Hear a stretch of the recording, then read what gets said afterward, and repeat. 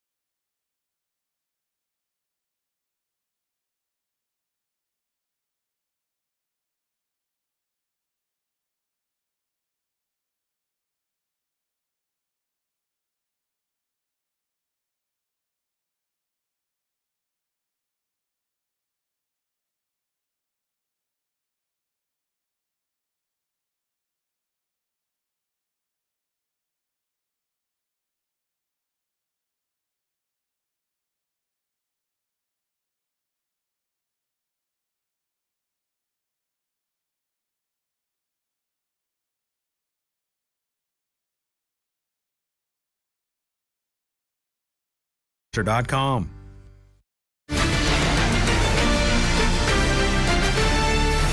Good morning and welcome to Court TV Live. I'm Julia Janae in for Ted Rollins this morning. Court TV cameras are bringing you live coverage of actor Johnny Depp on the witness stand in Fairfax, Virginia. We are just moments away now from the second day of his testimony, the start to his testimony. Right now, the parties have convened there inside of the courtroom. We're going to take you in live once they get underway. The judge isn't quite on the bench yet. These are dueling defamation civil lawsuits that are pitting Depp against his ex-wife, actress Amber Heard. Will his testimony be enough to sway the jury to believe that his claims are true, that he never abused Amber Heard? I see the judge is on the bench there. We will listen in to see if we do have audio. Dan, please.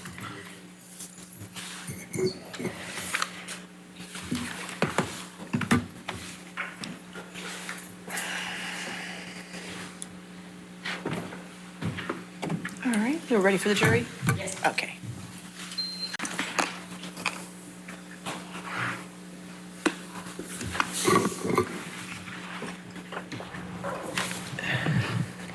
While we wait for the jury to come in and things are quiet, we see Johnny Depp there sitting at the witness stand. I do want to bring in our guest that's still with us, former Assistant State Attorney and Criminal Defense Attorney Sue Ann Robinson in Fort Lauderdale, Florida.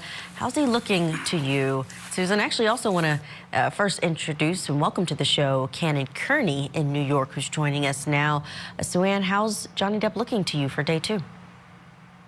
He's looking good. He's looking ready to go. Calm, collected, dressed appropriately. I think that I'm hoping that, he is prepared to kind of give the jury more of what he did yesterday. That would be consistent with his case. And, he looks ready to go. Cannon Kearney, what do you want to see on cross-examination once that gets started? Right now, we're just on direct and finishing that up. Well, excuse me. Good morning, Julia. On cross, the defense is going to have to go at Johnny, poke holes in his story, try to make him look more. And so we're looking forward to seeing what the attorneys have to say to him. Let's do just that.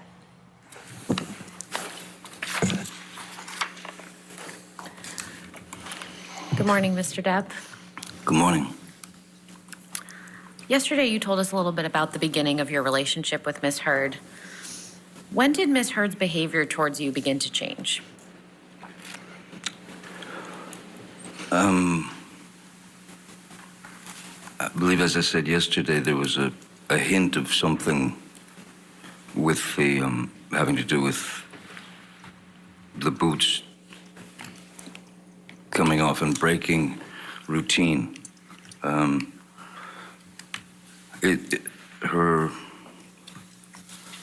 Her attitude, or the way that she would begin to speak to me, first things started coming up, and I was suddenly just wrong about everything. If I made a statement about something that I had been familiar with, for example, in my work that I'd been chopping away at for a good 30-something years, I was suddenly wrong. And then beyond that, if you tried to explain yourself and correct the problem, the misunderstanding, it would then begin to heighten as Ms. Heard was unable to be wrong. It just didn't happen. She couldn't be wrong. So these little digs and it would commence with sort of demeaning, sort of name-calling, berated, sort of to be made a fool of. and those would escalate into a full-scale argument. And in the beginning, as one does, one sticks up for oneself in a debate, as it were, or an argument over something to try to prove the point. But when it escalates, and then it's hard to explain, but the argument would start here, and then it would roll around and become this circular thing of its own. So you get back to the beginning, essentially, of the argument. Now it's heightened even more, but it's still circular, and there's no way in or out. If there's a dialogue between two people, both people need to speak, but there was no way to fit a word in. It was a sort of a rapid fire, sort of endless parade of insults and you know, looking at me like I was a fool, and I just couldn't. I was having difficulty in my mind, of course, and in my heart, dealing with that sort of barrage. And part of that is I was confused as to the fact that whatever her age was at the time of these various arguments, she was mid-20s to late 20s and into 30s. I couldn't understand how I had somehow arrived at where I'd arrived from where I came from in the beginning of my life, and worked for 30 plus years doing these things. It was astounding how wrong I was about everything that I'd experienced within the movie, within the film industry, or within, well, in just life itself. No, I was sort of not allowed to be right, not allowed to have a voice. So at a certain point, when what enters your mind is, you start to slowly realize that you are in a relationship with your mother, in a sense. And I know that sounds perverse and obtuse, but the fact is that some people search for weaknesses in people. That is to say, sensitivities. And when you've told that person your life and what you've lived through and what you've been through, just as happens in relationships, the more that became ammunition for Ms. Heard to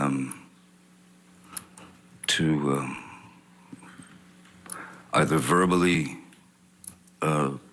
decimate me or to send me into a kind of tailspin of confusion and depression and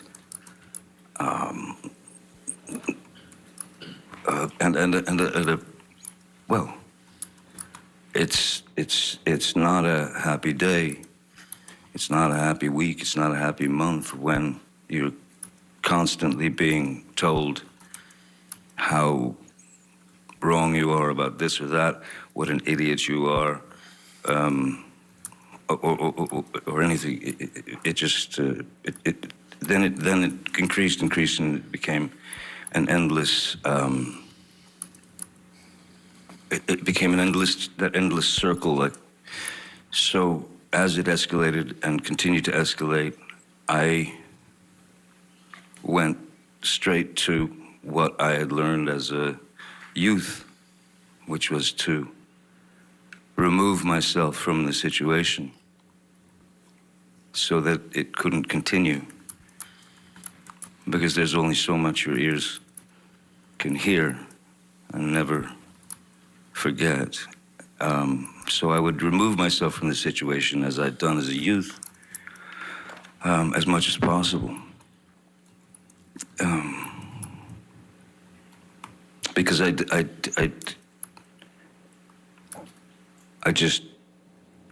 certainly didn't believe that there was any need for these various subjects or arguments to come up and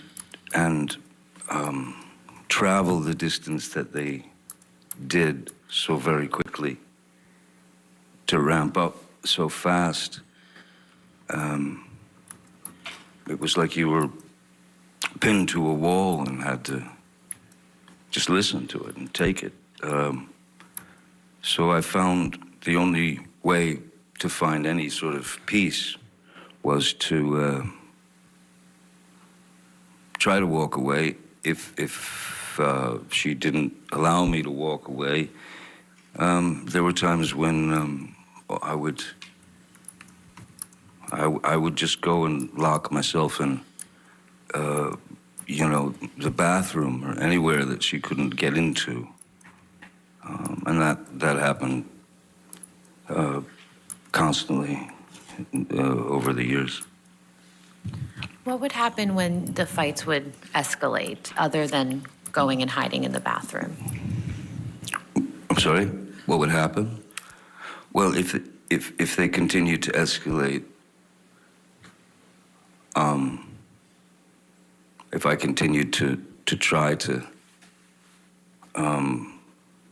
present my version or my side of the story, when you're approached in a kind of when you're approached with such anger and hatred, it seemed like pure hatred for me. If I stayed to argue that, eventually I was sure that it was going to escalate into violence, and oftentimes it did. Many times it did. And when you say violence, what are you referring to specifically? Miss Heard, in her frustration and in her rage and her anger, she would strike out. She would. It could begin with a slap. It could begin with a shove. It could begin with, throwing a TV remote at my head. It could be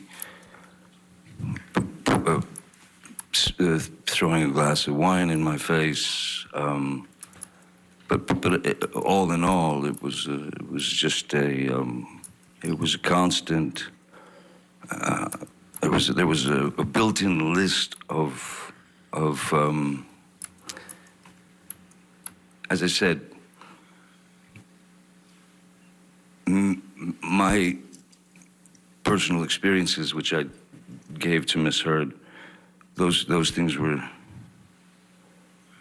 Those facts were used against me as weapons, especially when it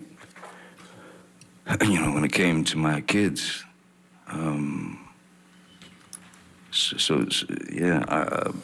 I did. There was no need for it. There was no need for it. Too many lines were crossed. You couldn't see the lines anymore. You mentioned that Ms. Heard would use information you gave her against you like a weapon. Can you explain that a little bit?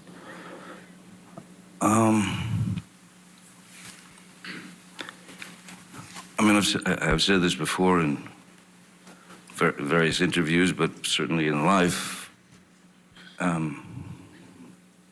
My if I have one ambition, and ambition for me, when you equate it with Hollywood, has become an ugly word in a sense, because ambition means I want to be famous at any cost. I don't care what for, I just want to be famous. That's one thing, that's one part of it.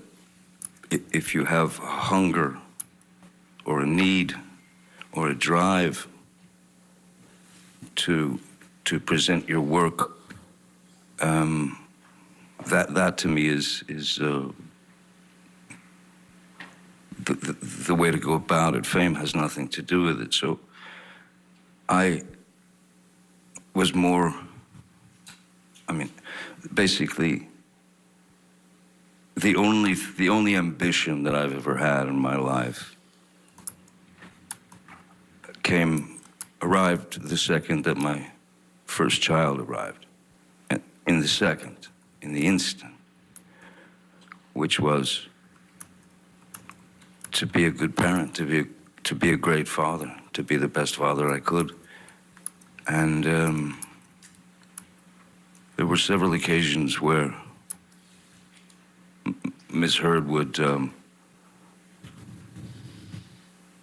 me what a bad father I was, and that I had no idea how to parent. And again, it falls into the same category as before. I couldn't understand how in 52 years, or however old I was at the time, how I could be so wrong about everything. One learns along the road. The result of the road is not important. It's the road that's important, because we don't know exactly what's going to happen in 10 years. We don't know. So the road is what I pay attention to, and paying attention to trying to spend as much time with my children as possible. Even that would that could send Miss Heard into a monumental tailspin, where I could hardly ever go and see my kids and spend time with my kids, because she had to have me there at all times for her own needs. So, and that was something that,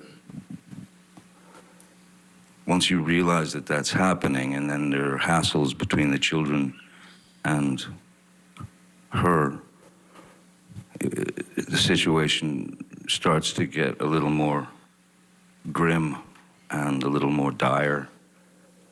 And that I was not prepared to take. I would not hear the words, "You're a bad father, you're a terrible father, you're an awful father." So one can only take so much of that before bits of your brain start to just, bits of your brain, bits of your heart begin to, the valve gets shut off, because you can't hear it anymore. And you know that it's not true, and you know that it's meant as a weapon. It's to slice you up, it's to bring you down, it's to demean you, it's to bring you into a place where you start to believe that there's something wrong with you. And there's plenty wrong with me. There's plenty wrong with a lot of people. But in all of these situations, my main goal was to retreat, because I think in life, most important is pick your battles. If there's a battle to be fought that is grave and important, then that must be dealt with. But small insults and kind of teenage sort of high school tactics. This bullying, if you will, was becoming too much to take. So why did you stay with Ms. Heard given this type of behavior? That's a very complicated answer. I can only say that I stayed through all that. I'm sure that it's somehow related to my father remaining stoic as my mother would beat him to death. I'm sure it had a lot to do with having been in a beautiful, wonderful 14, 15-year relationship with Vanessa, the mother of my children. Raising those kids was, I had no interest in being the words that they use that I dislike very much, a celebrity or an entertainer, or fame is a strange word because I could never equate it with myself. I pumped gas, I worked construction, I printed T-shirts, I dug in, I had many, many jobs before any of this happened to me. So I've been able to live both sides of that life, of life. I know the very lows, and I know the very highs of where my life has gone, and I don't, again, it would be pure idiocy for me to sit up here as an actor who's been very, very fortunate over the years, and I can only say it's luck in the sense that someone hands you the ball in the beginning, and you run with it, and you run as far as you can before you get tackled. So that's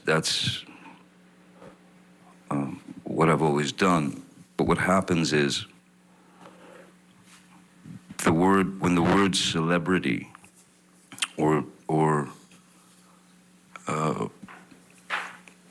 when you are a, what do they call it, a public figure, that's what it is, a celebrity or a public figure,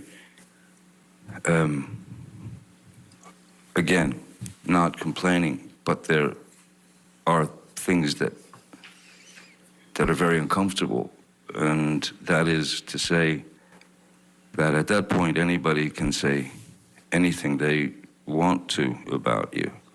And that's happened to me over 36 years or more, that things can be printed in the newspaper that are utterly false. This is even early on. So this is where that privilege, I suppose, that they call the privilege of celebrity, that's where that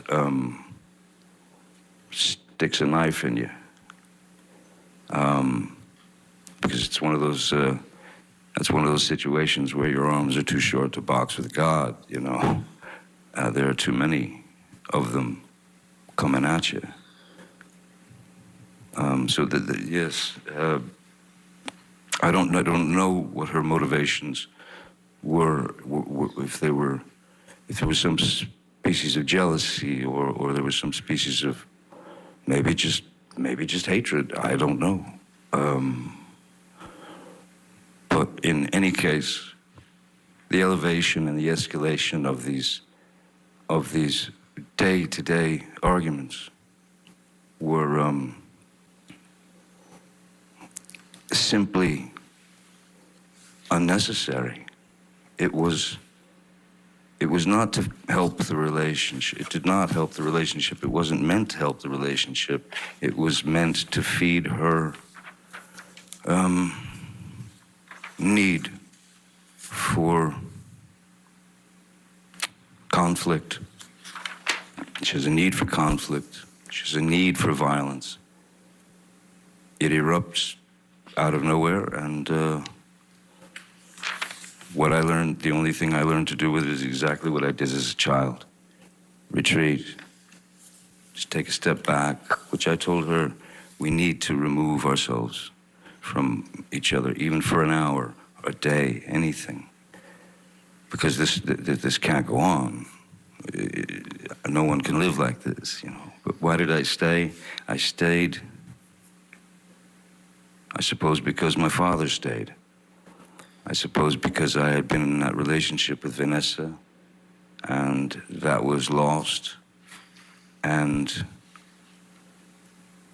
I didn't want to fail. I wanted to try to make it work. I thought maybe I could help her. I thought maybe I could bring her around, because the Amber Heard that I knew for the first year and a half was not this suddenly this opponent. It wasn't my girl. It was she had become my opponent, and everything that I did just didn't fit her. It wasn't, she didn't accept it. So I stayed because, of course, I didn't want to fail. I didn't want to hurt anyone, especially Miss Heard. I didn't want to break her heart. I remember very well that when my father left and my mother, Betty Sue, had that first attempt at suicide that I woke up to, and that visual in my head,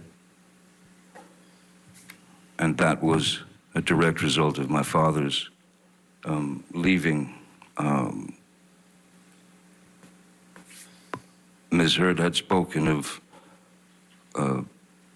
suicide on a couple of occasions, so that also becomes a factor. That's also something that always lives in the back of your brain, and that you fear. Because when I would leave sometimes, many times when I would try to leave, she would, stop me at the elevator with the security guards crying, screaming, I can't live without you. I'm gonna die. But you had to get out. There were even a couple of times when I did escape and I got to my house, arrived at my house in Sweetser, and then 5 minutes later she would arrive in the I don't know what car she was driving at the time, but she would arrive in her nightgown, screaming in the parking lot in front of my house, screaming to high heavens. It'd be 4 a.m, 3 a.m. It was ludicrous. It was out of control. It was uncontrollable. Did there come a time when you and Miss Heard started recording your arguments? Yes. In fact, it was. I was the first person of the two of us to record conversations, and it was for this reason.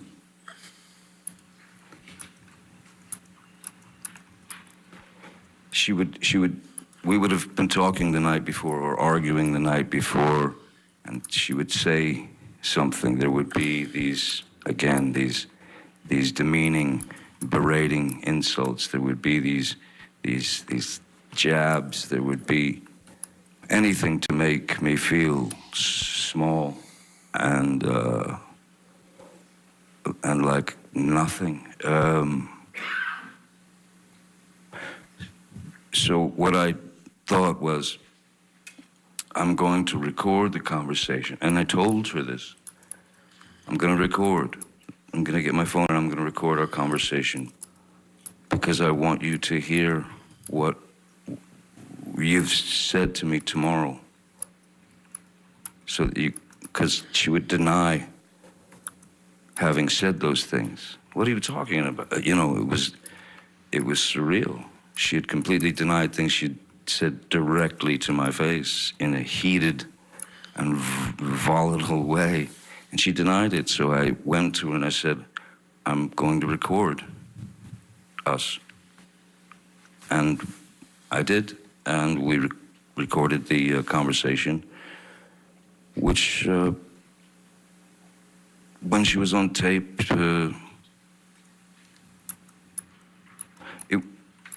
the first time, it escalated a bit, but she was,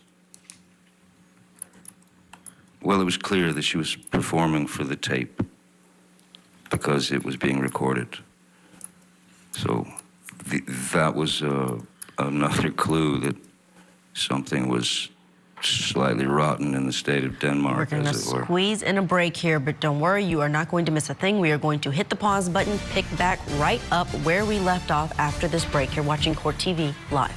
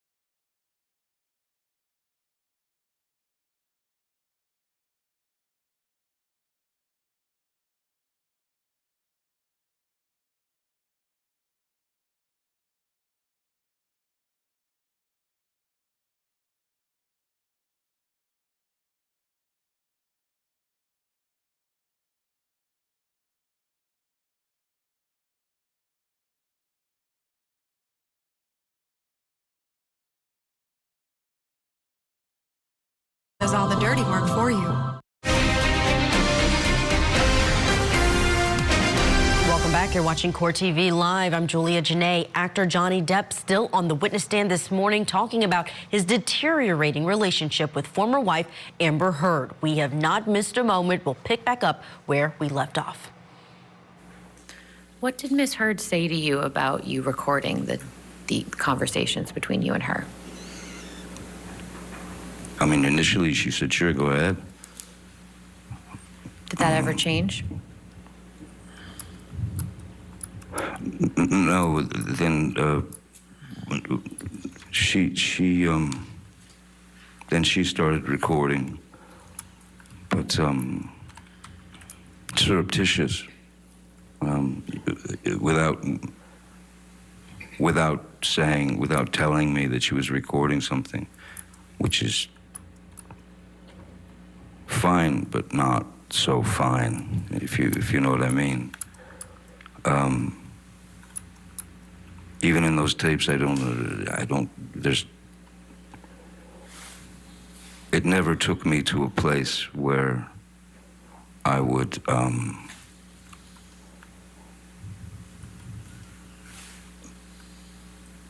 go switch into some other entity, which is, as she has used the term, monster.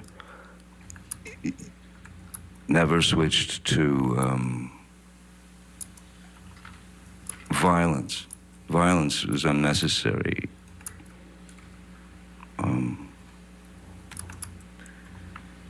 Why would you hit someone to make them agree with you? I don't think it works. Mr. Depp, you mentioned the term monster, and I think we heard about that in the opening statements. Yes. What does the term monster mean to you? Well, the term monster means to me, you know, in the beginning, she had used a different word to explain the same thing, and she would use the word demons, that my demons were coming out, that she had noticed that there was a great change in my attitude or my aggressive nature, or she would say that the demons had come out and they had control of me and that sort of thing. I don't remember exactly how monster came out, but that word stuck, and it stayed, well, until this day. What I believe the monster was in Ms. Heard's mind was her intense, Objection, Your Honor. intense. His belief about what monster meant in Miss Heard's mind is All not right. relevant. There's no foundation. Let me ask a different All question. right, I'll sustain the objection. Go ahead. When you use the term monster, what were you referring to in your conversations with Ms. Heard? When I used the term monster with Ms. Heard, I was placating. If she had referred to me as being a monster,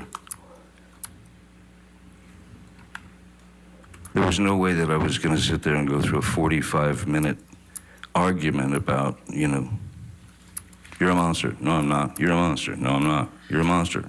No, I'm not. It was an impossibility. So what do? You accept her vernacular. You accept what the word that she uses, and then you use that word to placate her so that it would at least calm part of the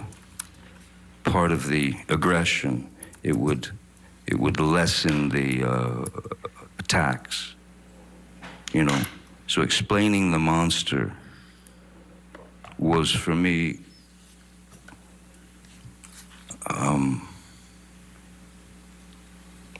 I mean, she had told me many times that the monster was only me when I was using drugs and alcohol. But even when I was stone cold sober off of alcohol and substances aside from my meds, the term the monster was still there.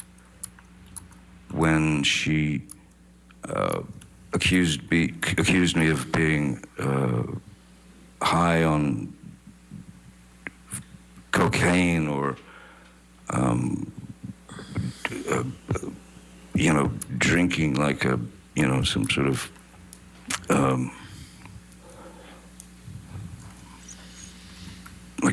drinking like I was some kind of 19th century sailor.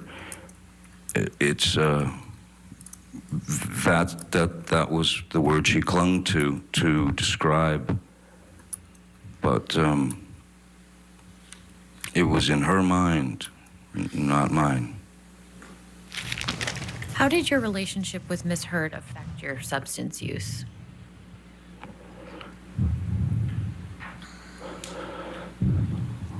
Well, for example, when we were on the road, when you're traveling from, if you're on a press tour, or if you're making a film and you're staying in a... We've got to get to another break, but we will come right back into that courthouse in Fairfax, Virginia. You're watching Court TV Live.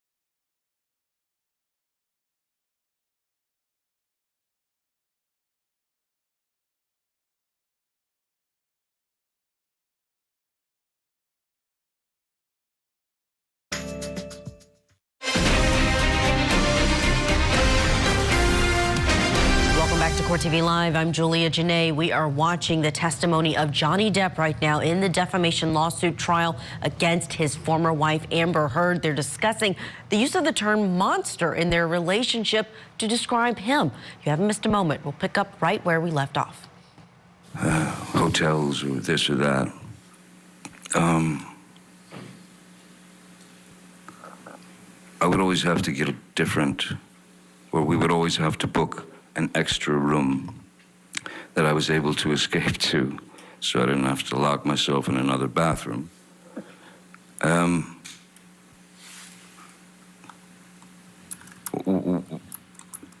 It breaks you down. The constant haranguing breaks you down. And, you know, there's a part of you that says, listen, if I'm going to be accused of this, might as well just do it. But it never exceeded, it never, my substance abuse or use, the alcohol that I used or drank was, again, purely, it's that little boy who didn't want to hear or didn't want to feel the pain of his mother turning him into some kind of ball of insecurity and pain. So, yes, I was more inspired by Miss Heard to reach out for a numbing agent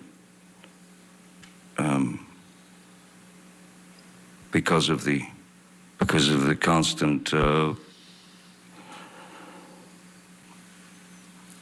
clashes, because of I mean, maybe a few days here and there, but there wasn't a day that you'd wake up and you'd expect something was going to hit the fan, and pretty much like clockwork it did. So yes, I had to have something to distance me and distance my heart from those verbal attacks. I had to have something to be able to maintain me, and I'm afraid for a while, because of placation, because I didn't want to rock the boat, as it were. Again, you pick your battles. So placation seemed the best route if I was unable to escape her clutches. How, if at all, did Ms. Heard try to support you in abstaining from the drugs and alcohol as she requested? Well, I mean, verbally, and she had been quite clear verbally and pretty bullish and brutish about wanting me to, telling me that I needed to stop drinking. But drinking was basically drinking wine with her, and I suppose maybe from youth, I don't know, but I've always had a pretty high tolerance for alcohol, and especially it's not spirits, you know. I had a pretty good tolerance for alcohol, substances, and things of that nature, but there was no. I had no. I've worked with therapists, drug counselors who have actually said the words to me because I wanted to know. I wanted to know, am I an alcoholic? Am I an alcoholic? Or is this just the same thing that I did as a kid when I took my mom's nerve pill? Do I have a drinking problem? And it essentially came down to this. Do you have a drinking problem, Johnny? Objection calls for hearsay. What the doctors told him. I'm not sure he's saying what the doctors told him. I think that's what's about to be testified to. I don't know. If you can make that clear, I guess. Let me ask you a different question, Mr. Depp. Yes. Let's let him object to another one. How often would Miss Heard drink in your presence while you were in a relationship? Always. Well, yeah. Miss Heard drank, she took a shine to a very nice Spanish wine called Vega Sicilia. She and all her friends did.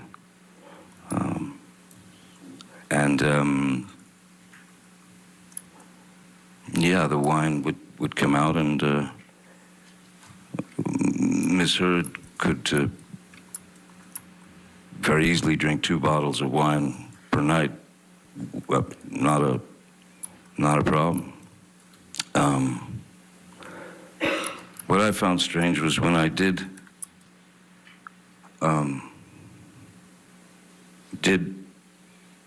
get sober from the I was off the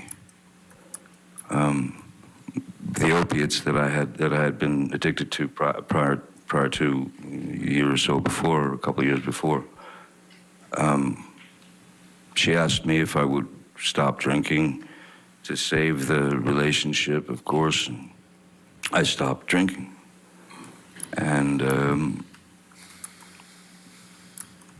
I always found it odd that in support of me not drinking, that she might stop drinking. But she did not. She continued. And I didn't make a big deal about it. In fact, I would open her wine, I would pour her a glass, and that went on for many, many months, in my sobriety. Like I said, I think I was sober for around 18 months. Then there was a time when I was asked to, and I'd been off of alcohol, I'd been off of drugs, everything, except for the medication that I'm prescribed. I had to go to London to give a Lifetime Achievement Award to a dear old friend who was an elderly man, a great actor called, his name's Christopher Lee. And he was a dear friend. And I was surprised, he was being surprised by my showing up on stage. We are approaching the top of the hour, so we do have to get in a break, but you won't miss a moment. We're going to pick things right back up after this break. Our thanks to attorney Sue Ann Robinson for all of her legal insight and helping us break this all down. You're watching Court TV, your front row seat to justice.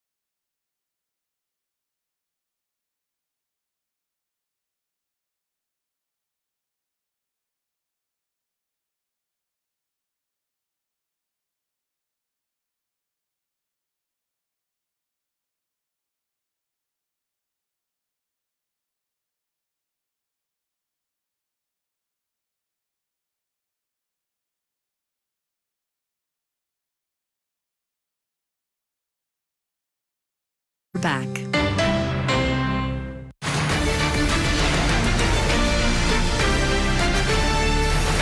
Welcome back to Court TV Live. I'm legal correspondent Julia Janae in for Ted Rollins this morning. Our Court TV cameras are bringing you live coverage of actor Johnny Depp on the witness stand in Fairfax, Virginia. The dueling defamation civil lawsuits are pitting Depp against his ex-wife, actress Amber Heard.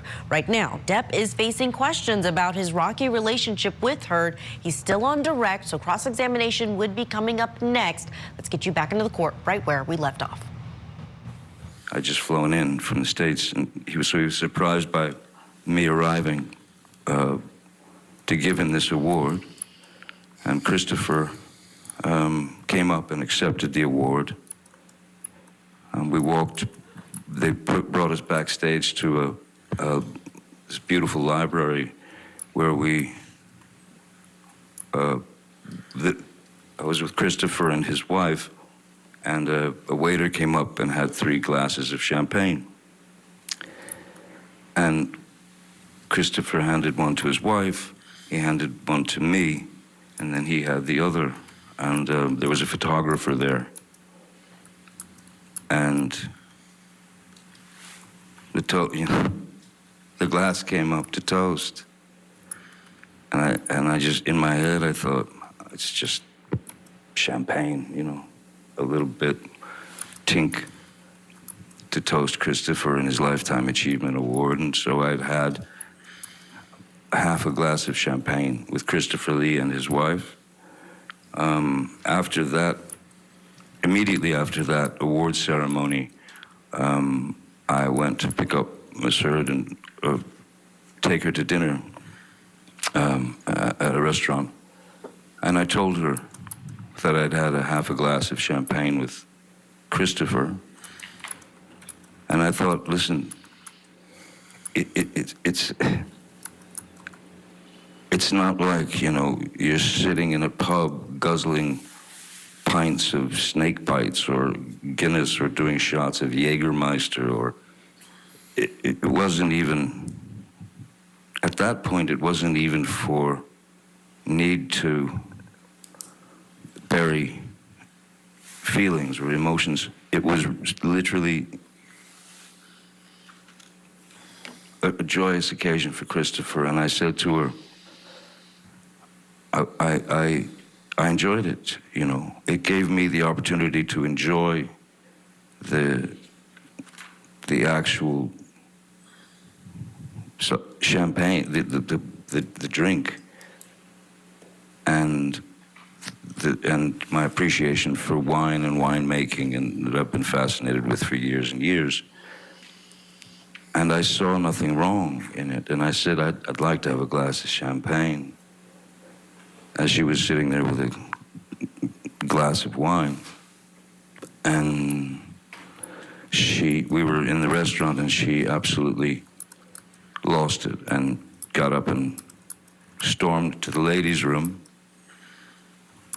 And I told my security and driver, I said, I think we have to go. I think we're gonna have to leave. So we left the restaurant and went home. And the mere suggestion of me sipping a glass of champagne or having 1 glass or 2 glasses of wine, she went apoplectic. It was, I was weak. I was a complete mess. I was an alcoholic. I was gonna ruin everything. Your kids are not proud of you. They can't stand what you're doing to yourself. So at that point, I said to her, okay, listen, how about this? You want to support me not drinking? I've never asked you this before. How about you stop drinking? How about you get sobriety and share this sobriety with me to support me and help me through this? What did she say to that? No. No. She said no. She said she didn't have a problem. But I've never had a physical addiction to alcohol. I don't. How often have you seen Ms. Heard use other illicit drugs in your presence? Several times. And what drugs were those? Well, she was always quite fond of MDMA, which is ecstasy, and mushrooms,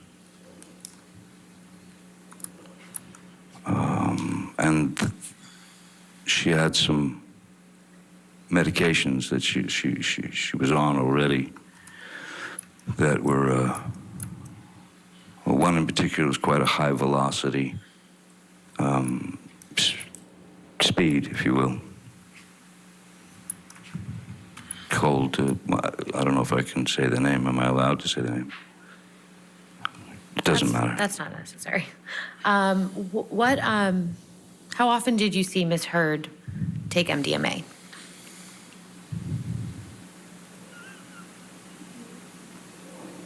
Well,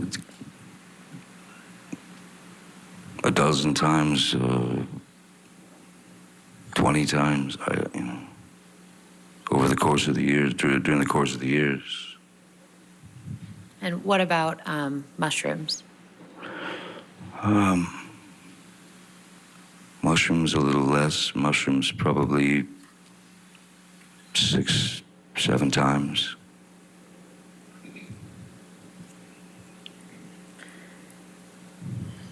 Mr. Depp, do you recall at the beginning of her opening, Ms. Heard's counsel mentioned that the first time you supposedly struck Ms. Heard was in response to a comment about one of your tattoos? Yes, I remember. And what is your response to that?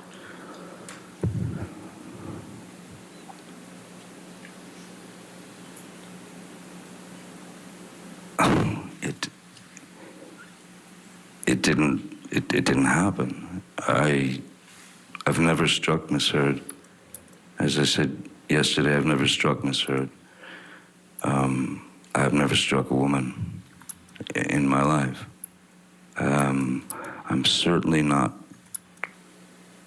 going to strike a woman if she decides to make fun of a tattoo that I have on my body. That's like going into someone's journal and picking out things you don't like. She had made mention. There was no incident of argument when the tattoo thing had been brought up many times, and I mean, there's really nothing I can do. I've always thought of my body as a journal, if you will, to mark experiences, to mark life experiences. For example, when my first child was born, I had her name tattooed over my heart, which is where her little head used to be when I rock her to sleep. I marked my boy's birth by tattooing myself for him. So no one can go back, or no one should go back and rewrite their journals. Why would I take such great offense to someone making fun of a tattoo on my body? That allegation never made any sense to me whatsoever. Are there any tattoos that you had that Ms. Heard had an issue with, to your understanding? Well, a tattoo that I believe is up here, which used to say Winona Forever, who was a former girlfriend, and we'd been together for a few years. Winona Ryder, and when we broke up, how do you fix that? I did go back and rewrite my journal to some degree. I took off the last two letters and had it say wino forever. Just because I thought it was,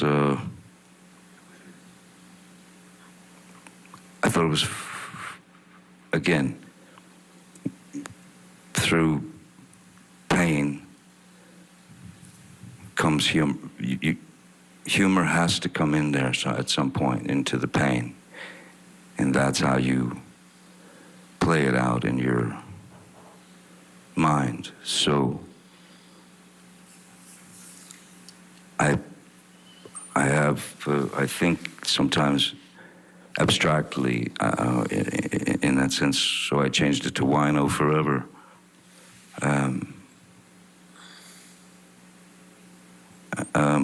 Any other tattoos?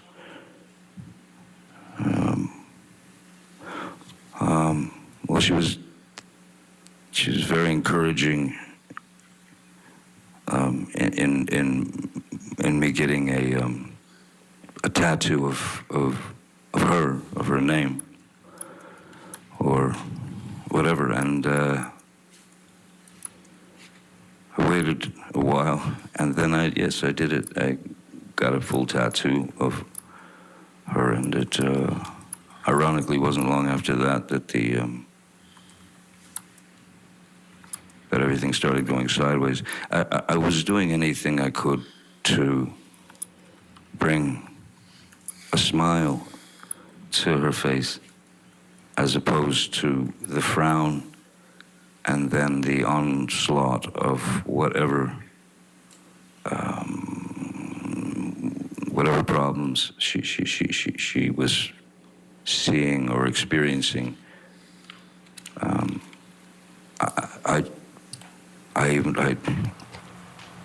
would try to wake her up with laughter. Johnny Depp detailing his relationship with ex-wife Amber Heard as she looks on there in the courtroom. We have to squeeze in a break. We're going to hit the pause button and take you right back into the courtroom after this.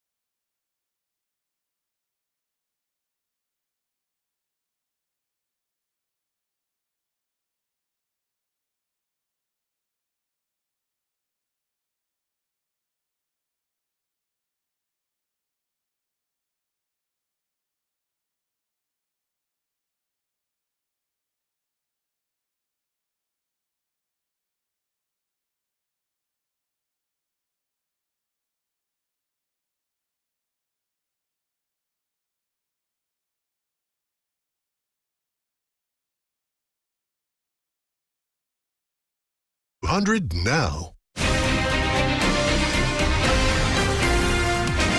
Welcome back to Court TV Live. We are watching Johnny Depp on the stand in his defamation case in Fairfax, Virginia. Let's get back into the courtroom. You know, singing stupid songs in her ear while she, you know, I generally just tried to keep bringing her mood up. Sometimes it worked, many times it didn't. But I tried, and I wanted to try, because, as I said, I didn't want to fail. And at the time, not knowing fully, not understanding fully what I was, if you'll excuse the term, up against, I kept trying. I kept trying, but to no avail whatsoever. It just got worse. Mr. Depp, I'd like to fast forward a little bit to May of 2014. Could you please tell the jury what project you were working on in May of 2014? May of 2014. May of 2014. There were a number of films that I made in succession. I can't remember if that might have been Pirates. No, I can't. Mordecai, or May of, I don't remember. Can you remind me what May of 2014 film was? Were you filming Black Mass in Boston of May of 2014? Yes, okay, yes. Yes, excuse me. Yes. Oh, yes. I was filming a film called Black Mass in Boston. And Miss Heard had come with me. And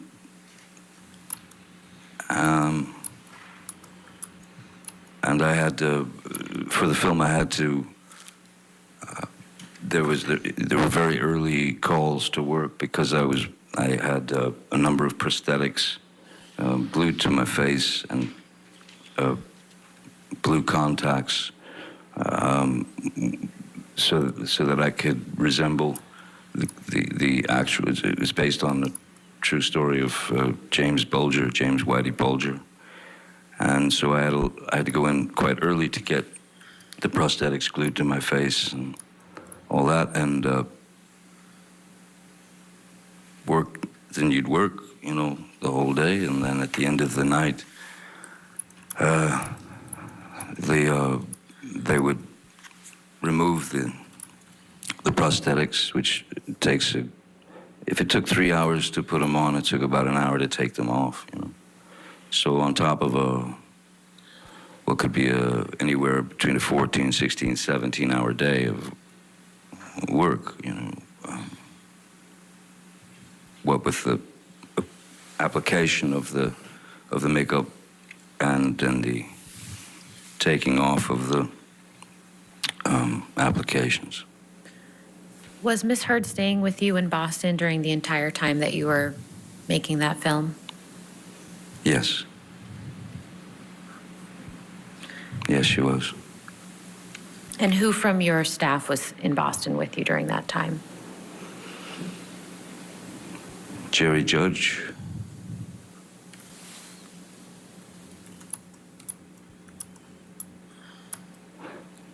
Keenan Wyatt, Stephen Duders,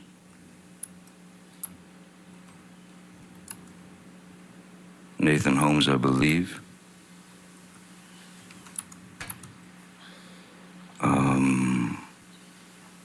And I believe Malcolm Connolly was there as well.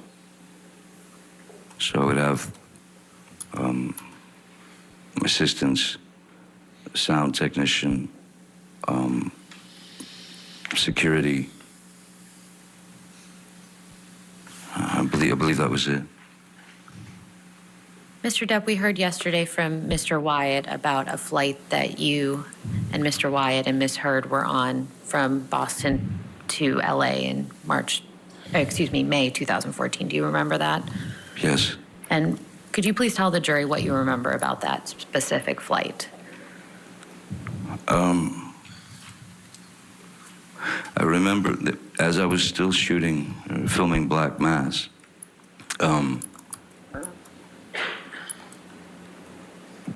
before I did Black Mass, the film, my sister Christy and I were talking about the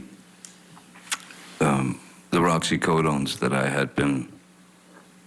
Again, you know, that was the monkey on my back. That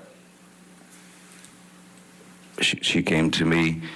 She told me she'd read this book of Dr. Kipper's book, and I read Dr. Kipper's book, a good majority of it, and I agreed that I would do the detox. I would kick the opiates, but there was no time to do it before the film.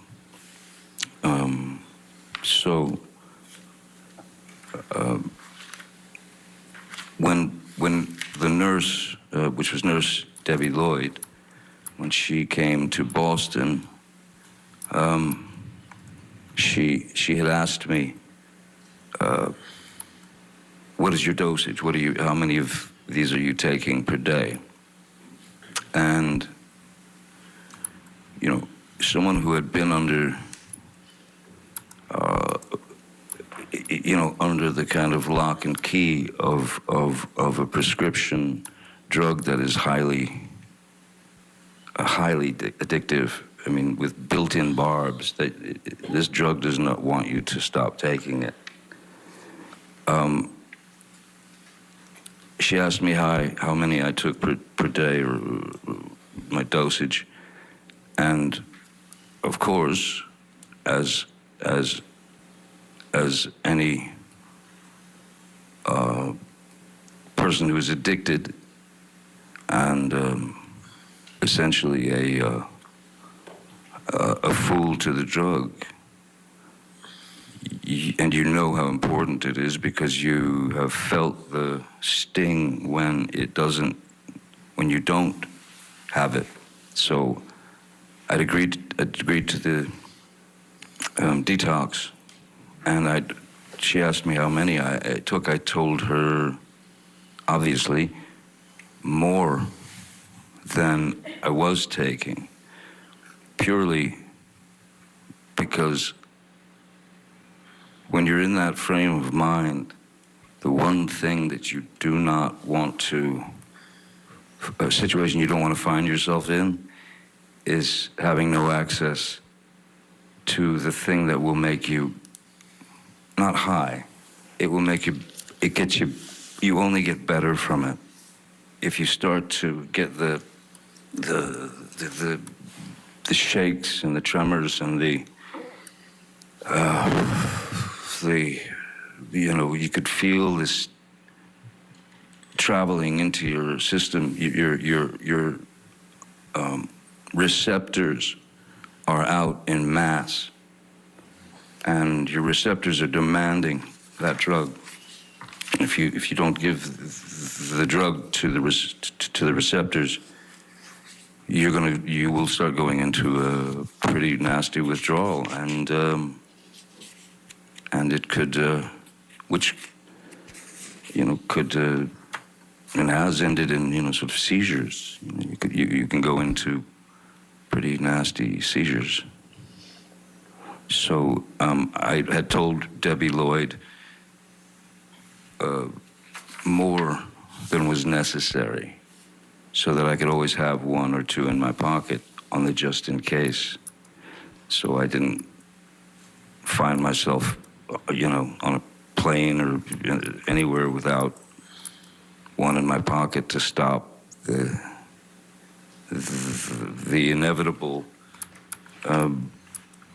body cramps and nausea and stomach cramps and seizure of the bones and the shaking, and and also it's quite an We're going to step emotional. aside for just a moment, hit the pause button, get you back into the courtroom after this break that we have to get to. You're watching Court TV, your front row seat to justice.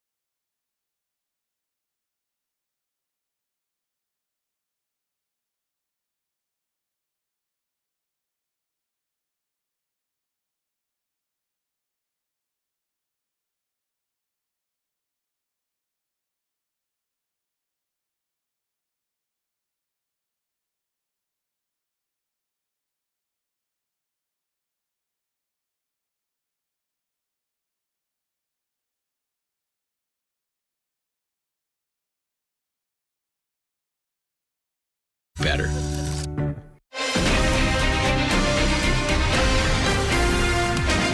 Welcome back to Court TV Live. I'm Julia Janae. Actor Johnny Depp still on the stand testifying for the second day now today, taking direct aim at his ex-wife Amber Heard, blaming her for his drug use and alcohol use and saying that she was a bully. Let's get back in right where we left off. So, yes, before the flight, Amber and her assistant, Savannah McMillan, wanted to be picked up in New York. and then have the plane fly to Boston to pick me up, to bring us back to Los Angeles.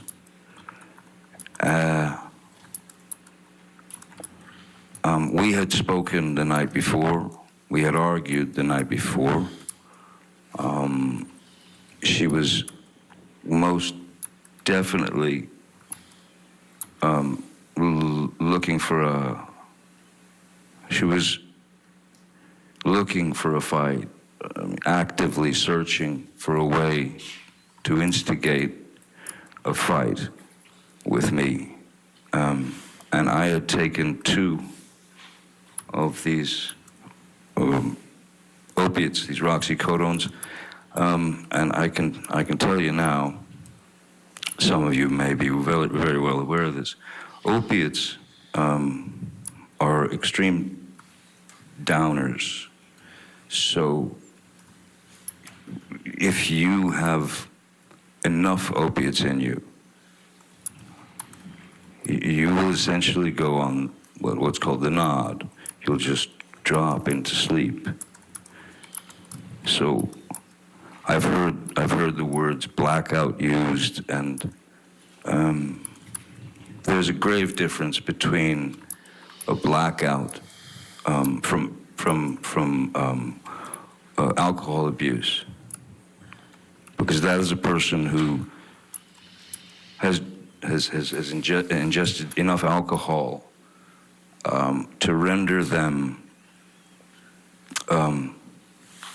They can still behave, and they can still stand and talk and scream and yell and cry and do whatever they do, and never remember a thing. And generally, they're always embarrassed by it. A blackout is a very, very different animal to the opiate taking you into dreamland. So when I arrived on the plane, I was not feeling any pain, and I knew that she was ready for some kind of brawl, and I sat on the plane drawing. I was drawing in my notebook. She would verbally heckle, hassle, accuse, poke, prod physically, poke and prod psychologically, emotionally, and finally, as was the one thing I learned, if you're gonna hide someplace from somebody, go straight into the bathroom. So I walked back into the back of the plane. I grabbed a pillow, and I went into the bathroom, locked the door, and lay down on the bathroom floor and went to sleep. And that's where I remained for the rest of the flight. How much, if any, alcohol had you had before you got on the flight? I honestly don't recall having any alcohol. I mean, maybe there was the sort of glass of champagne when you got on the plane or something like that, the initial thing. People order glasses of wine. People also tend to have a few drinks before a plane takes off, because some people don't like the turbulence and the this and the that, so it's a little bit of a liquid courage, But I certainly, after ingesting 2 of the roxycodones, alcohol was not necessary. So I can tell you now that I was not drinking to excess, certainly not. And if I had, I'd probably been in the bathroom hugging porcelain as opposed to sleeping on a pillow. Who else was on that flight that you can recall? I remember Jerry Judge was on the flight. Savannah was on the flight. Ms. Heard. Keenan Wyatt, Stephen Duders,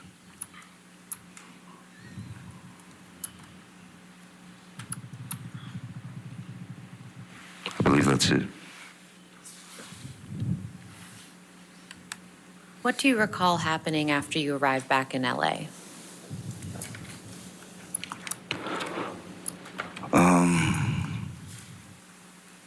Well, generally what would happen when we'd land is everybody'd go their separate ways.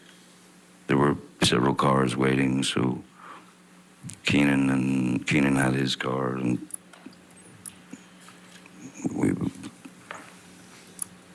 get in the car and leave. I mean, do you mean once we got back to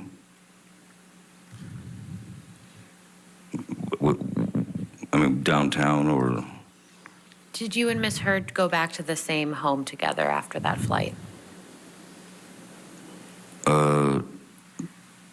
No, I don't believe, no, we didn't. I don't believe we did. I think she had decided if this is the time. Pretty sure. I believe she had decided to check herself into this Chateau Marmont. There's so many of these, it's hard to sort of keep them all straight. Who would have paid for Miss Heard to stay at the Chateau Marmont? I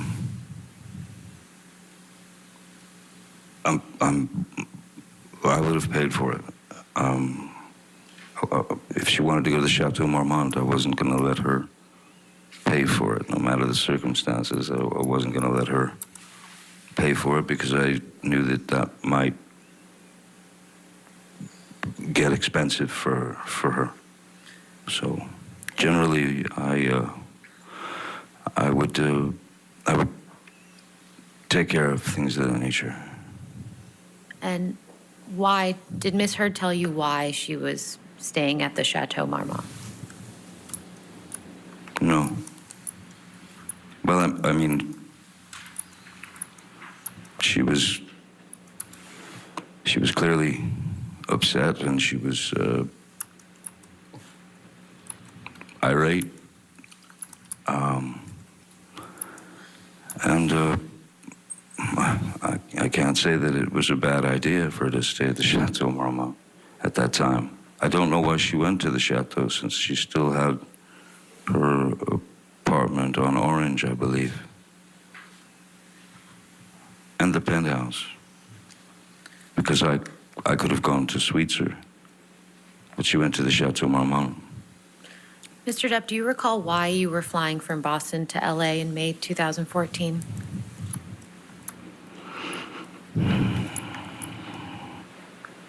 I can't remember if it was a break from the film or if I had finished the film, and that was before we went, before I was supposed to go to the island to detox from the opiates. I think Is that I'm about to switch gears, so Okay, if this is a good time for a break. All right. Ladies and gentlemen, we'll go ahead and have our morning recess. Please do not do any outside research and don't talk to anybody about the case, and we'll see you in 15 minutes, okay? Thank you. The court is getting in their break. We're going to get in one, too. You are watching testimony of Johnny Depp on the stand in his defamation case. We'll pick it back up where we left off right back after this.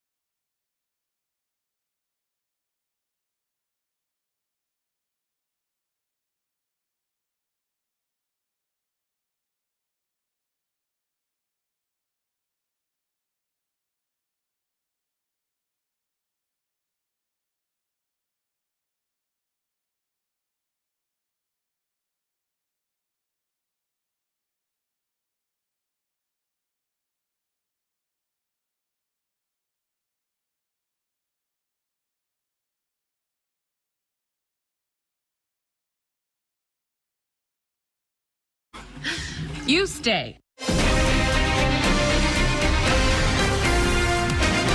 Welcome back to Court TV Live. I'm Julia Janae. We are following the defamation case between Johnny Depp and Amber Heard. And the court took a break, their mid-morning break. And I have with me trial attorney Cannon Kearney in New York, who's been watching along. Johnny Depp on the stand. Cannon, has anything stood out to you as surprising about his testimony today? Well, Julia, I'm going to say I definitely had my popcorn. This was the movie event of the year. Mr. Depp definitely gave a lot of information and testimony. But all in all, I would say the thing that blew me the most was the fact that Mrs. Heard's attorneys did not do any objections. At one point, Mr. Depp spoke as if he was an expert to drugs and the effect that it has on the human body. And not one time was there an objection. So many times it seemed as if there was a little rambling.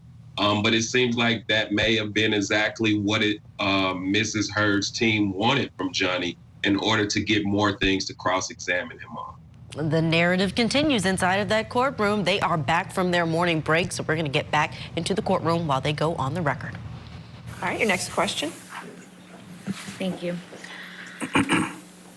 Mr. Depp, who's Dr. Kipper? Dr. Kipper is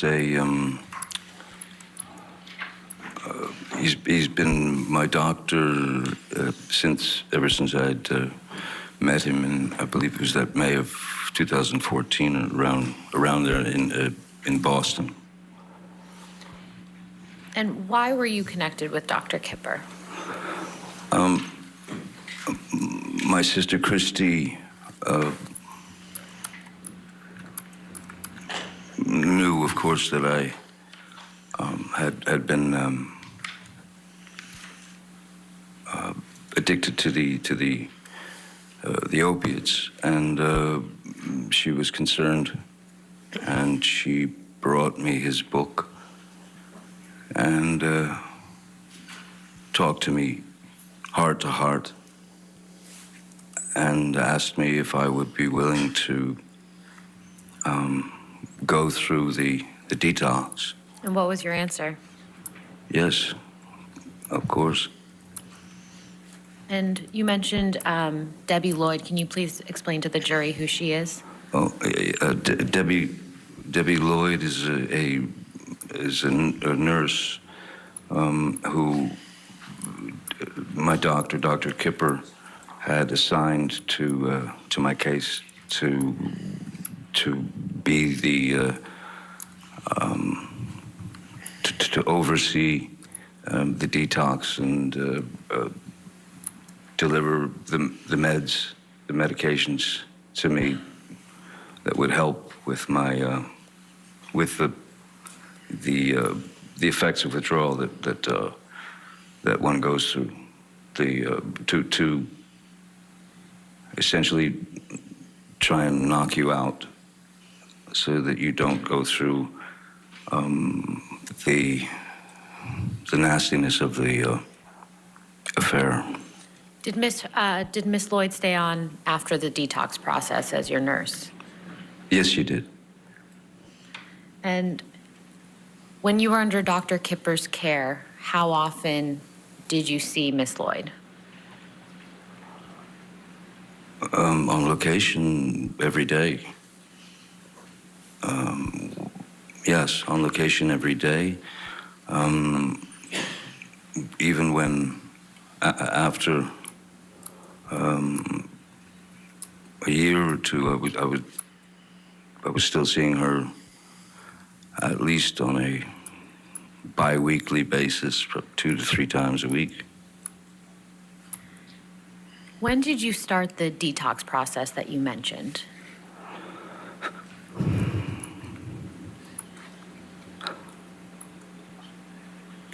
I know that I believe it was in August, July or August of 2015, 14. I cannot remember the year. 14, I guess. And Where did you do this detox process? We did the detox process happened on. I have a place in the Bahamas. I'm never comfortable saying this, but it's an island. It's a very strange thing to say, but I thought that would be the best place, the most private place where there were no worries of paparazzi or any of that. So it was a place where I could literally be, the only place where I can have actual anonymity. So I thought that would be the best place to do it. Who came with you down to the island for the detox?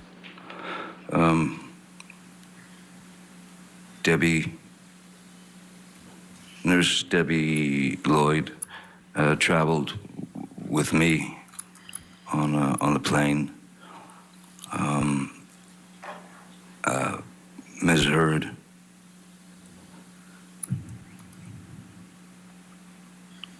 I believe that was it. On the plane to go to the island for the detox, I was not bringing security. I was not bringing assistance. In fact, initially, my sister Christy was going to go there to help Ms. Lloyd and the doctor through the detox, which made perfect sense since that the whole thing had been born out of her desire for me to get clean. So initially it was supposed to be Christy coming in place of Ms. Heard. There was a great part of me that was very uncomfortable with Ms. Heard coming along for that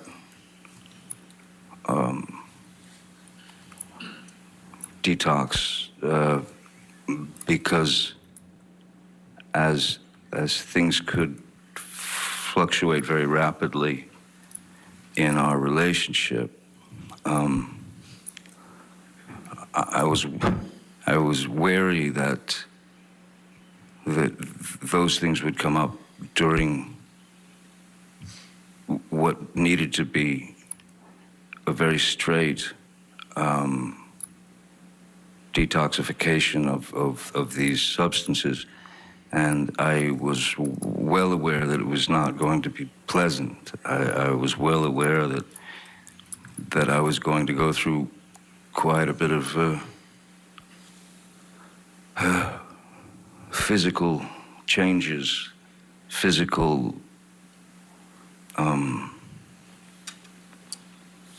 Yes, I was afraid that it would be too much for her, and I also felt that she might be too much for me at the time. So then why did Ms. Heard come down to the island with you during the detox process? She insisted, and she switched places with Christy.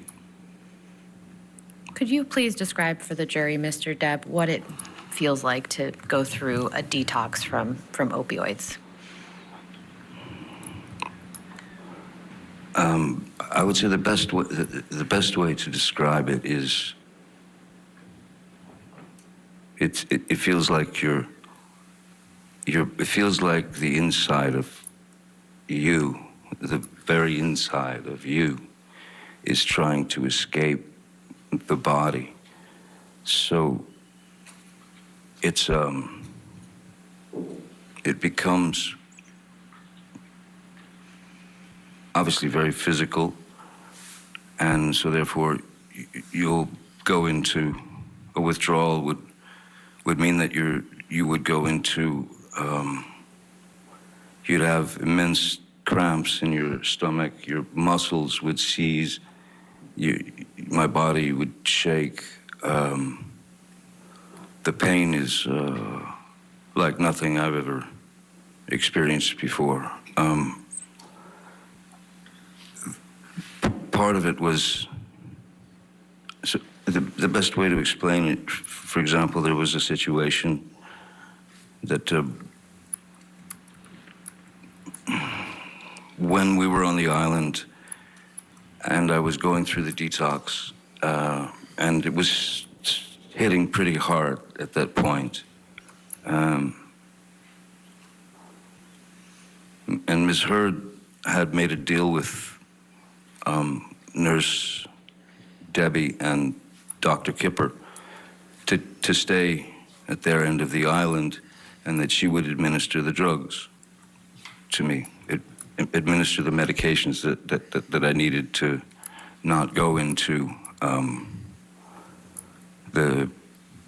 for lack of a better word, these intense, sharp, painful heebie-jeebies. And there was a moment when I could feel my body starting to tense, and I could feel the withdrawals. We are almost at the noon hour, so we have to squeeze in a break, but we won't miss a moment of everything. Special thanks to Ken and Kearney for always being a great Court TV guest. Joy Lim-Nakrin is up next in for Julie Grant. Your front row.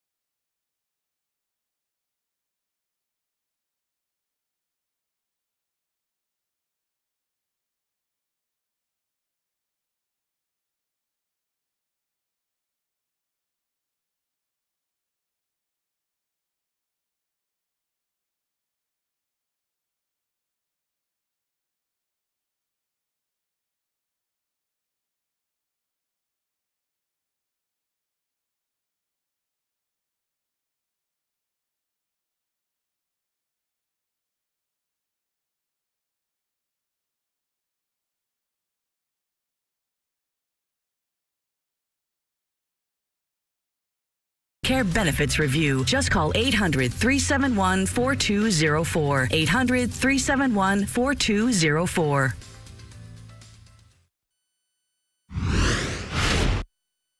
I was sort of not allowed to be right, not allowed to have a voice. So at a certain point, when what enters your mind is you start to slowly realize that you are in a relationship with your mother, in a sense. And I know that that sounds perverse and obtuse, but the fact is that some people search for weaknesses in people.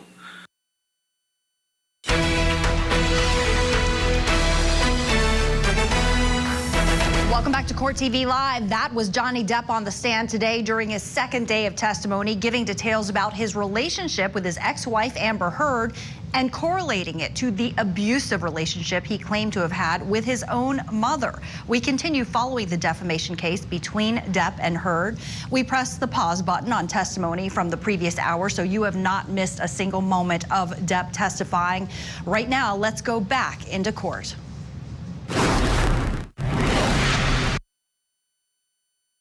They come on quick, and they're not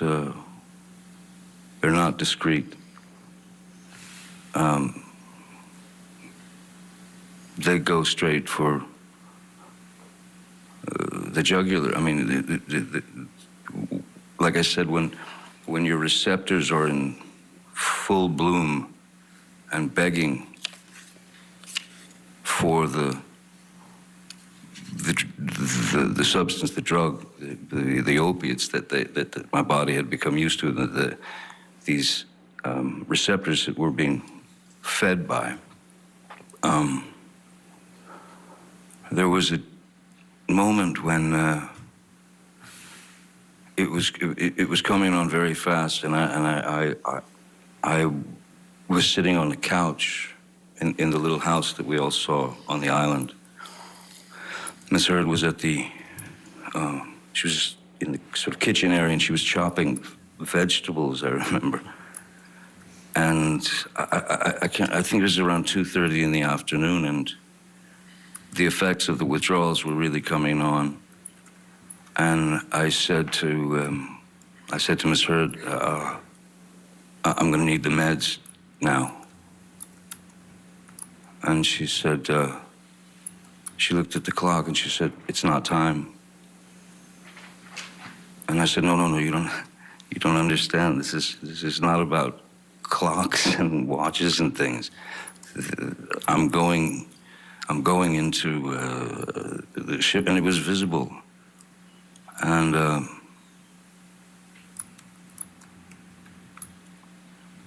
I hate saying this, and I hate to have to admit this, but that was, I believe that was about the lowest point in my life. That was the lowest I'd ever felt as a human being. Because I had to say, please, please, may I have the meds? Because it's really kicking in. And she was adamant, no, it's not time, it's not time. So in explaining how these withdrawals start to take over your body, when I was begging at that point for the meds, I found that I had sort of rolled off the couch, and I was sitting on the floor crying.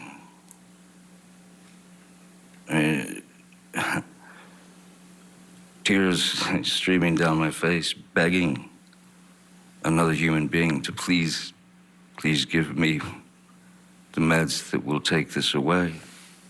And she would not. She was adamant that, nope, it's not time, 4 o'clock. So the only thing that one can do in that situation is you have to trick the body. You have to manipulate your body out away from those, well, you have to trick the body to get away from the receptors.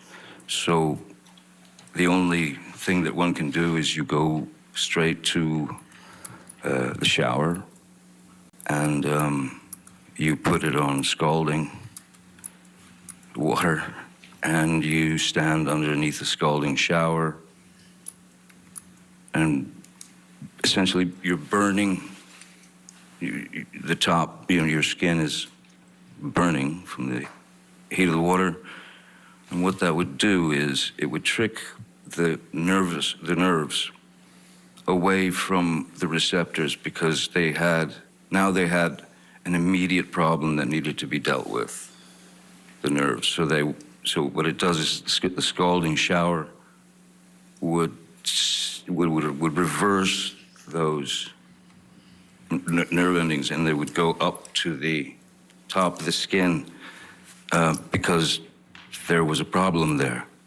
So that's how I was able to bypass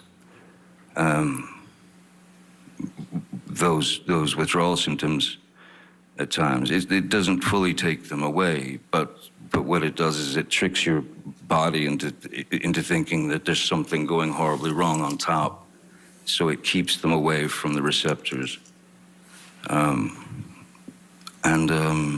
After that, I had a conversation with Nurse Debbie and with Dr. Kipper, and I said, I don't believe, I told them that she had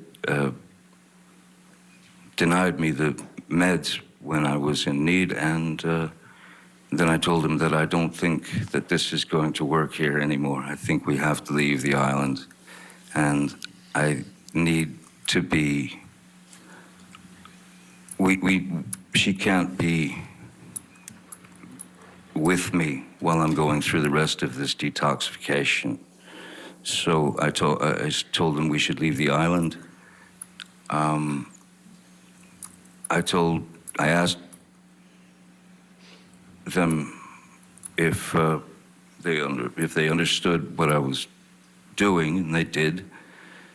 So we went back to Los Angeles, and then I asked Ms. Heard if she would please allow me 5 days, 7 days, whatever it took to finished with the rest of this horrific detox and the pain. Did Ms. Heard give you that time? She did, reluctantly, yes. I was immediately accused of throwing her out. I was accused of abandoning her. I was accused of not appreciating all that she had done to get me to this point where I was, which was kind of an interesting argument for me. I begged her, please, can I get a place at the Beverly Hills Hotel? I'll get you and your friends a bungalow at the Beverly Hills Hotel where you can all stay together and have a grand old flag. You can have fun, you can do whatever you want, and you don't have to sit around Mr. Shaky. And she wasn't happy about it, but it was very necessary. So she did eventually leave for about five days or so, and I sat in after a few days, I sat in a metal chair with one song on a loop that I could focus on the lyrics and the power of the song to help me get through it. And even once the effects, started to go away, that is the pain, I was still in this, something strange that happens. You feel electricity in your body. You feel this electric, very foreign, and you're just sitting there like going through it. And I didn't understand what the electricity was until probably, and this lasted for, the electricity, that feeling lasted for a month, 2 months. And I finally realized at a certain point what that electricity was. And I was feeling, that's what it was. I was actually feeling without the aid of the drug, without the aid of any drugs. I mean, I'd had refused with Dr. Kipper and Nurse Debbie and Amber at the table before she left for the hotel with her friends. I had refused to continue taking the phenobarbital and the lithium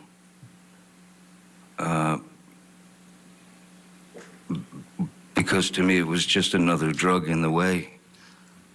It seemed like it was just another hurdle to get over. And I would rather just get it out of my system now and move forward. Maybe I wouldn't have had the electricity. Maybe I wouldn't have felt as quickly, but I didn't want to take phenobarbital and lithium and Seroquel and Neurontin and all these other things. And the worst of the two, I believed, were the phenobarbital and the lithium. So I went through that end of the kick without those two drugs. And as difficult as that process was it successful? It was indeed successful, yes. It was indeed successful. And as I said, this newfound, this electricity was kind of jarring, and I suddenly felt this energy. And like I said, I realized what was actually happening was I was simply feeling things without being provided anything to really numb it. So I was feeling for the first time in many years. There was nothing to cover or to hide or to suppress the feelings.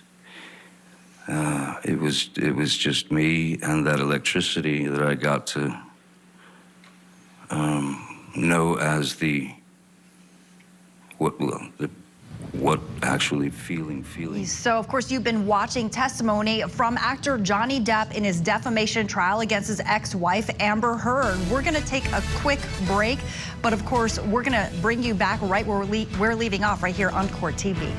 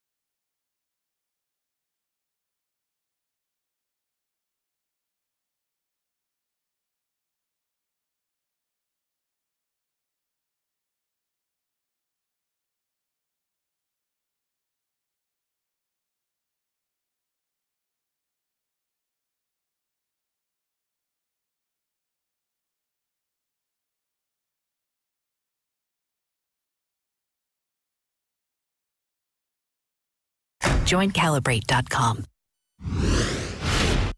It's been 6 years of trying times. It's very strange when one day you're Cinderella, so to speak, and then in 0.6 seconds you're Quasimodo. Welcome back to Court TV Live. That, of course, is actor Johnny Depp testifying in his defamation case against ex-wife Amber Heard. He's suing her for $50 million. She's countersuing him for $100 million. We've hit pause on his testimony, so you're not going to miss a thing. Let's take you back into court. Many. Mr. Depp, how long were you with Miss Heard before the two of you got married?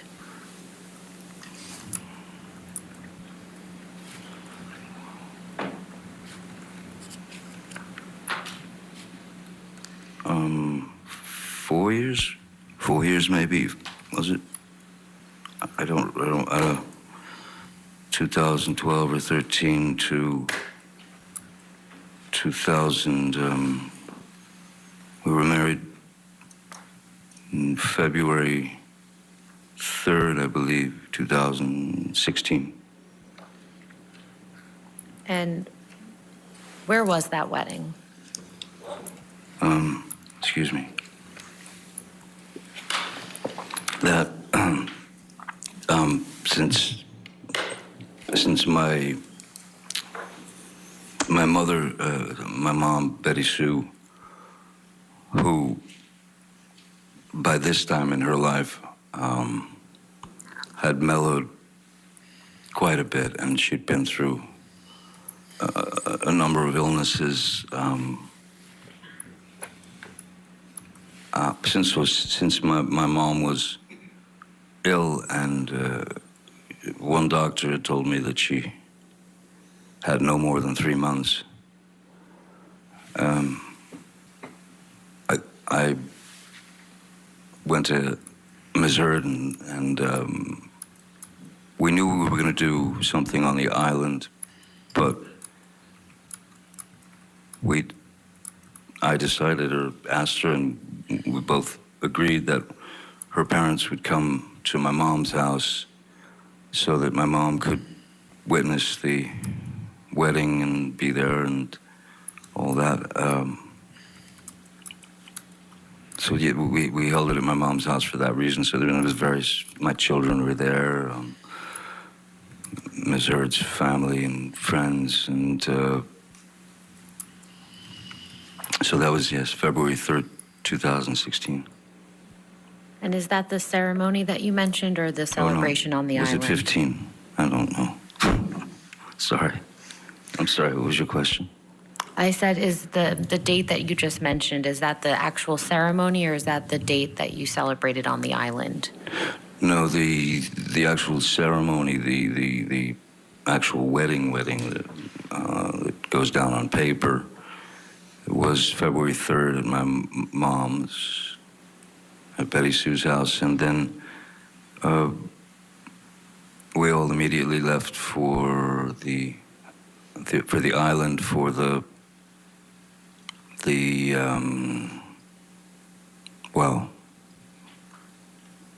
dream wedding, I guess.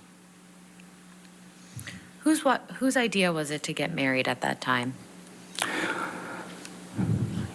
Well, I had proposed to Ms. Heard a couple of years before, I believe, and so we talked occasionally about when would be the right time in terms of between schedules, and how could we make this so that we could actually have a wedding and a honeymoon, and then go on to do the work. At first, my sister Christy was handling all of the details and things that, for example, that Miss Heard wanted for the wedding, and what she and Raquel had decided that they were going to design or what the wedding was going to be like. At a certain point, Miss Heard was getting very, very. She started to get very upset with Christy, my sister, and accused me and Christy of trying to slow the process. Were you trying to slow the process?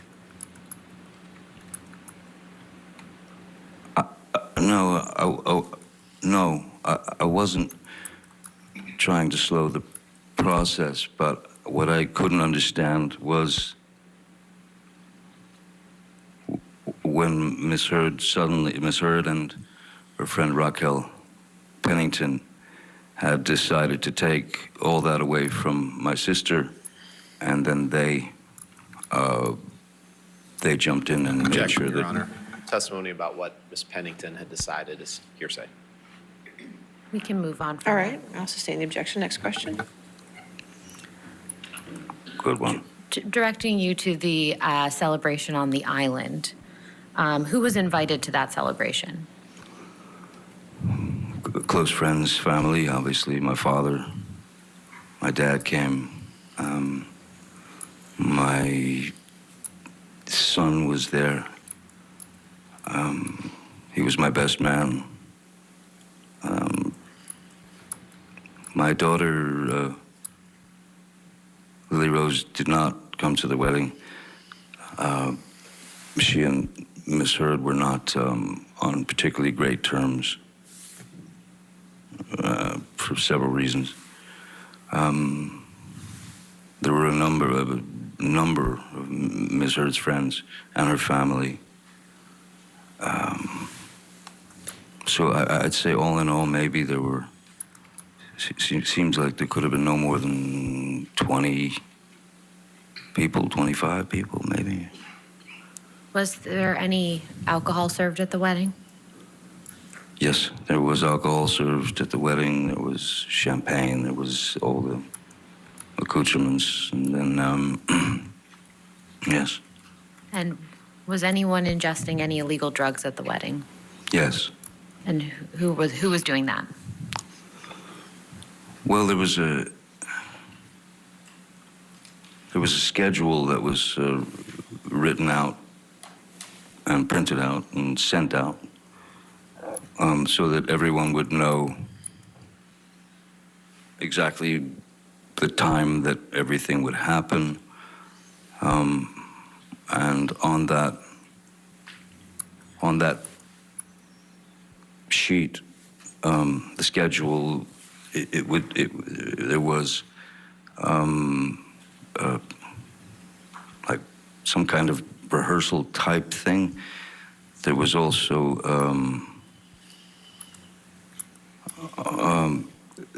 there was a great dilemma in who was going to be who. That's where the argument between Ms. Pennington and Io Tillett Wright. Mr. Depp, who did you observe taking drugs at the wedding? A number of people were taking MDMA.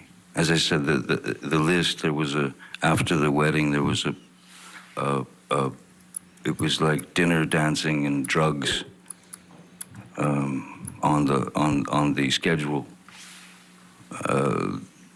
that came from Ms. Heard and Ms. Pennington. So Amber,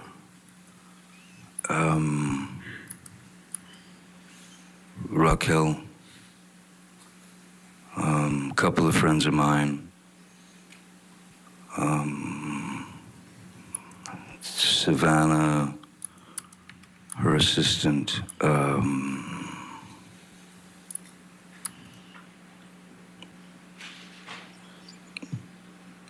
Tillett Wright,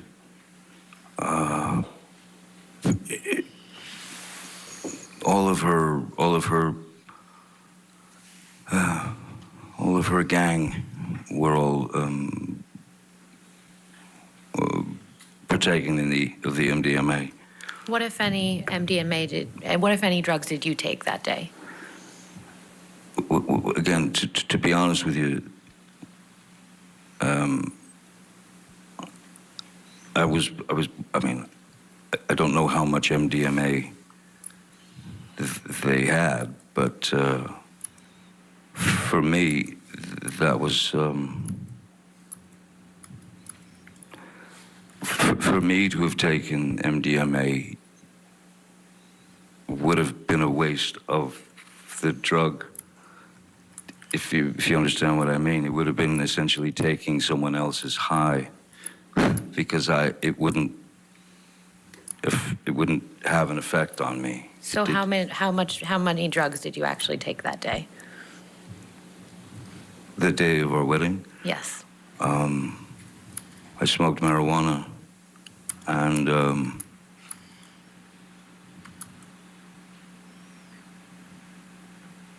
I don't remember drinking. I don't remember that I was drinking then. This was right.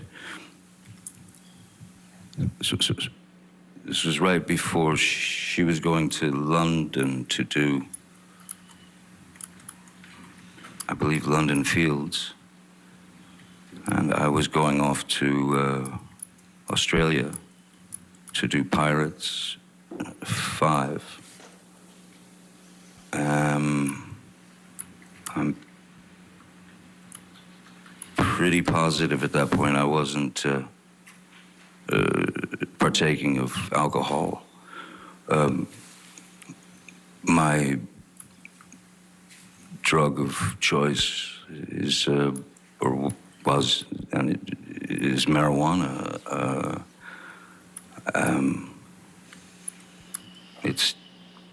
That's all that was fun. So you've been watching that testimony from actor Johnny Depp in his defamation trial against his ex-wife, Amber Heard. We're going to hit pause on that testimony. You're not going to miss a thing. We're going to bring you back right where we're leaving off here on Court TV.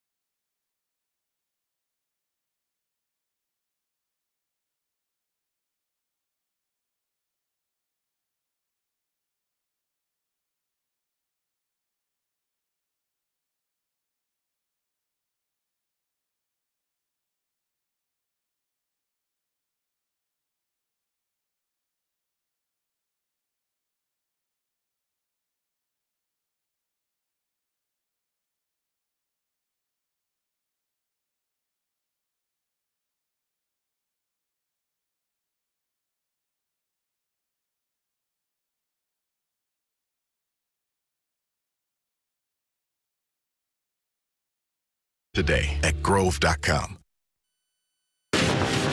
I'm Tanley Painter in Fairfax, Virginia for the Johnny Depp defamation case. And this is Court TV, your front row seat to justice.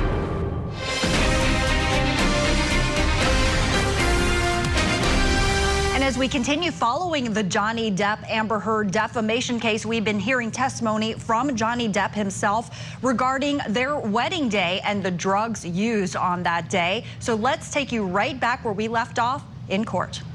Dipping into a little tiny baggie of, licking your finger and dipping into a little tiny communal bag of MDMA.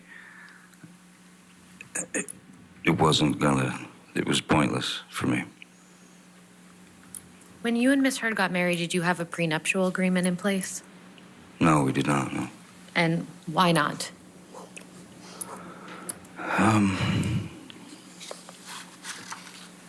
There always seemed to be some reason or another why she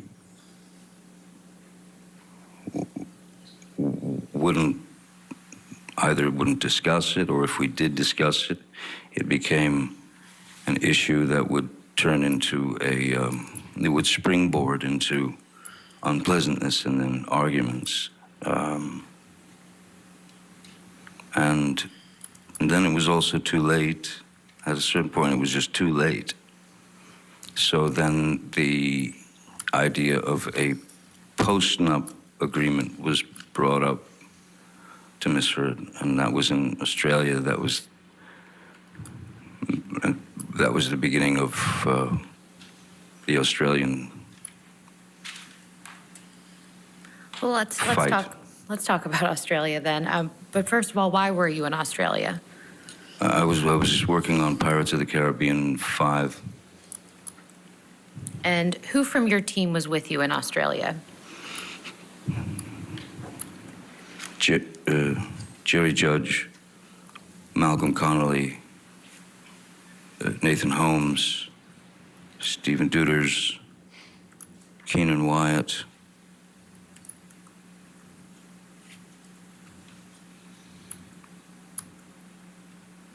I believe that was it. Oh, no, that's it. Was Miss Lloyd in Australia with you as well? Oh, yes, sorry, yes. Miss Lloyd traveled to Australia with us. And did Dr. Kipper come down to Australia at any point?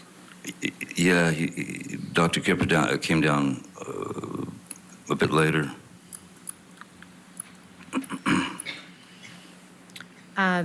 Mr. Wyatt testified yesterday that he observed you have a meeting with Sean Bailey in Australia. Do you remember that? Yes. And could you please tell the jury who Sean Bailey is?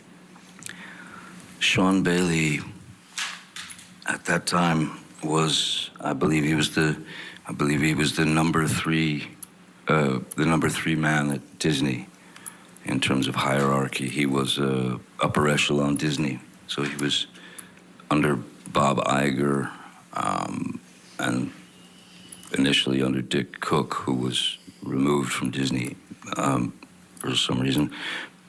So yes, he was number 3 man at Disney.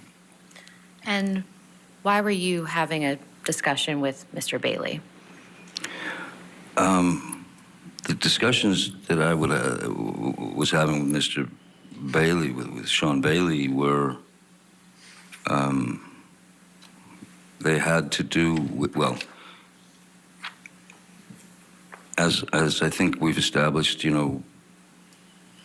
I have always, from the beginning of that series of films, I had always rewritten my character's words and jokes, if you will, and situational comedy and things that I would add. And Mr. Bailey was very complimentary about some of the things that I'd done. He'd come over to me laughing after a take. Calls for hearsay. Your Honor, this is just discussing generally what they were talking about. He was getting specific. I'll sustain that if you want to continue. That's fine. Mr. Depp, was Ms. Heard in Australia with you? She came a little later, yes. Do you recall when she came down? I don't recall. Well. No, I do recall. It was March. It was March. And what happened when Ms. Heard came to visit you in Australia?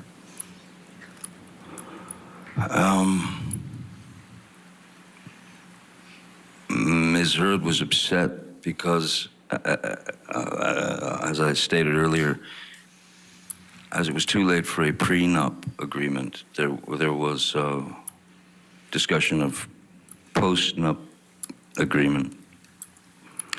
And I had called my lawyer at the time and asked him if he could have one of his lawyers sit down with Ms. Heard and give her a basic rundown of what a post-nuptial agreement meant, and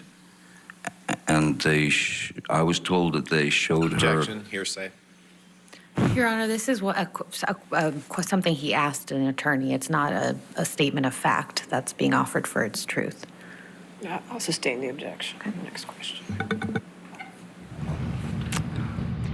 And we've been watching this testimony from Johnny Depp in his defamation case against his ex-wife Amber Heard, suing her for $50 million. And we've actually seen her show some emotion today, unlike what we saw yesterday. We're going to take a quick break, but you're not going to miss a single thing. We're going to bring you back in right where we're leaving off here on Court TV, your front row seat to justice.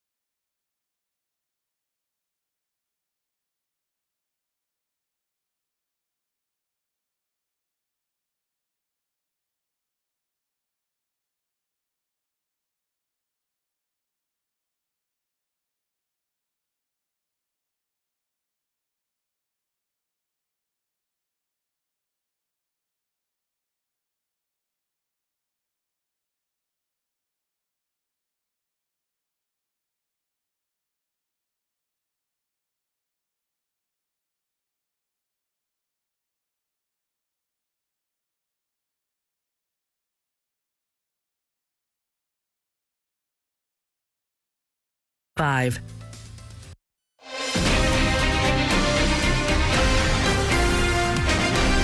Welcome back to Court TV Live. We continue our coverage of Johnny Depp versus Amber Heard, this high-profile defamation case. Depp is suing his ex-wife for $50 million. She's countersuing for $100 million, also claiming defamation. Today, of course, we've been showing you the testimony from Johnny Depp himself. He's been detailing their wedding day, the drug use on that day, going into a lot of detail about their relationship. And most recently, he's been talking about why they didn't have a prenup. So let's bring you back right where we left off in court. Upset about when she arrived in Australia. Ms. Heard told me that the attorney that she met with was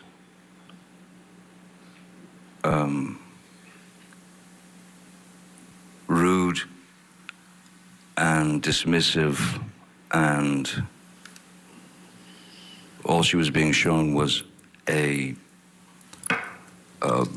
example of a postnuptial agreement. Ms. Heard then stated to me that she was very upset. She stated to me that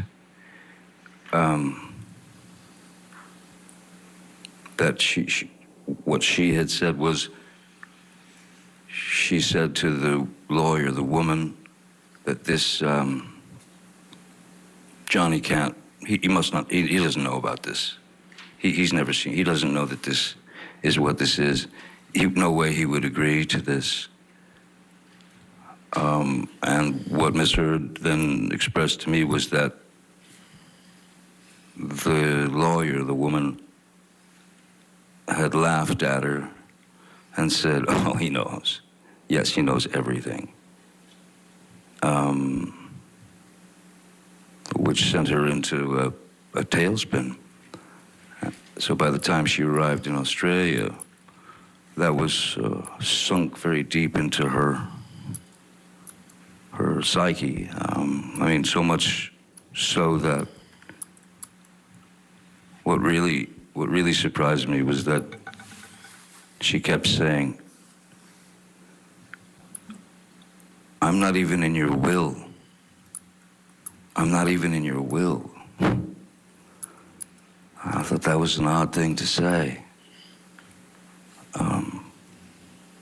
Especially since I don't think anybody had had time to change wills or anything of that nature. So those things just didn't, it felt wrong. And she could not let go of the fact that I was in on this post-nup agreement, and that I was trying to trick her into essentially getting nothing if something were to happen. And how did you respond to Ms. Heard? So I just told her those were not my intentions, you know.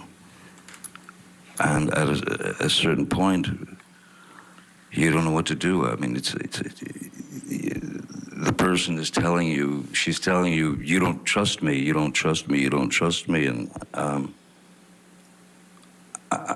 I can't speak about legal documents. I can't speak legalese. I can't explain to her these things. All I could do was try to calm her down and say that I was not out to screw her over or put her in a position that was uncomfortable. Did that work? These were stock, normal things to do. It did not work, no. It escalated and escalated and turned into madness, chaos, Can you please violence. Can you please describe that chaos and violence?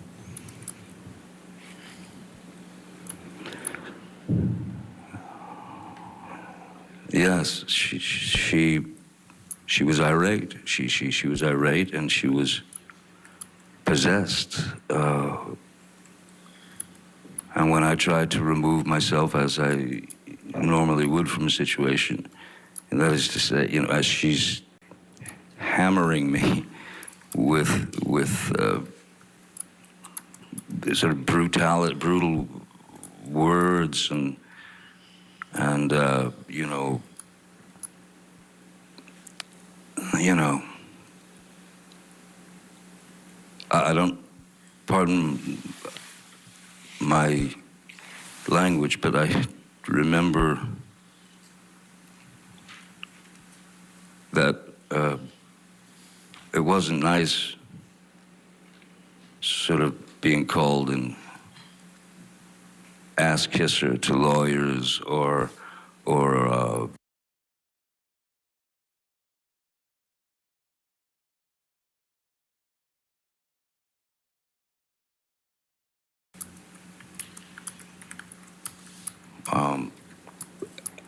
I, again, tried to remove myself from the situation, but to no avail, as I literally, the house that they had rented for me in Australia was quite a large place. It was quite a bit of a labyrinth, you know, and a lot of rooms, a lot of extra rooms.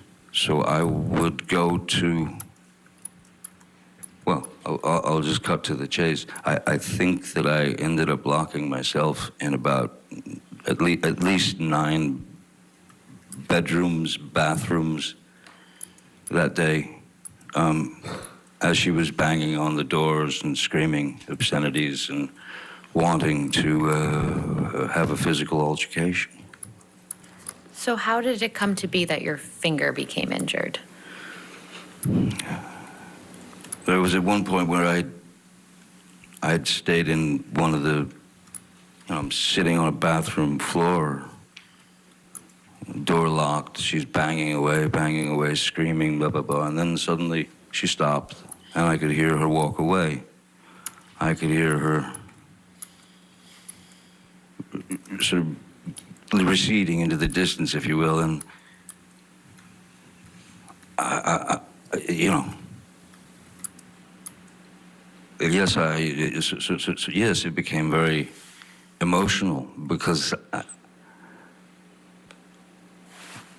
you can't win for losing. There was nothing I could do to make her understand that I had, if that lawyer had in fact done that, and I did call my lawyer at the time, Jake Bloom, and I had him get these people on the phone, and I'm ashamed to say that I had taken, at that point when I was on the phone with him, I had taken Miss Heard's words to heart. Okay, I want to bring in now former police lieutenant and trial attorney Rick King in West Palm Beach, Florida. You're listening to this incredible testimony about this kind of tantrum, this fit of rage that Amber Heard went into when Johnny Depp said he wanted a post-nup. What's your reaction to this and the other testimony you've heard from him today? So, Mr. Depp's testimony to me seems very credible. I think that his legal team has taken steps to allow him to just take the questions and ramble on and continue to put out all information. And it seemed for a while that the defense team was content to allow him to do it, more or less to, I guess, trap him in a little box with everything that he puts out. But I find his testimony at this point to be credible, and I think it's very the candor with which he's revealing about his drug use and the issues that he was going through at the time are very humanizing. You point out that the defense really hasn't raised many objections. So is that strategic?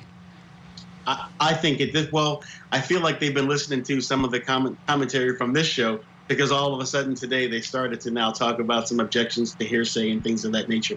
But I was believing that it was strategic, because allow him to keep talking, because not only do they have this testimony that he's bringing out here today, they have other testimony that he has provided in the past for which to impeach him with. And I think that's what they were trying to do.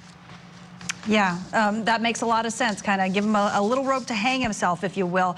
Former police lieutenant, trial attorney Rick King joining us from Palm Beach, Florida with analysis. Thank you so much for that. And of course, we're going to continue to bring you coverage of Johnny Depp versus Amber Heard. You've been listening to his testimony in court. You're not going to miss a thing. We're going to bring you back right where we're leaving off. So thanks so much for watching Court TV, your front row seat to justice.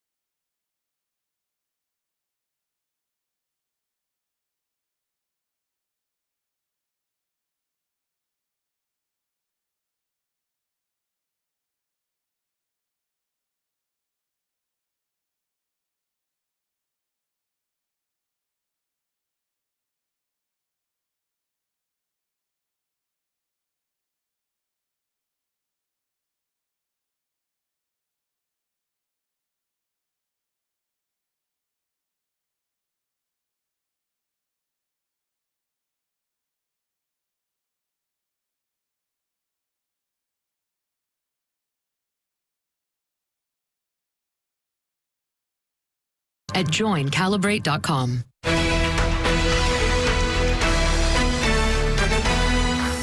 Welcome back back to Court TV Live. I'm Joy Lim Nackard in for Julie Grant this afternoon. We continue our coverage of the high-profile defamation case of actor Johnny Depp against his ex-wife Amber Heard. He's suing her for $50 million. She's countersuing him for $100 million.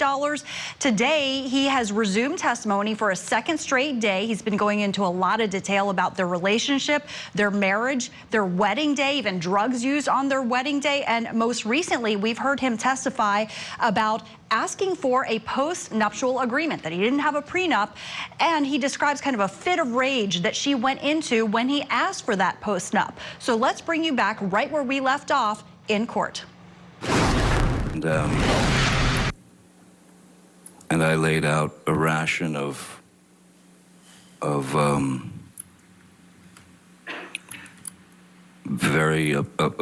was very upset that she was pushed to that limit, because I had believed it. In fact, none of it had happened. So it was all getting too crazy.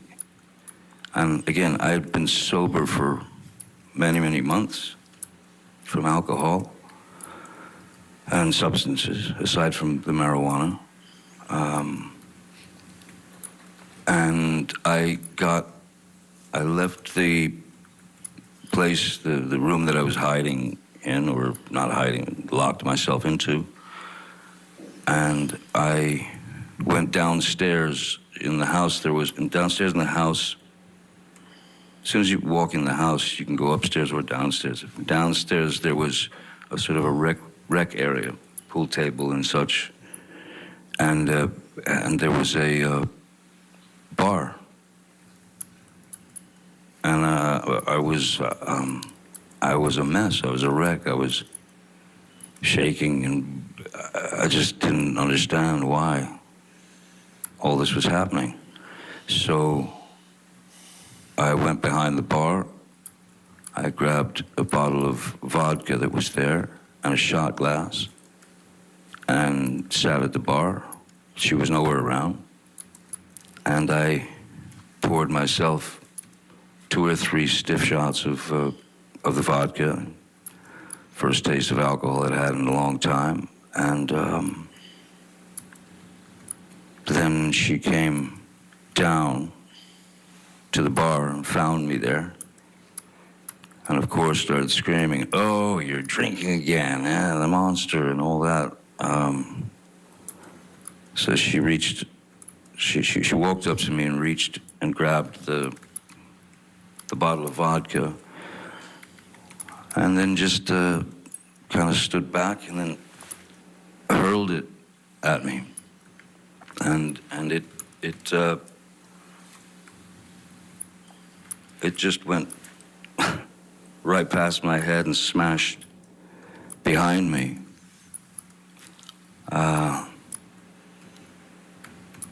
So I stood up and I walked behind the bar, and there was a larger bottle of vodka, the kind with the handle, on it. I grabbed that and I went and I sat in my seat again. I opened the bottle and I poured myself a shot and drank it. Ms. Heard was flinging insults left, right, and center, and she then grabbed that bottle and threw that at me. And the way that the bar was situated and where Miss Heard was, so if I could show you, so if this is the bar where the glass was and the bottles, if this was the bar and I was sitting here like this, she would grab the bottle and she would go there. She went there. And so I was leaning like this in the chair, looking at her. First bottle went, then I got the other bottle, shot, takes the second bottle, which is the larger one. I'm in this position again, and my hand is on the edge of the bar, like that, you know, leaning over, the fingers like that, and she threw the large bottle, and it made contact and shattered everywhere. And I honestly didn't feel the pain at first at all. I felt no pain whatsoever. What I felt was, I felt heat. I felt heat, and I felt as if something were dripping down my hand, you know. And then I looked down and realized that the tip of my finger had been severed, and I was looking directly at my bones sticking out, and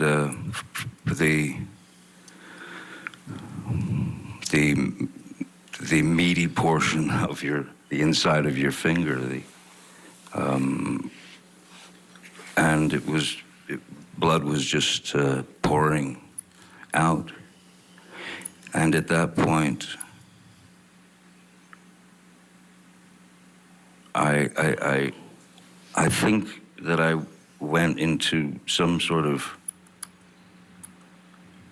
I don't know what a nervous breakdown feels like, but that's probably the closest that I've ever been. Nothing made sense. And I knew in my mind and in my heart, this is not life. This is not life. No one should have to go through this.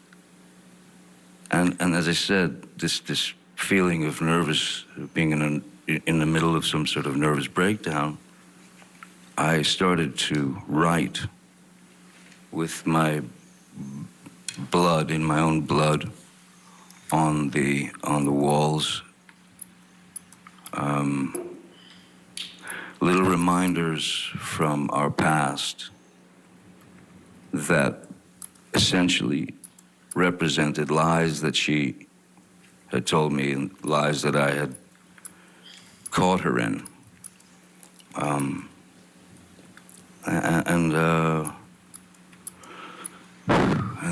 then the next thing, you know,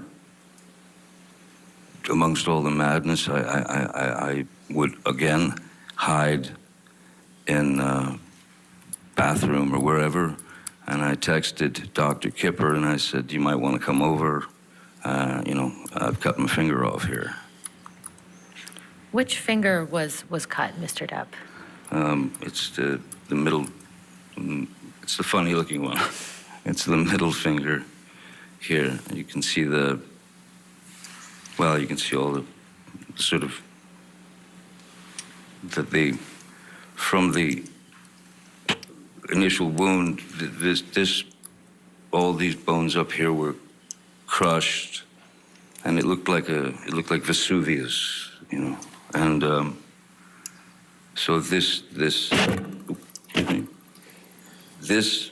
part of my finger now is, so that because of not having use of the tip here, this is basically arthritis that kicks into the joint once that upper part of the finger is mangled. So is that the right middle finger? Right middle, yes. And is that your dominant hand? Yes, it is, yes. Mr. Depp, after Ms. Heard threw the vodka bottle at you and severed your finger, what, if anything, did she say when she saw the injury?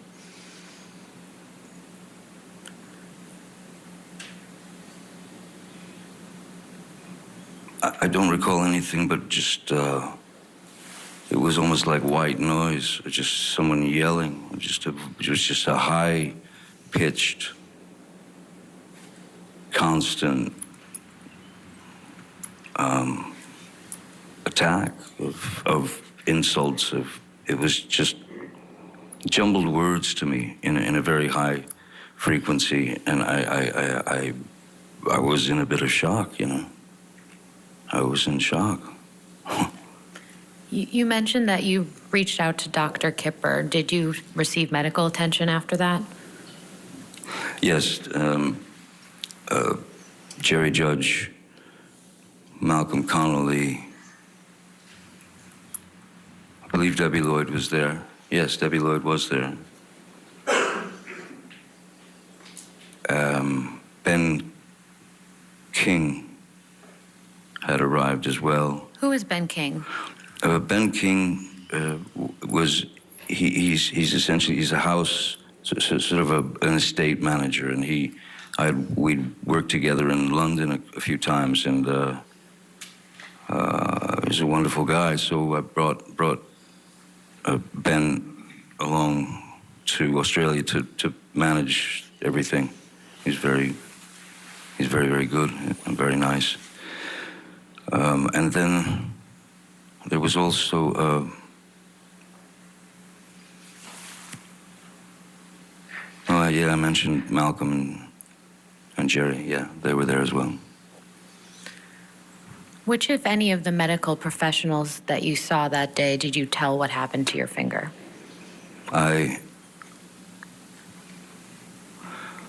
When Malcolm and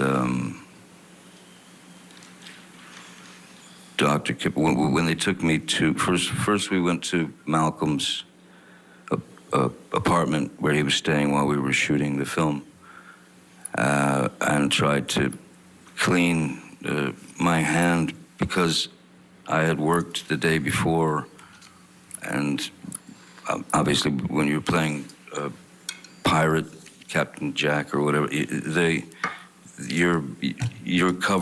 paint with alcohol, with rubbing alcohol. They paint dirt all into your hands and into your face and everything. So they were worried about getting my finger clean, so they tried doing that at Malcolm's. And then Kipper said, no, we've got to get to emergency room, and we've got to get hold of the tip of his finger. So we went to the emergency room. The doctor asked me what happened, and I lied to him. I said that I had smashed it in these large accordion doors, that it got caught in the accordion doors.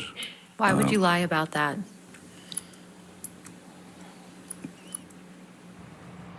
Okay, so we've been listening to that testimony from actor Johnny Depp in his defamation case against ex-wife Amber Heard, and he's describing how he lost the tip of his finger. We're going to go into more detail about that and, of course, bring you back right where we're leaving off right here on Court TV, your front row seat to justice.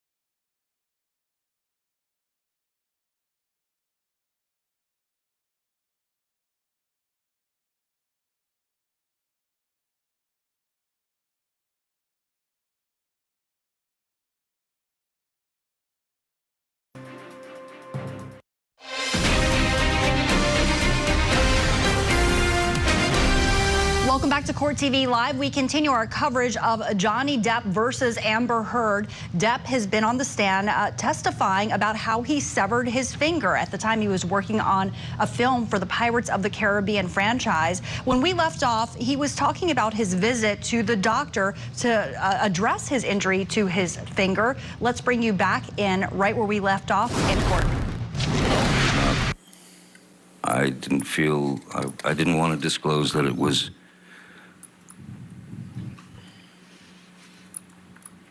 what it was. I didn't want to disclose that it had been,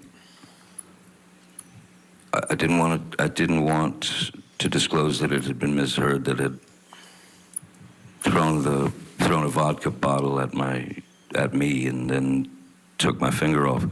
I didn't want to get her in trouble. I didn't want to, I tried to just keep things as copacetic and as easy as possible for everyone. I did not want to put her name in that mix. Did you tell Dr. Kipper what had actually happened to your finger? Yes. After you returned from the hospital, where did you go? I went to Malcolm Connolly's apartment and slept on his couch. And to the extent that you know, where was Miss Heard during this time? Ms. Heard was, I wasn't there, but I had, it was clear that she had to, she needed to leave. And I'd asked them to get her on a flight from Melbourne or Sydney or wherever back to Los Angeles. Why did you ask for that? I didn't want to see her. I didn't want to see her. I didn't want to have any more arguments. I was, for all intents and purposes, I was just done. Mr. Depp, I'd like to show you a picture. If we could please pull up Plaintiff's Exhibit 145.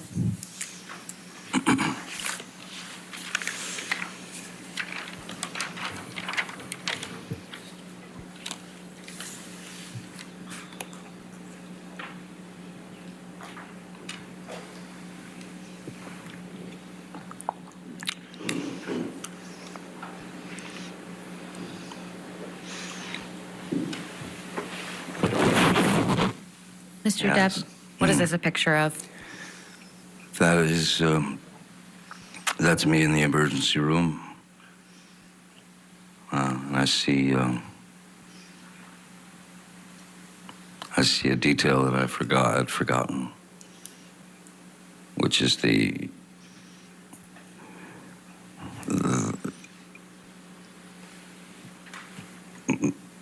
Ms. Heard had taken my cigarette from the ashtray and stomped it out in my face here. Could you mark on the screen where you see that? It's right above that green dot. And do you know who took this picture? I do not know. Can we please publish this to the jury? Do you want to enter into evidence? Yes, please. Any objection? No, Your Honor. All right, 145 in evidence. You can publish to the jury.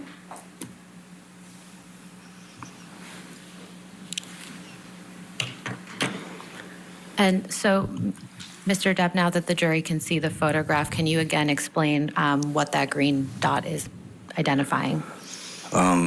Just above just above the green dot is a wound from Ms. Heard taking my cigarette, and this is after the finger gone away, and she stubbed it out in my face and on my cheek.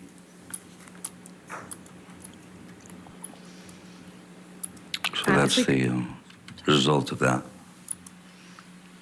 If we could please take this down, and I'd like to show you, Mr. Depp, Plaintiff's Exhibit 144.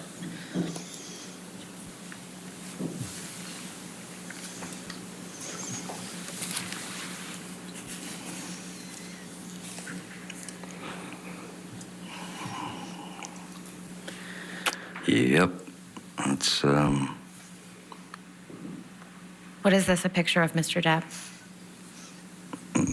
The remains of my finger. And was this taken shortly after you were injured? I believe this was taken at the emergency room, I'd imagine. I'd move to add this into evidence, but I'd like to also warn the jury and the people in the audience that this is a very graphic picture. All right, any objection? No, Your Honor. All right, 144.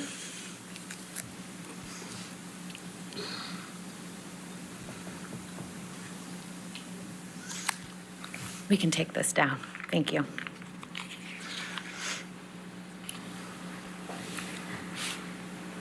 Mr. Depp, how long after your finger was injured did you return to LA? After the emergency room,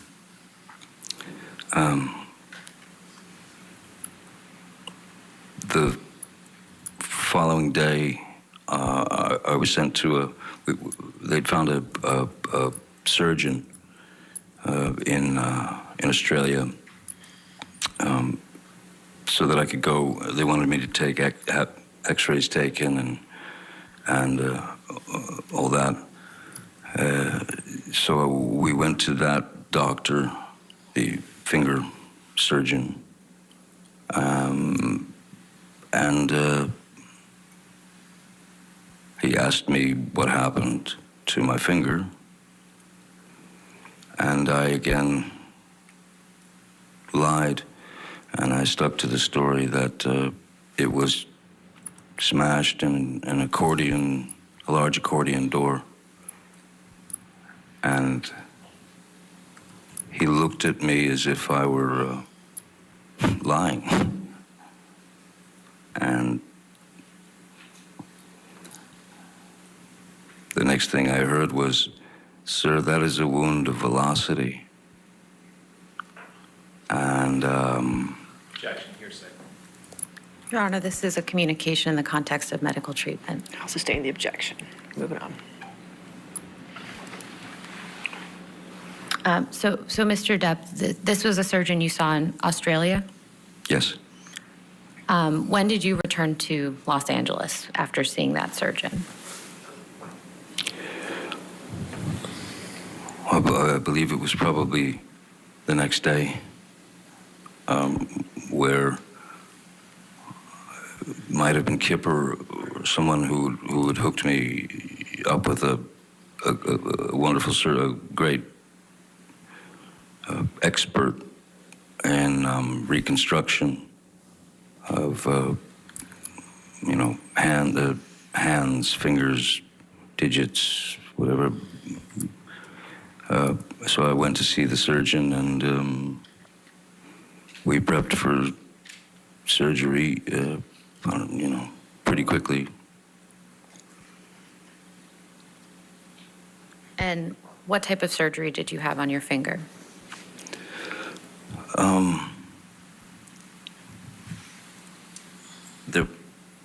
The majority of this was all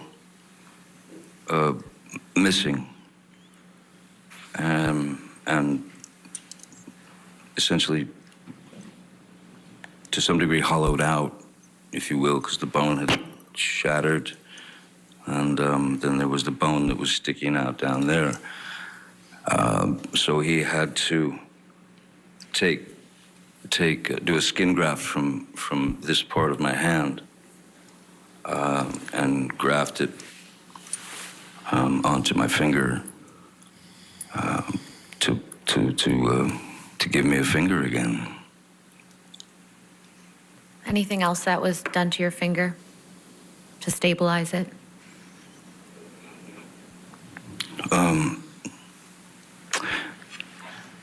I don't think it was initially that they put the pin in. I think the pin, feels like the pin came later. I'm not sure, but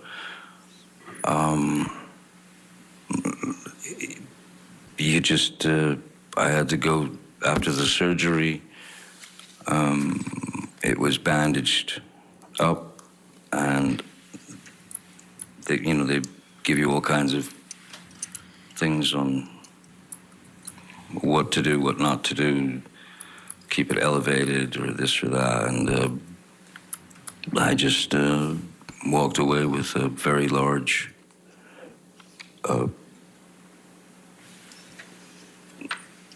middle finger. It was all wrapped up to like this, and then,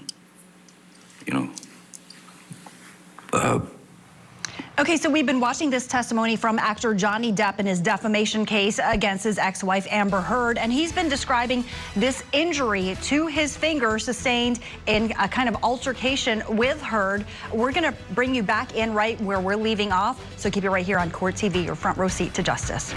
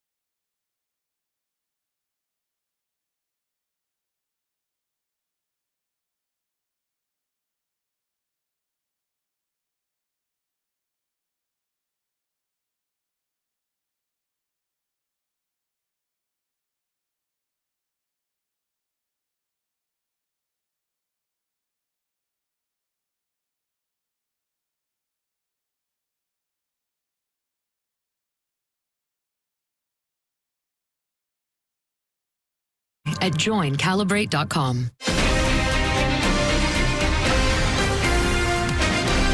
Welcome back to Court TV Live. We continue our coverage of Johnny Depp versus Amber Heard. Of course, the actor Depp is suing his ex-wife for some $50 million, claiming defamation. Amber Heard is countersuing him for $100 million. We've been hearing Depp on the stand today, the second straight day that he's been testifying in his case. And most recently, he's been describing the injury sustained to his finger. He basically severed the tip of it after he says that Amber Heard hurled a vodka bottle at him. So he's been discussing kind of the treatment he received from a physician. Let's bring you back right where we left off in court. They've given me shots in there and such. How long did you wear that bandage that you just described? Well, the bandage was from the time of the surgery all the way through the remainder of finishing Pirates of the Caribbean, which was, I think I finished, the injury took place in March. Finished Pirates of the Caribbean 5, I believe, in August, beginning of August, end of July. And So there was a bandage on it the whole time. What I had to do was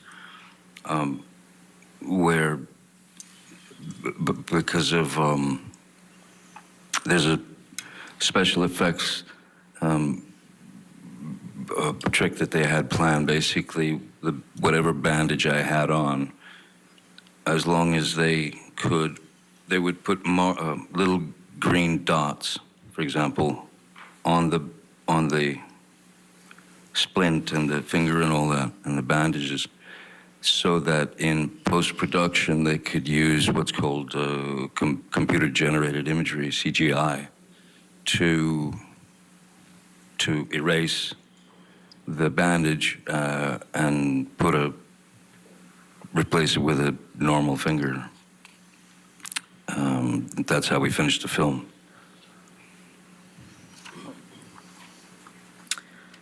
If we could please pull up Plaintiff's Exhibit 61.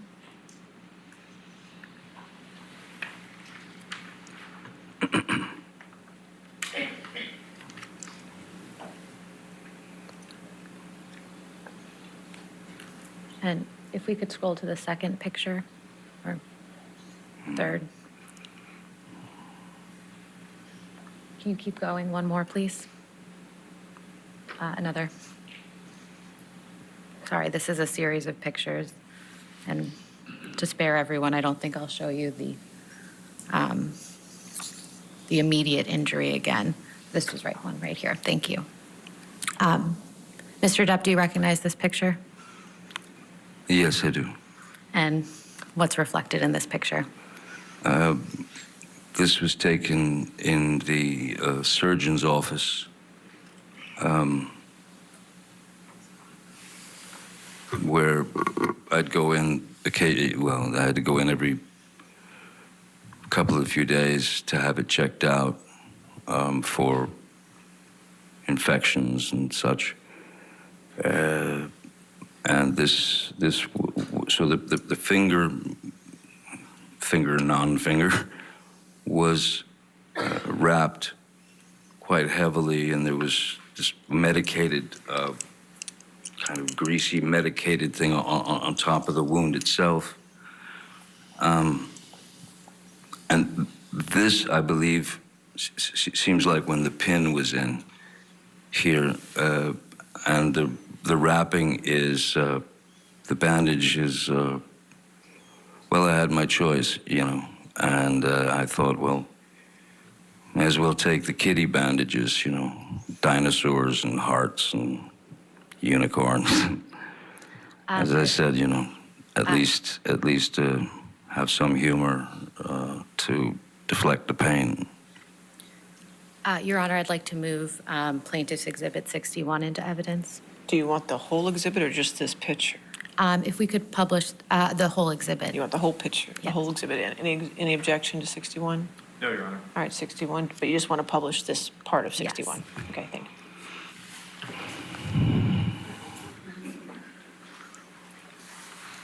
So how long after your injury was this picture taken? After the initial injury, Yes.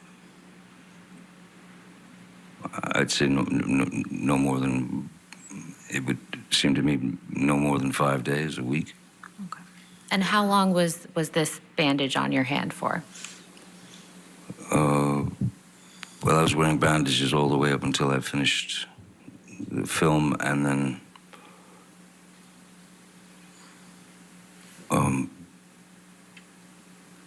yeah, up through August for sure, and then beyond, I had to keep it. I had to keep it covered. I had to keep it protected. Do you recall how long after the injury that how long after the surgery the pins were removed from your finger? I would say maybe, I think it was about 2 or 3 days, because I remember that there was maybe more, but I just remember that the pain seemed to be getting worse and worse as Debbie would rate it, you know, from is this an 8 out of 10? Is this a 3 out of 10? That kind of thing. At a certain point, it became kind of a 12 out of 10, because it felt hot, very, very, very hot, and it felt there was throbbing. It was like it was throbbing, and the pin in there. It was like I could feel the pin in there. So we'd called the surgeon. I called the surgeon, told him. Actually, I think it might have been Debbie Lloyd. Actually, they called, but I knew I had to see the surgeon again because something felt very wrong, and I went there, and he removed all the bandages, and he found that that my finger was indeed infected, and that I had contracted MRSA, MRSA, which is like I believe it's like the flesh-eating disease or something. But it was a pretty grotesque sight. After that, with the pin in, and what they had to do to save it. Mr. Depp, while your finger was injured and healing, did you ever take any opiates during that time? No, ma'am. No more. Your Honor, I'm about to switch gears, so if it makes sense to take our lunch break. All right, ladies and gentlemen, let's go ahead and take our hour lunch break. Come back at 2 o'clock. Just make sure you do not discuss the case and do not do any outside research, and we'll see you at 2. And here on Court TV, we're also going to take a brief intermission, but we will continue our coverage of the trial of Johnny Depp versus Amber Heard and all your other top legal stories. So keep it right here on Court TV, your front row seat to justice.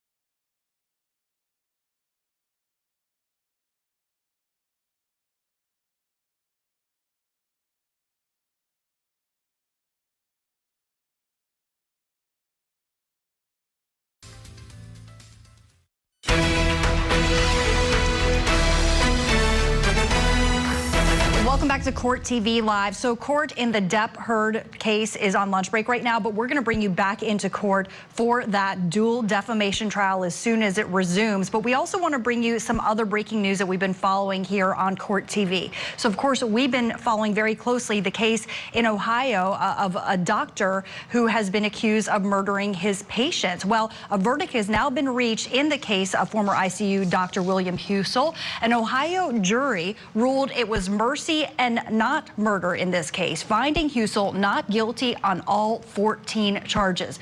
Husel again was accused of killing 14 of his patients after prescribing them deadly doses of fentanyl. We're going to bring you more details later here on Court TV as we keep following the latest. But for right now, we want to turn to more of today's testimony of Johnny Depp, who was on the stand for a second day in the dual defamation trial against his ex-wife Amber Heard. Let's listen to a portion of his testimony from today where he describes the incident where he severed his finger after he claims Heard hurled a vodka bottle at him. I opened the bottle and I poured myself a shot and drank it. Ms. Heard was flinging insults left, right, and center, and she then grabbed that bottle and threw that at me. If this was a bar and I'm sitting here like this, she would grab the bottle and she would go there. She went there. And so I was leaning like this in the chair, looking at her. First bottle went, then got the other bottle, shot. Takes the second bottle, which was the larger one. I'm in this position again, and my hand is on the edge of the bar, like that, you know, leaning over, the fingers like that, and she threw the large bottle, and it made contact and shattered everywhere. And I honestly didn't feel the pain.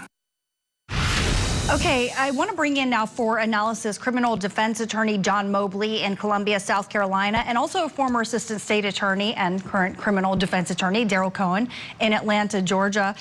So obviously we've been watching this really detailed testimony, graphic detail that Johnny Depp goes into about this injury he sustained, and then a lot of color about sort of the nature of their relationship, the drama, the fighting. Daryl, you said, I understand off camera, you actually weren't too impressed with this testimony. That would be an understatement. I called it I call it snoremony. Oh I didn't consider it graphic. I considered it detailed. This is all about Johnny Depp regaining his credibility so Johnny Depp can once again be a great actor. Remember what happened at the Emmys, the Oscars a couple of weeks ago? Will hit a certain comedian who had lost everything, and now Chris Rock is running and gunning. So this is what Johnny Depp is trying to do. Do I think there's going to be any money involved? I don't know. Certainly the lawyers are making exorbitant amounts of fees, and heaven bless them. It's terrific. But his testimony, in my view, is so boring that the defense, that is his wife, his ex-wife, Amber, she certainly heard this. Well, it's interesting. Double entendre. Yeah, interesting. No, I see what you mean. Jury does. If it wasn't Johnny Depp, they wouldn't be listening to this. They'd be sleeping, and the judge would have to awaken the judge and the jury for them to hear this. But because it's Johnny Depp, they're listening to it. But is it helping him? I don't think so. And, you know, I see on social media there's kind of a mix of reaction among our viewers. But John Mobley, do you agree with Daryl's assessment, or do you think this is helping Depp out? Well, I tell you, I got to call it like I see it, Joy. You know, listen to the testimony. I mean, Johnny Depp has just backed the garbage truck up to the courthouse with regard to his marriage to Amber Heard. I mean, we're hearing about physical abuse, emotional abuse, drug addiction. I mean, their marriage is like an episode of Law and Order SVU. But I think the thing that's important to keep in mind is that, you know, the picture he is trying to portray or trying to paint is that they had a highly dysfunctional marriage, you know, where there was constant conflict, that Amber Heard, you know, her way of doing things was to instigate and provoke conflict and chaos, and that was how she handled things. That was a way of life for her, sort of like a female version of Afghanistan, where conflict and drama and chaos is what she knew. But I believe the point he's trying to make is that although that was their life, her trying to publicly portray herself as a victim of domestic abuse and that he was her abuser is where he has the issue. Daryl, I mean, so you've shared that you think he's going into way too much detail to the point of actually boring the jury. That said, do you think that he's created some sympathy? Do you think that he's humanized himself to the jury? And do you think that he's really destroyed the credibility of Amber Heard? Once upon a time in the land of Hollywood, we were listening to what and watching what went on. I think that he is definitely doing what's important in terms of creating sympathy for himself. I was a drug addict. I got off of it. I'm a good guy. I did what I did. But do I think it's enough? I don't know. The jury's going to have a good time with this. Nobody's going to be in prison for this. No one's going to spend time. This is just about money and just about exposing the dirty laundry that both of them have. I think you're going to find after she testifies, it's going to be a very interesting trial as it continues. And the jury's going to have a good time no matter what they do. No one, as I mentioned, is going to be incarcerated. So let's enjoy it and just make it an entertaining lawsuit. And well, it certainly is entertaining. We can all agree on that. You know, you mentioned money, and it's something that Johnny Depp has been discussing and kind of insinuating in a way that Amber Heard was after his money. He said he didn't get a prenup. When he asked for a postnup, that she basically went into this fit of rage, that at one point she questioned him about why she wasn't in his will. John Mobley, do you think that was compelling? I don't think that's compelling. I mean, nobody wants to sign a prenup. I mean, there's never any incentive for anyone. I don't care if you make $50 million a year or $50,000 a year. Nobody wants to sign a prenup before they get married when the other person has more money. That's not a big deal. And I don't know why he thinks that she would sign one after they got married when she had no incentive at that point. I don't think that's a big deal at all. That's not compelling. I think if he thinks she's got $50 million, I mean, I don't know what she made for being an Aquaman, but I don't think it's $50 million. So I don't know what he expects to gain from suing her for $50 million. Okay, so both of you kind of seem to be on the same page that you think that this is all going well better for Amber Heard than it is for Johnny Depp. Am I right in that? No, I wouldn't necessarily say it's going better. I would just say from a standpoint of the defamation case, I don't think it's compelling. I mean, she obviously revealed details about their tumultuous marriage that were very private. He had a downturn in his career. But I mean, defamation, I think, is a tough sell. I mean, once again, a defense of defamation is truth. And I don't think there's any doubt that they had a mutually, probably physically abusive relationship. So I guess, yeah, I would have to say that it's going better for her than it is for him. Daryl, you don't quite agree, huh? Well, I think it's going poorly for both of them, or well for both of them. I don't think it matters. I think when this is all said and done, one or more of these 9 jurors is going to write a book, because he or she is going to say, look at the jury that I served on. It was Hollywood, moved to Virginia, and it was so much fun. And these 2 people are crazy. They had a dysfunctional relationship at best.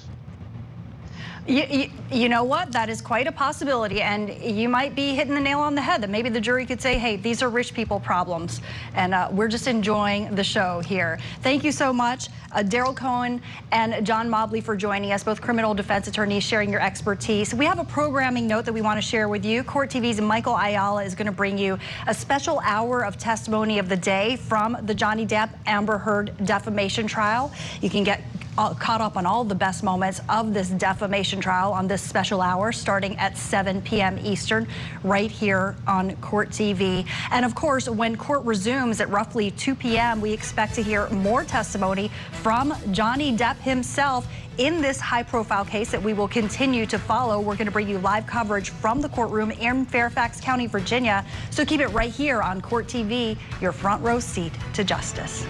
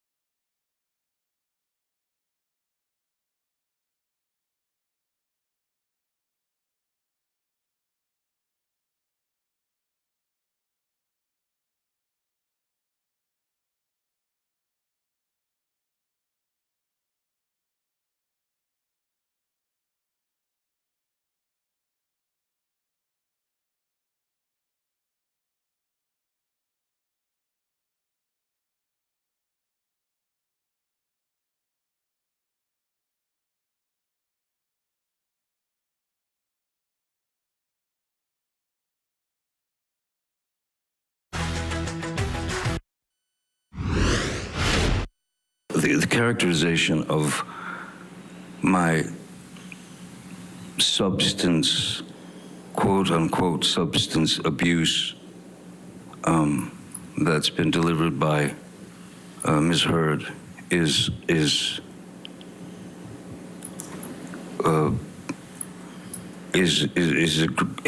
grossly embellished, and I'm sorry to say, but a lot of it is just plainly false. Welcome back to Court TV Live. So that was Johnny Depp on the stand today during his second day of testimony addressing his substance abuse issues. And of course, we continue following the defamation case of Johnny Depp against his ex-wife Amber Heard. Court should be returning from lunch in just a few moments, and we do anticipate Johnny Depp retaking the stand once again. But for the moment, I want to bring back in former assistant state attorney and criminal defense lawyer, also entertainment attorney, is on your list as well. Daryl Cohen joining us from Atlanta, Georgia. So we were just discussing kind of the testimony that we've been hearing from Depp. What do you think he needs to do now in the afternoon session? I think his lawyers need to speed him up and energize him. It's almost as if he was smoking weed, staying very, very low. And I think they need to speed this up again, ask some questions, and stop the narrative just a little bit, just if for no other reason than to break it up and let the jury know that there's actually someone live within that body that's doing what needs to be done, which is testifying. That's all. Oh, thank you, Daryl. And we see Johnny Depp on the stand again. Let's go back live into court. This was entered into evidence previously. So if we could publish it to the jury as well, please.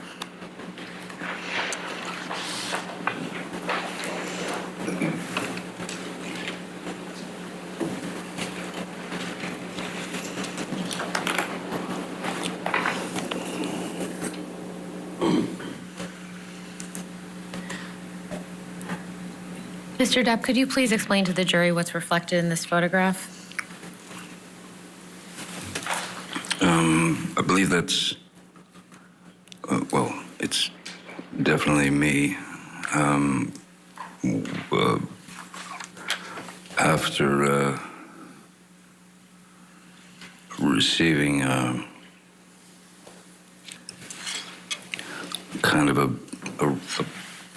a roundhouse punch from Ms. Heard. I believe that this is, it's March. I believe that this is from what's been called the staircase incident. Am I correct? So you said you think this is from March of 2015? I'm just looking at the top. Okay. Do you remember who took this photograph? Mr. Bett, Sean Bett. And relative to when you had injured your finger, when was this photograph taken?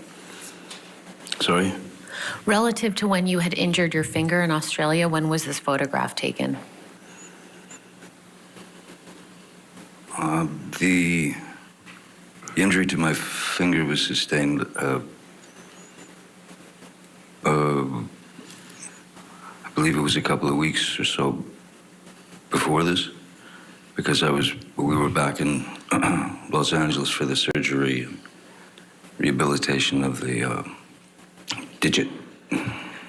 So I know you can't see your hand in this photograph, but what would your hand have been like given its injury at this date?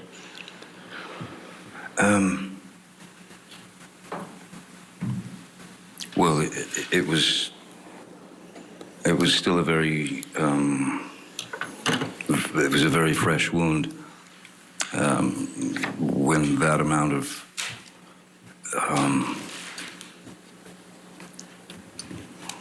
when the tip of when your finger is severed, that's not going to heal up for a very long time, and so my finger was still a very fresh wound. I'm not sure, but I'm pretty sure that this might have been around the time of the pin. In the pin that was put into my finger to keep it together, I guess. And what type of cast would you have had on at this time? It wasn't a cast per se, as it was bandaging.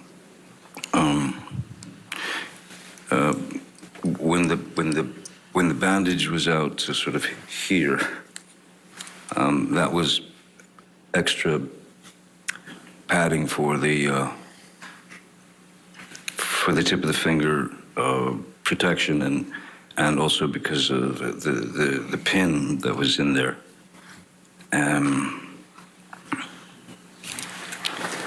So, as I'd said before, there were when Nurse Debbie would ask, give me, on a scale of 1 to 10, your pain.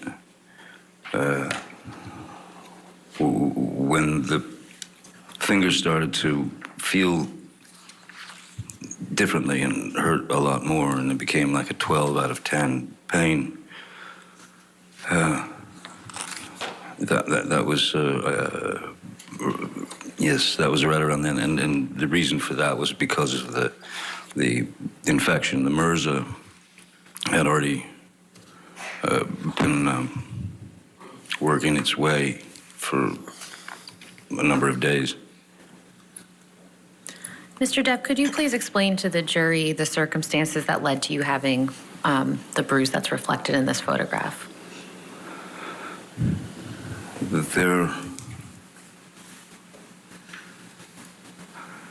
Again, there was another confrontation, another confrontation, another argument about something or other, and we were in penthouse 5 area, which was where Ms. Heard had her office at the top of the stairs. And so the stairs came down, and then there was a landing, and then another set of stairs went down the opposite direction. And this took place on the landing, where she was coming out, trying to get to me, trying to hit me, trying to do anything she could, and then Whitney, her sister, was there, who stepped in the way. And interesting thing that was interesting now is that Whitney stepped in front of Amber and was facing Amber to stop Amber. And when she was in between us, Amber snuck in she got the roundhouse in and just nailed me on the cheekbone. Do you recall what Ms. Heard was upset about at this time? I do not. I really don't. And was anyone else in the in penthouse 5 with you and Whitney and Ms. Heard? By that time, Mr. McGivern had been called. I believe that actually Debbie, as I remember, Debbie Lloyd was at the front door of penthouse 5, standing by the door. Mr. McGivern was kind of at the bottom of the last group of stairs. And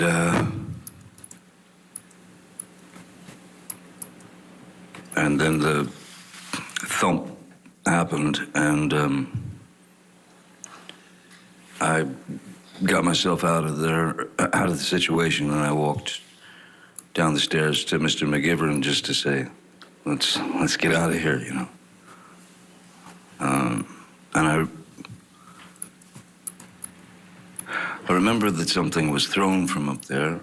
I don't recall what it was, but something was thrown at me. It seemed like it was like I don't know if it was a bag of like pens but it was from her office area.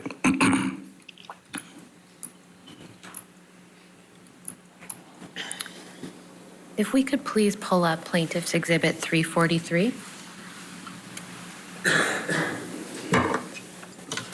And for the record, this is an audio recording.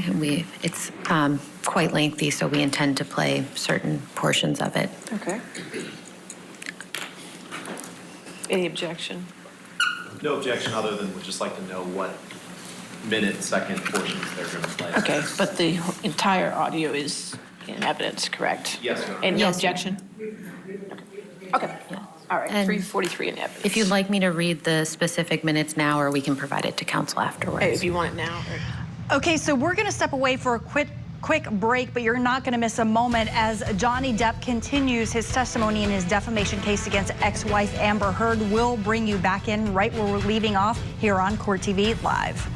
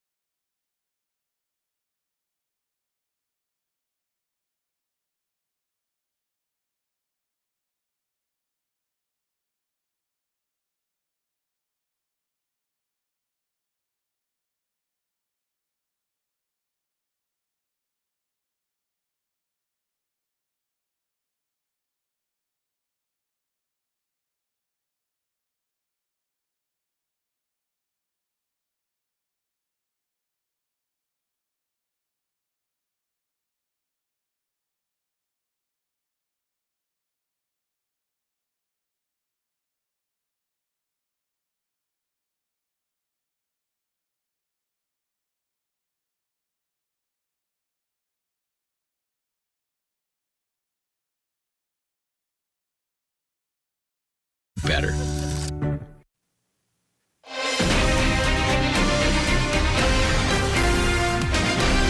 Welcome back to Court TV Live. We continue our coverage of the high-profile defamation case of Johnny Depp against his ex-wife Amber Heard. When we left off, they were about to play an audio recording in court between Johnny Depp and Amber Heard. So let's go back into court. We intend to play minute 25, 37 seconds through 26, 28. 1 hour and 57 minutes, 21 seconds through 1 hour, 58 minutes, 54 seconds. 2 hours, 38 minutes, 52 seconds through, 2 hours, 38, 52 seconds through 2 hours, 39 minutes, 43 seconds. And then 2 hours, 46 minutes, 1 second through 2 hours, 47 minutes, 20 seconds. Those are 4 clips. Okay. Thank you. You want to publish that to the jury? It doesn't matter. It's just audio. It doesn't matter.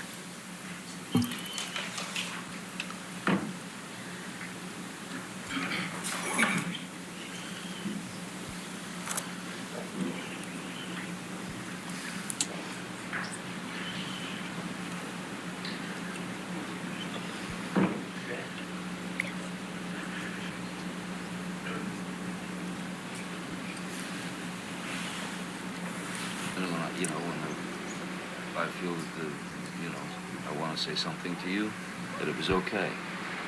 That's the promise you gave me a little while ago.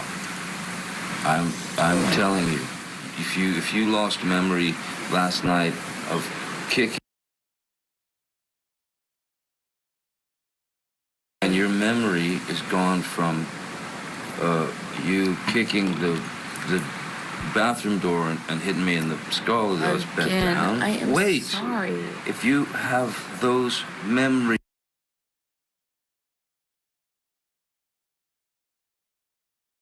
Was on an Ambien. Like, why are you obsessing over the fact that I can't remember it the way you remembered it? I said I was sorry. I didn't deny it. That. I'm not talking about that. What I want.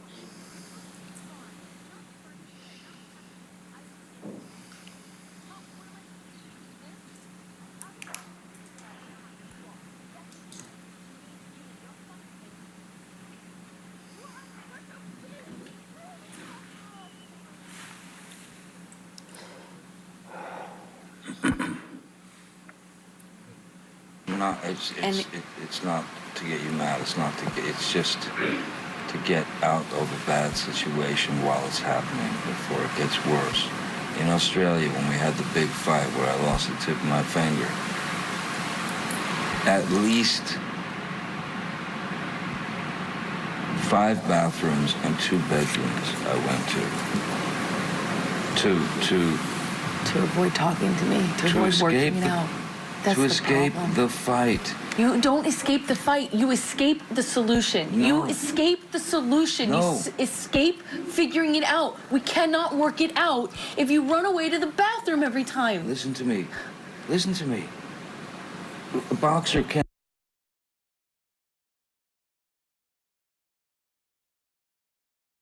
Three at the beginning of an argument. No.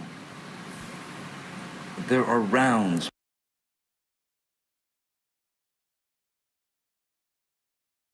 All I'm saying is, you can't have a solution if the argument just keeps mounting and mounting and mounting.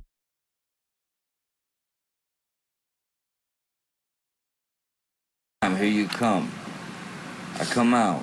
Fight, crazy, escalated.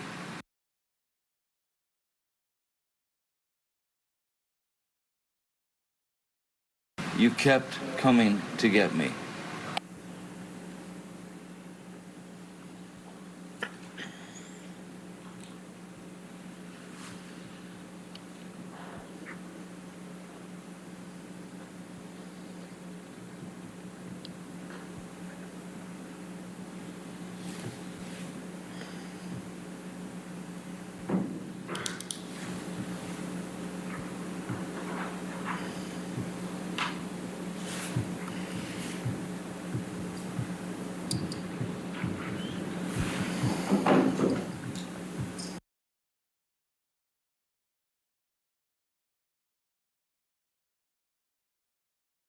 It's different. That's one does not negate the other. It's irrelevant. It's a complete non sequitur. Just because I've thrown pots and pans does not mean that you come and knock on the door. Just because there are vases does not mean that you come and knock on the door. Really, I should just let you throw. I'm not saying that. You're saying that. You're putting words in my mouth and then making non sequiturs. I'm giving you a situation. No, you're trying to justify how you don't or do come to the door based on whether I throw pots and pans. It's irrelevant. I'm justifying how you seem to think that there's this cowardice in me that runs away and I don't fight for you. And you're justifying that by saying I throw pots and pans? Okay, cool. Let's talk about everything you do wrong. I'm not the one who...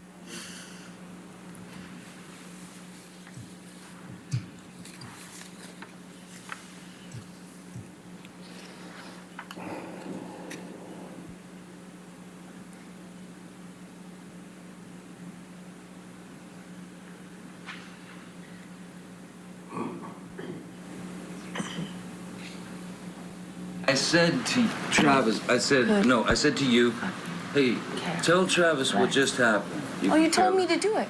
You told me to. You said, go do that. I said, no, tell him what just happened. And I lied.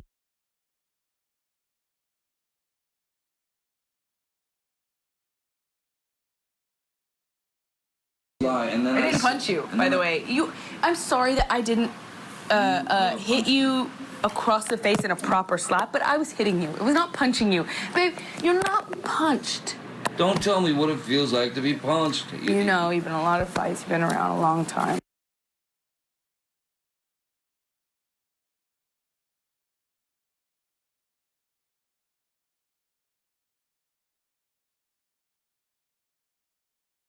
Motion of my actual hand was, but you're fine. I did not hurt you. I did not punch you. I was hitting you. How are your toes? What am I supposed to do? Do this? I'm not sitting here bitching about it, am I? You.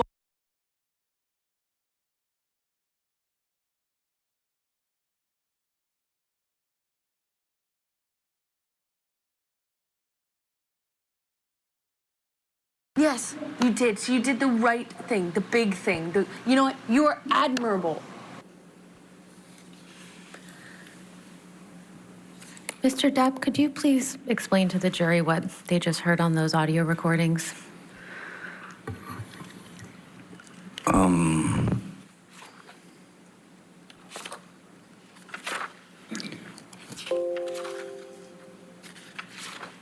What was just played on the audio recordings was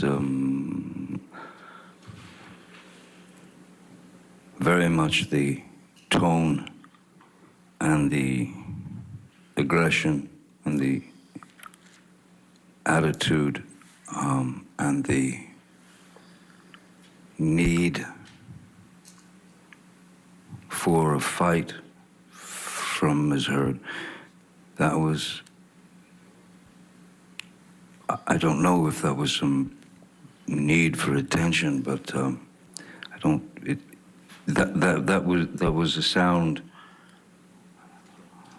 that I had gotten very used to. The squabbling, the raising of the voice to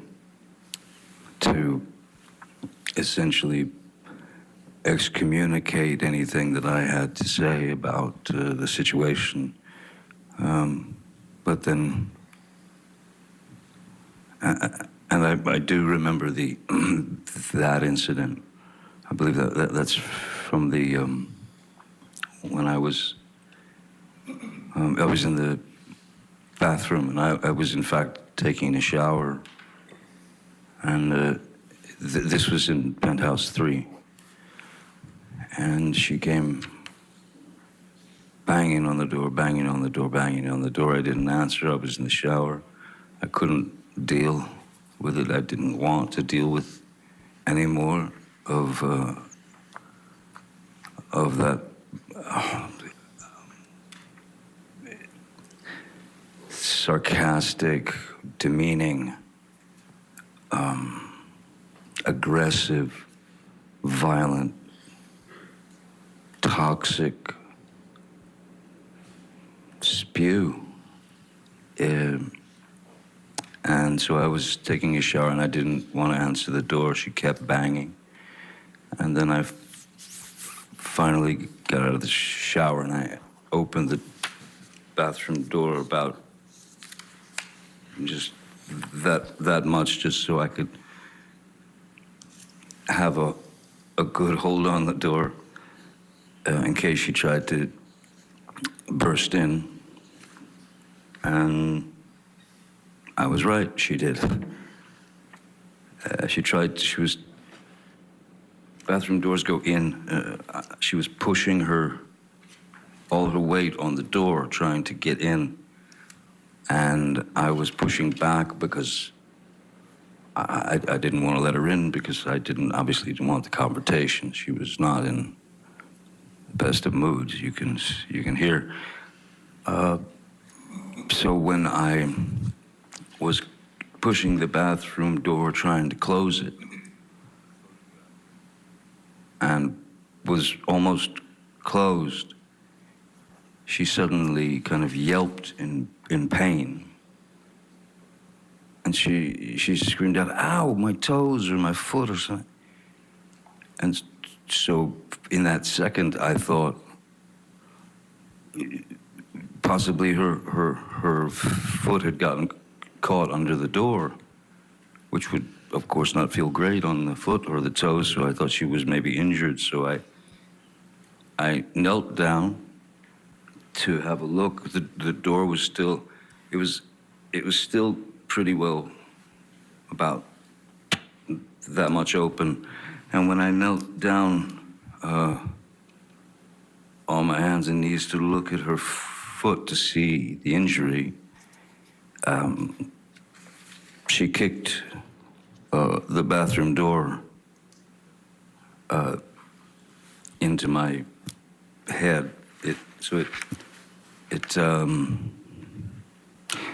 She kicked the bathroom door into my head, and I was completely taken aback by such a corrosive, horrific move. So I stood up, and I believe I stood. Okay, so obviously we have been watching this testimony by actor Johnny Depp, claiming that his ex-wife Amber Heard actually abused him. Remember, he's suing her for defamation for a 2018 op-ed in which she portrays him as a domestic abuser. We're going to bring you back in right where we're leading off here on Court TV Live.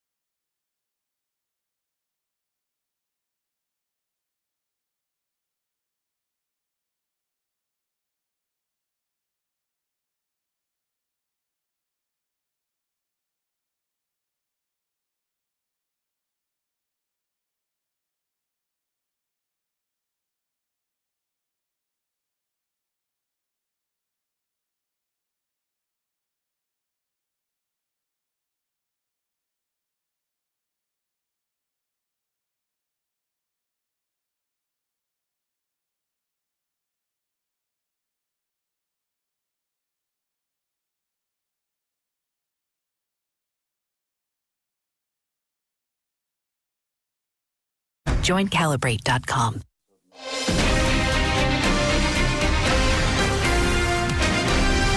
Welcome back to Court TV Live. We continue our coverage of the high-profile defamation trial of Johnny Depp against his ex-wife Amber Heard. And remember that that Johnny Depp is suing Amber Heard over a 2018 Washington Post op-ed in which he claims that she portrayed him as a domestic abuser. So he's suing for $50 million.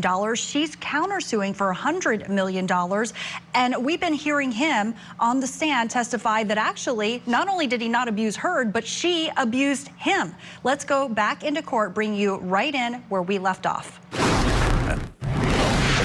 But at this point, the door was open. I stood up and I said,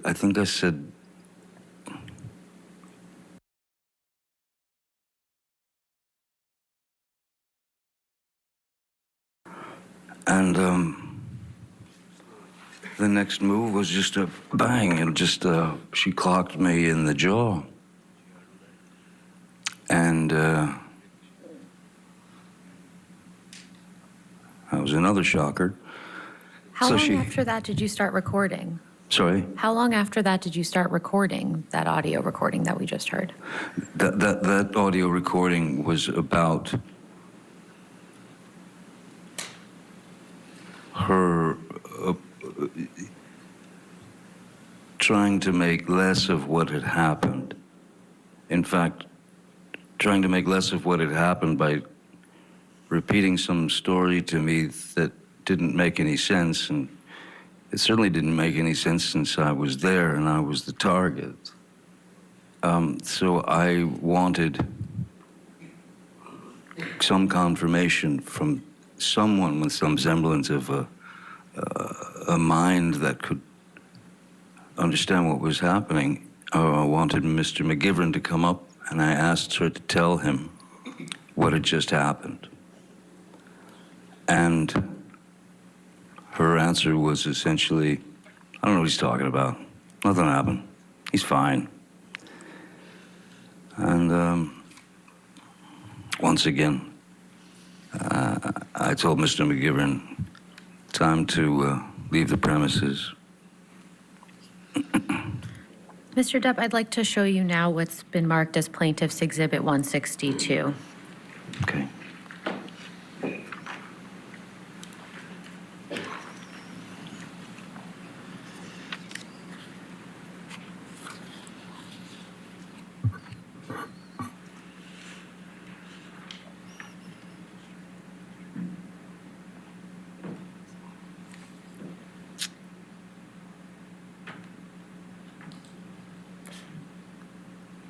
You can take this down. Thank you.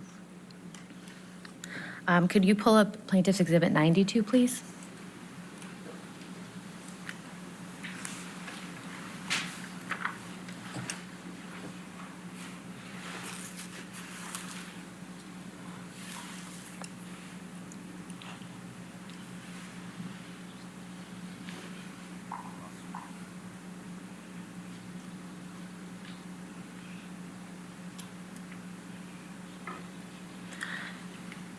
Mr. Depp, what is this a picture of? That's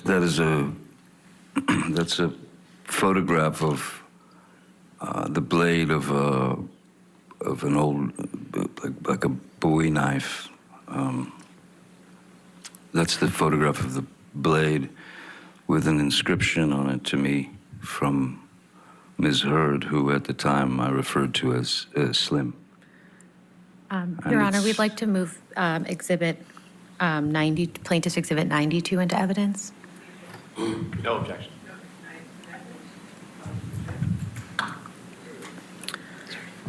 Mr. Depp, what does it say on this knife?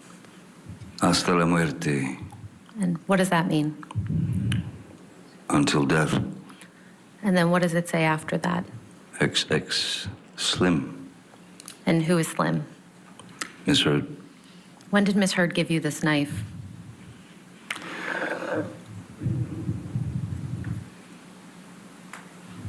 Well, it was a present from Ms. Heard. I believe it was around 2015. Could we please take this down and pull up Plaintiff's Exhibit 93? 93? 93, yes.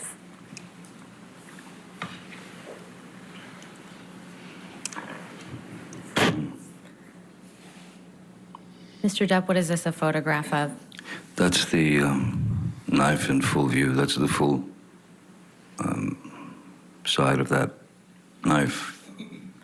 Plaintiffs would move Plaintiff's Exhibit 93 into evidence as well.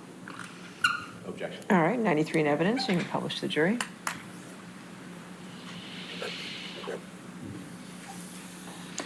Mr. Depp, do you recall the occasion on which Ms. Heard gave you this knife? I don't recall exactly the occasion, whether it was my birthday of 2015 or if it was a Christmas gift. We can take this down, please. Thank you. Mr. Depp, I'd now like to show you what's been marked as Plaintiff's Exhibit 65.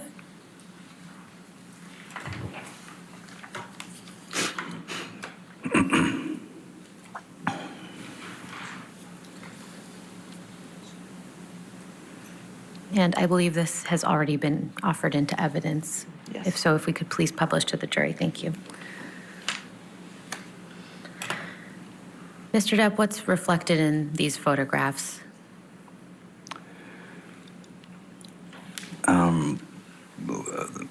There were some scratches, another altercation, and there were some misheard come at me with her nails, her hand scratching at me. And who took these photographs of you?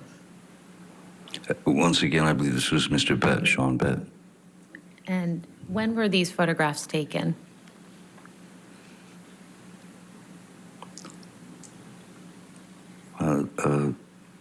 Seems to be Christmas, or 10 days before Christmas, the 15th of December 2015. Mr. Depp, do you remember what led to you having these scratches on your face? This was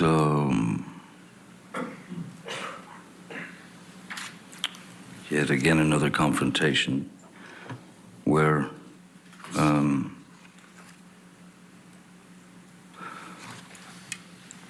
as was my regular practice, there had been an altercation. She was she had some rage issue with me, and I remember that I was trying to go to my corner, as it were, which is I was going into my office in penthouse 3, which is upstairs. And as I was approaching the door to my office, Miss Heard ran out of the master bedroom, our bedroom, and started just throwing wild punches at me, at the back of my head, at the side of my head, at anything that she could connect with. And I had to, I would have to show you sort of how I tried to avoid the attack. Please do. If it's all right, Your Honor. Yes, sir. If I'm walking this way to the door of my office, and the bedroom door is where you are, I'd walked across the mezzanine there, and as I'm approaching the door, suddenly I'm just getting clobbered from behind, and one's natural primal instinct is to kind of duck and cover. So I ducked and covered, but they didn't stop. So I came up this like this, sort of protecting my face, but at the same time, with her arms swinging wildly, I put my arms out and I was able to get her into a bear hug or something, just to stop her from hitting me anymore. And while holding her in that position, she was still trying to, she had her legs, she could kick, she could knee me. So she was still kind of very angry, very animated. And Okay, we're just going to hit a brief pause on this testimony from actor Johnny Depp and his defamation case against his ex-wife Amber Heard, but you're not going to miss a single moment. We're going to bring you back into court right where we're leaving off, so keep it right here on Court TV Live.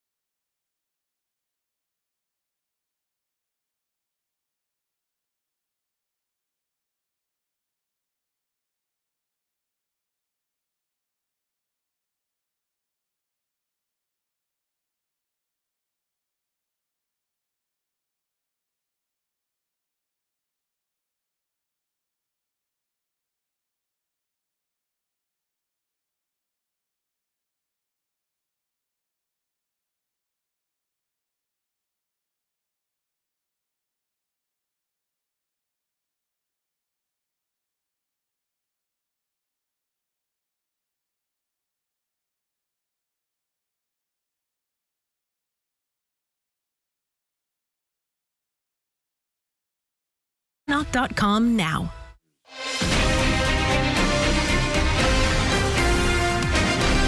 Welcome back to Court TV Live. We continue our coverage of the high-profile defamation trial of Johnny Depp versus Amber Heard.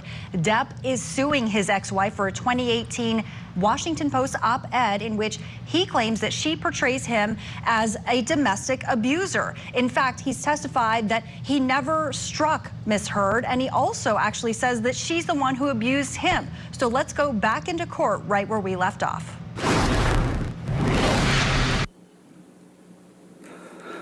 Yeah, it was unpleasant. What happened at the end of that situation?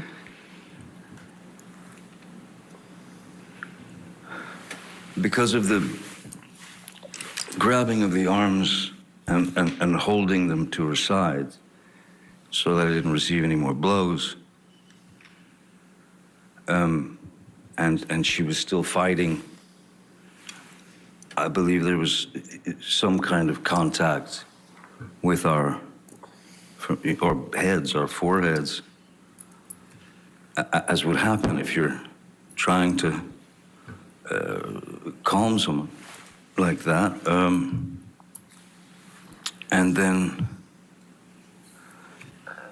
that was when she accused me of headbutting her, of giving her a headbutt and breaking her nose. But there was no blood. There was no. I didn't hit her nose. If there was anything at all, it was a bump of. Well, I'm trying to restrain her. She's trying to get out of it. There's going to be some contact here and there, accidental contact, but not a headbutt. How did you escape this altercation?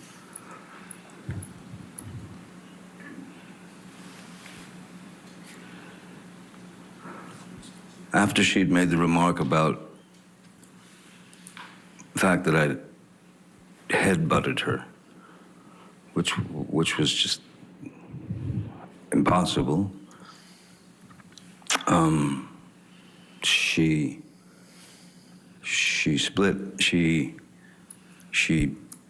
huffed off. I let her go. She huffed away, and she was gone for about 7 or 8 minutes. And then when she came back, I was in the bedroom of Penthouse 3, our bedroom. And she came back about 7 or 8 minutes later, and she had a Kleenex or a tissue to her nose. And then she pulled it away from her nose and she showed it to me. And there was red. There was indeed like red color on the tissue. But me, I know that there was no connection to her nose. No part of my body made connection to her nose or eyes or anything like. So she said, she took it away and she showed it to me. She said, "Way to go, Johnny, you broke my nose. You broke my nose." And I knew I hadn't, so I said, you go into sort of placation mode, which is, "Oh my God, let me see, are you okay? What happened? Let me see." And she wouldn't let me see anything. And so I just tried to calm the situation as best I could. All the while, I was waiting for her to dispense with that Kleenex because I didn't trust it. And so I waited, and when she dropped it into the wastebasket in her bathroom, or in our bathroom, and left the room, went somewhere downstairs, I think, I don't know. And then I pulled the Kleenex out of the trash bin, and I inspected it pretty closely and realized that it was nail polish. It was nail varnish or polish. Mr. Depp, shortly after December 15th, 2015, where did you and Miss Heard go for the holidays?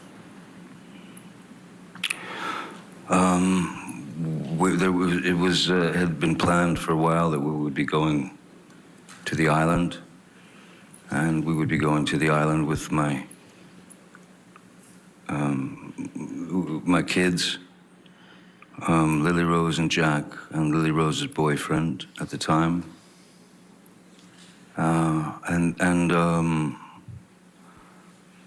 There's a friend of Amber's called Alice Temperley, I believe her name is, and her boyfriend Greg Williams, who's a very well-known photographer, and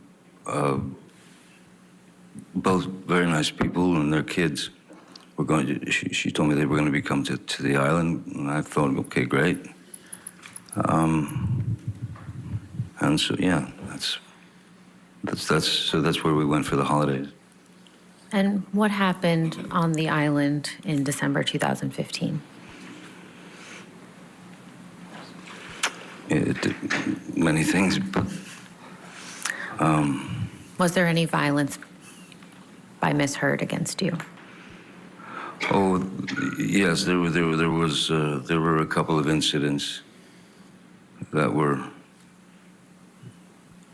again, just each time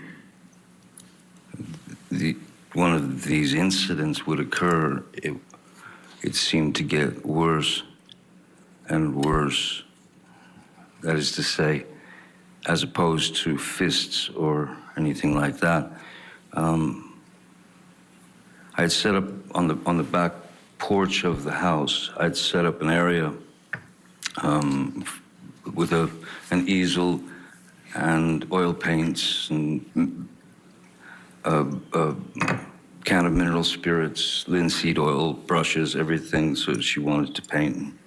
So I had set it up for her, and again. Okay, so we're just going to take a brief intermission here on Court TV, but you're not going to miss a thing as actor Johnny Depp testifies in his high-profile defamation case against Amber Heard.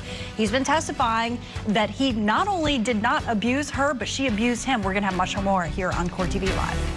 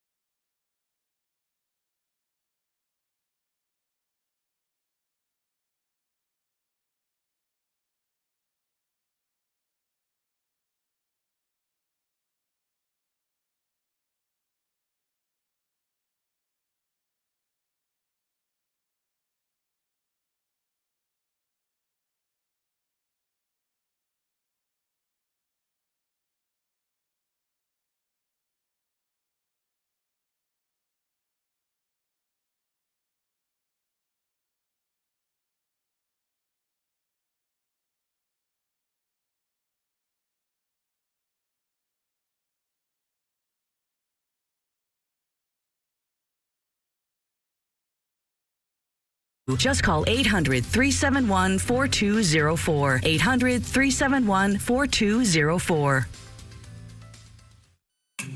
You start to slowly realize that you are in a relationship with your mother. She threw the large bottle and it made contact and shattered. Tears streaming down my face, begging another human being to please give me the meds that will take this away.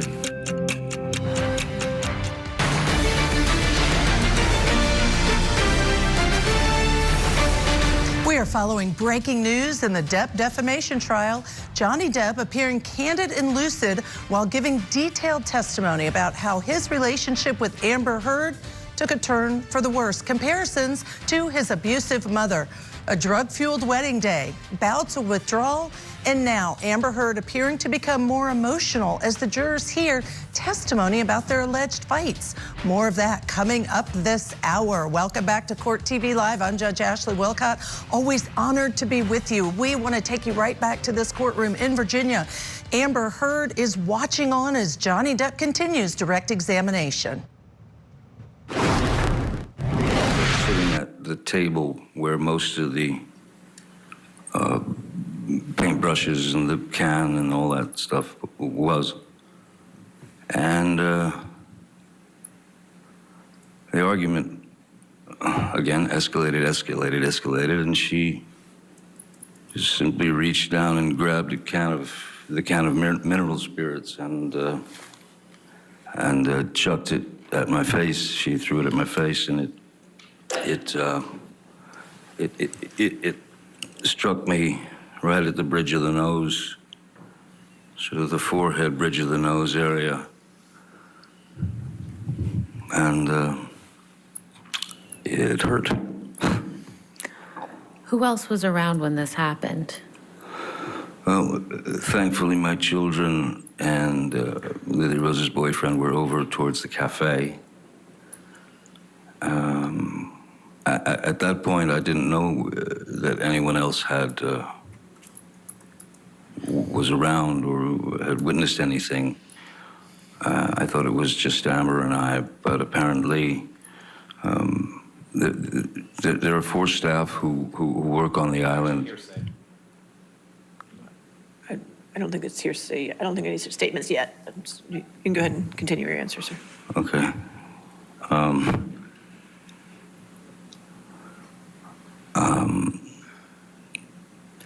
Sorry, the staff that work on your island, Mr. Depp? Yeah. So there are indeed 4 staff who work on the island and live there all year round, who take care of everything, and 2 of them happened to be in that area and witnessed the violence. I'll sustain as to, unless you can lay a foundation how he would know Certainly. that if it was not hearsay. Mr. Depp, how do you know that these staff members witnessed part of this altercation?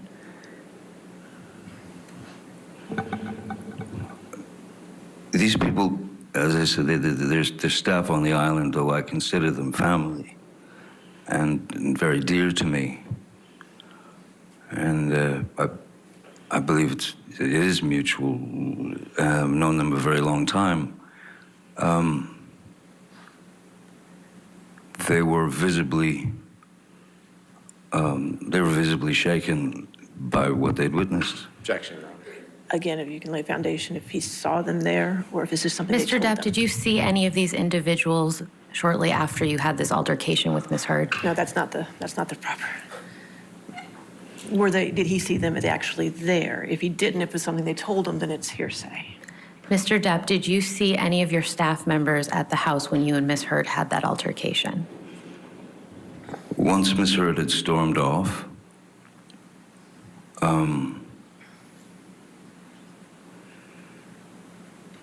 I sort of sat there dazed and confused for a few minutes, and then I walked around the house, and I saw Tara and...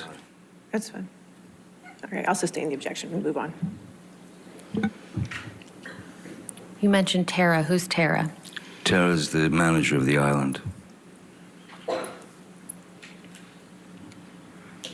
Mr. Depp, I'd like to discuss April 2016 now. When is Miss Heard's birthday? 22nd of April. And in 2016, how was Miss Heard celebrating her birthday? We'd set up a dinner for her, which was, she wanted to have a dinner with her, with all her friends, and Josh, Drew, Rocky's boyfriend, who was some sort of chef, he asked her what she would like for him to cook. That's hearsay, I guess. Yes. Go ahead. I know, I'm just sure it's offered for the truth of the matter asserted. He got it. Okay, all right, well, then. I'm learning. There you go. Let me put it a different way. Mr. Drew, who was a chef, which I don't believe is hearsay, Mr. Drew had made Mexican food Ms. Heard's favorite. Is that better? And what were you doing that day before Miss Heard's birthday celebration? I had been in a room for many, many hours with a group of accountants, new accountants, and they were going through essentially the situation that I was in financially, which was a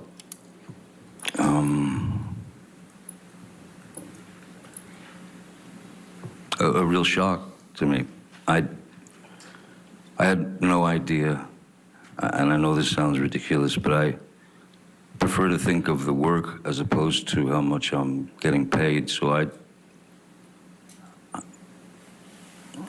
I had no idea how much money I'd made. I just didn't. I just figured if I was working, there was money, so everything would be all right. They informed me that I had been, well, that quite an inordinate amount of sum of money had been was gone. It had disappeared, and after having worked 30-something years in the industry, I'm sorry, I could hear Ms. Brett. No, you're fine. Go ahead. Sorry. Go ahead. I was pretty shocked at where I was to learn I was exactly financially. And it was a very long meeting. And I knew, of course, that Ms. Heard's birthday dinner was to start at, I believe, 8:30. And I texted her a number of times from the meeting saying, this is probably going to go long, and I think I might be a little late. I'm sorry, but it's, you know, important, and I'm going to be a bit late for the dinner. And I apologized all over the place, and so when I left and picked up something at the house, which I believe was her gift, on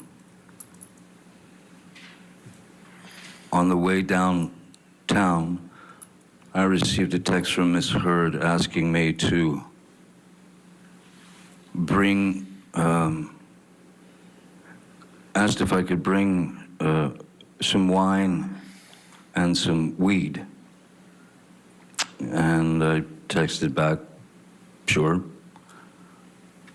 And then by the time I got to, arrived at Penthouse 5 for the party, I was about an hour and 40 minutes late, maybe, something like that. Before you arrived, how many drinks had you had?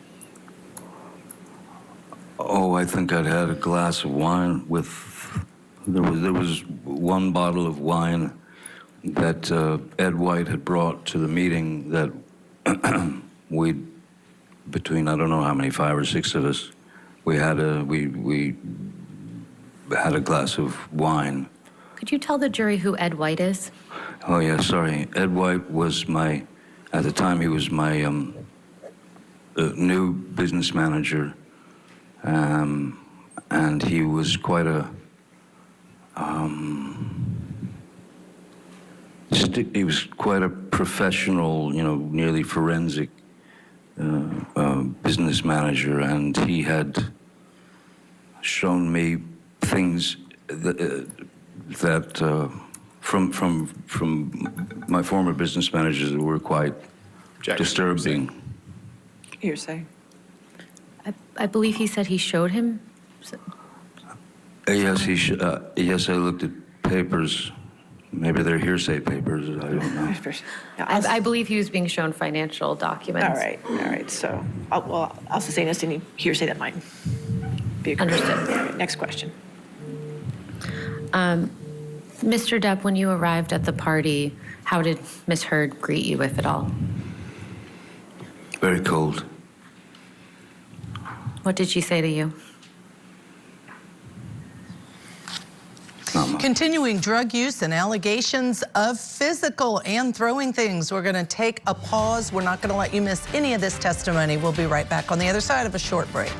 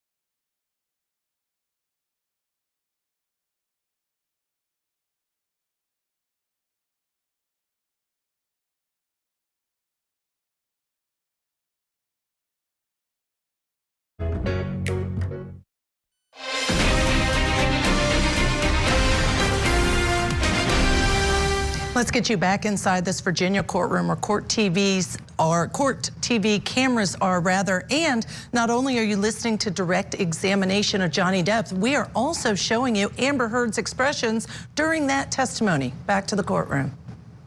Not much, except occasionally she would tear herself from the conversation that she was in and just to lean towards me. I was sitting to her right, and I would get a quick earful of, I can't believe you've done this to me on my birthday. I can't believe, I'm so embarrassed. You know,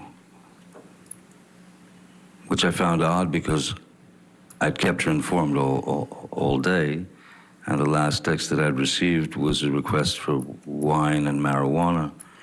So when I got there and received that attitude,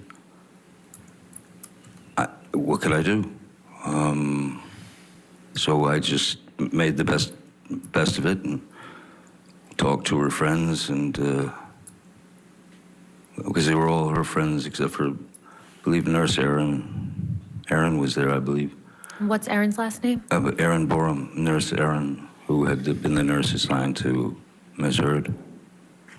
So I just had conversations with the various people there. Her makeup artist, Melanie Iglesias, was there with her fella, and I remember speaking French with them.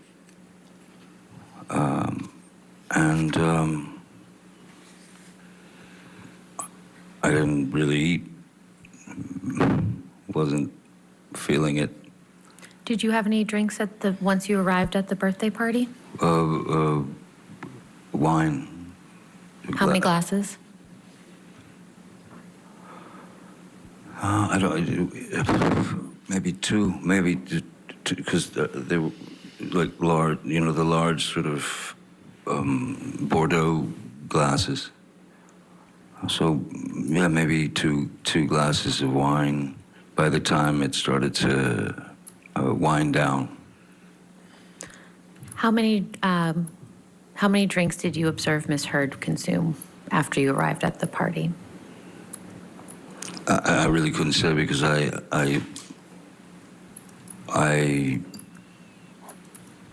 all I saw was just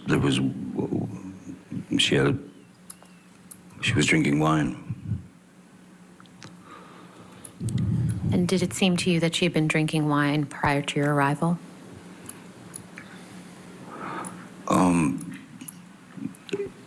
I was sure, since I was an hour and 40 minutes late, that Ms. Heard was well into the wine before I got there, yes, certainly. How did the party come to an end?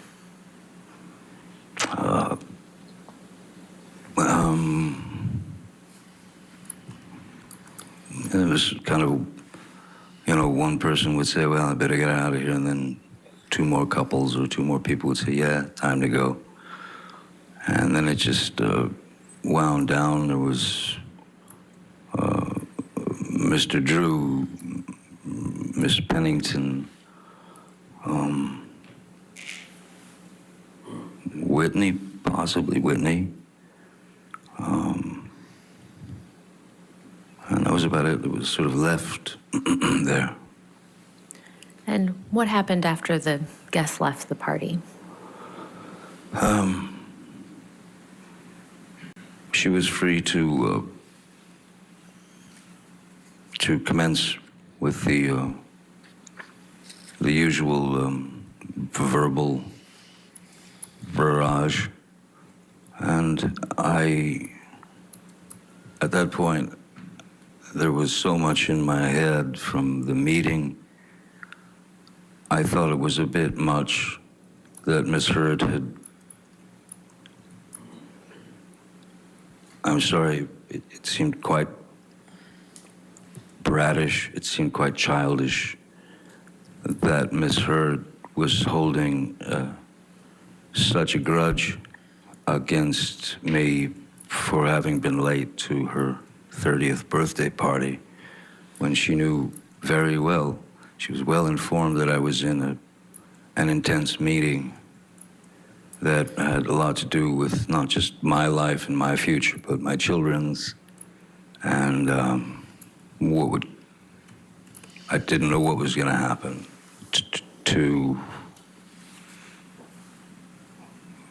I didn't know what was going to happen. I didn't know if houses were going to start going away. I didn't. So it felt.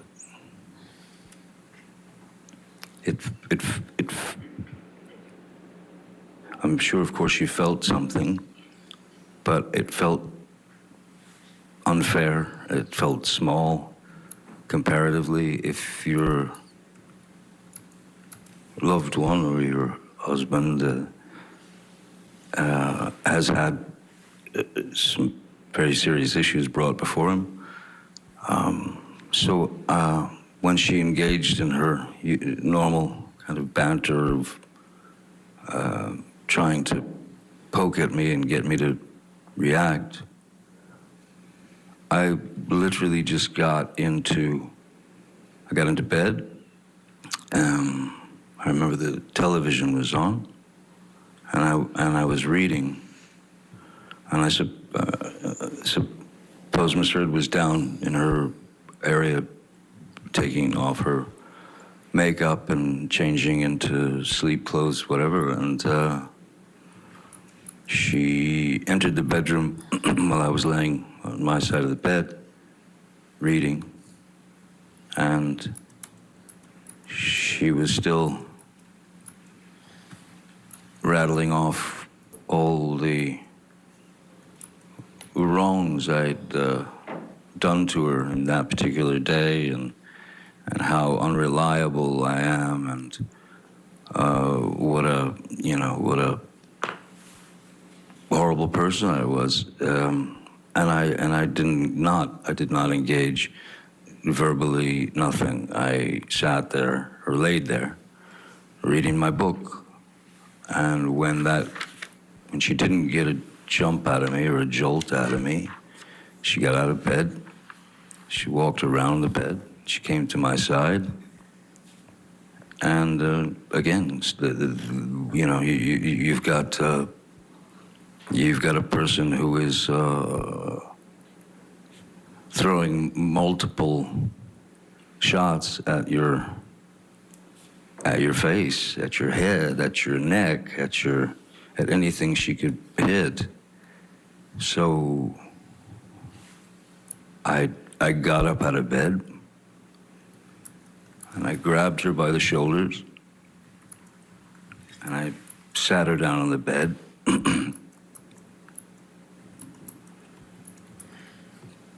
And I said, I'm leaving. Please don't get off the bed. Please don't follow me. Please don't try and stop me. I'm leaving.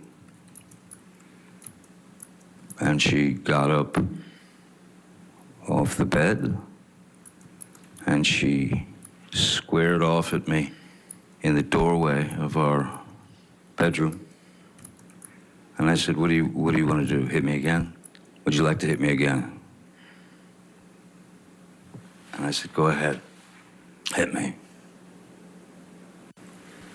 Bam. And then I just said, is that what you wanted? Would you like another? Bam. There's the second one. And I said, good, now you're done. Grabbed her by the shoulders, walked her to the bed, sat her down, and said, don't follow me. Leave me alone. I'm out. I'm gone. I went, I grabbed a few things, and I got out immediately, and I went to my other house on Sweetser. As Ms. Heard she was leaving the following day for Coachella, which is it's a big event, a concert, many bands, and yeah. out in the desert. She and her friends were going to Coachella for the weekend. And that was it. That was it. Mr. Depp, after April 21st, 2016, when was the next time that you actually saw Ms. Heard in person? Drugs, domestic violence, and Depp. Who will this jury believe? You're not going to miss any of Johnny Depp's testimony. We're going to take you right back into court after the break, right where we're leaving off.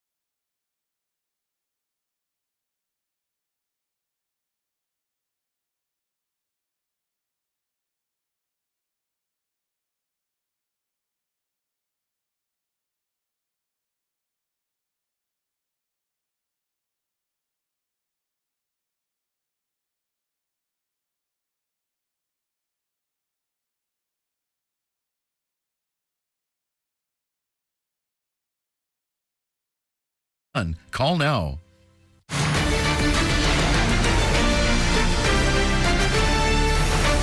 Welcome back to Court TV Live. I'm Judge Ashley Wilcott. Thank you for joining us this afternoon.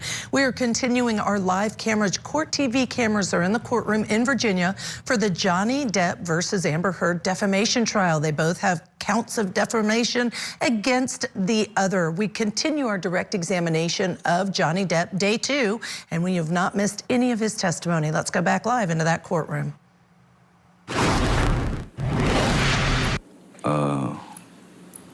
It was actually April, it was actually her birthday. It was about 4:30 in the morning, April 22nd. And that's when I left.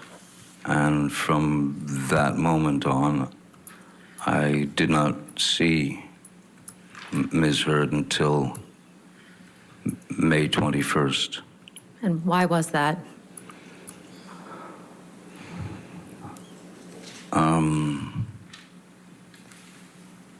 I had received some news that was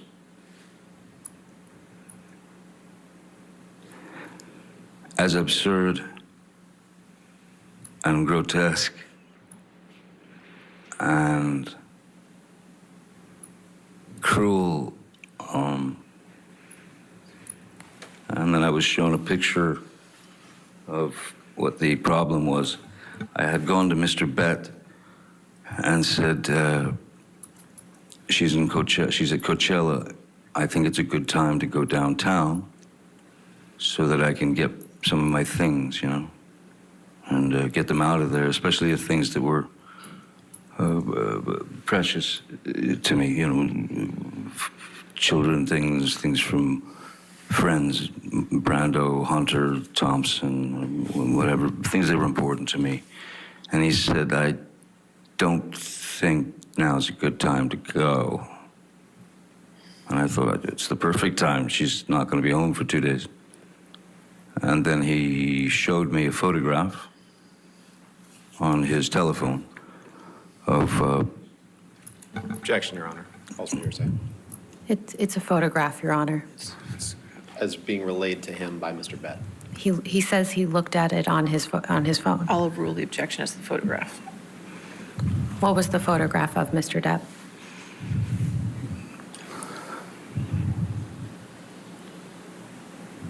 It was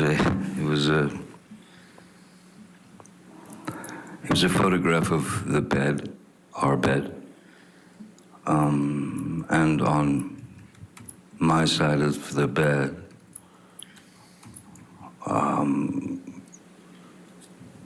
was human fecal matter.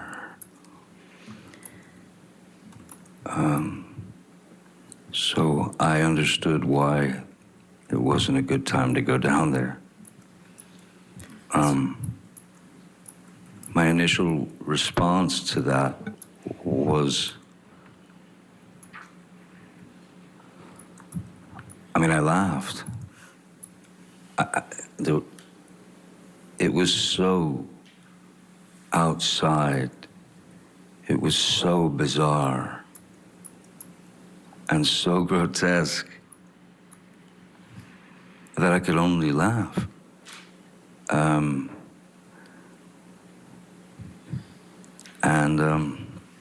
So I did not go down there that day. Mr. Depp, how was your mother's health during this time?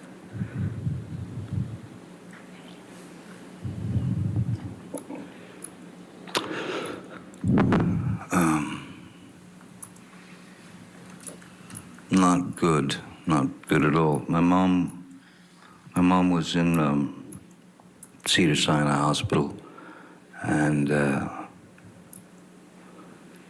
she was on her way out. She was dying. How often were you going to see her during this time? Excuse me? How often were you going to see her during this time? As much as I could under the circumstances.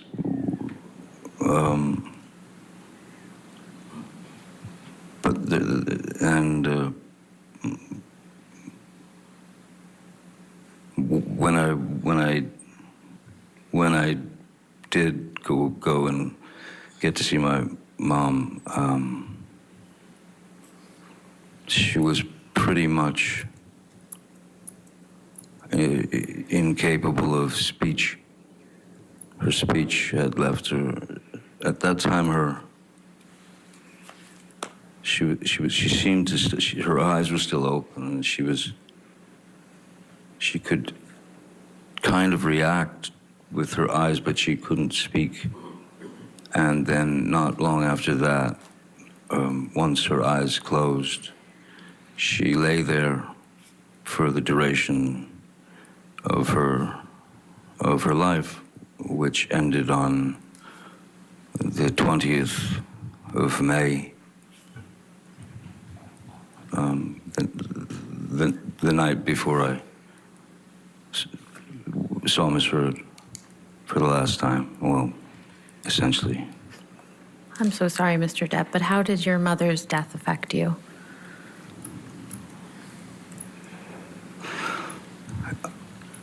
As it would anyone, I suppose. There was one thing that I couldn't fathom was, I brought my kids to see Betty Sue in the hospital, and at that time she was not functioning. She was not responsive. She was alive still. She was fighting still inside, but she was lying in the bed,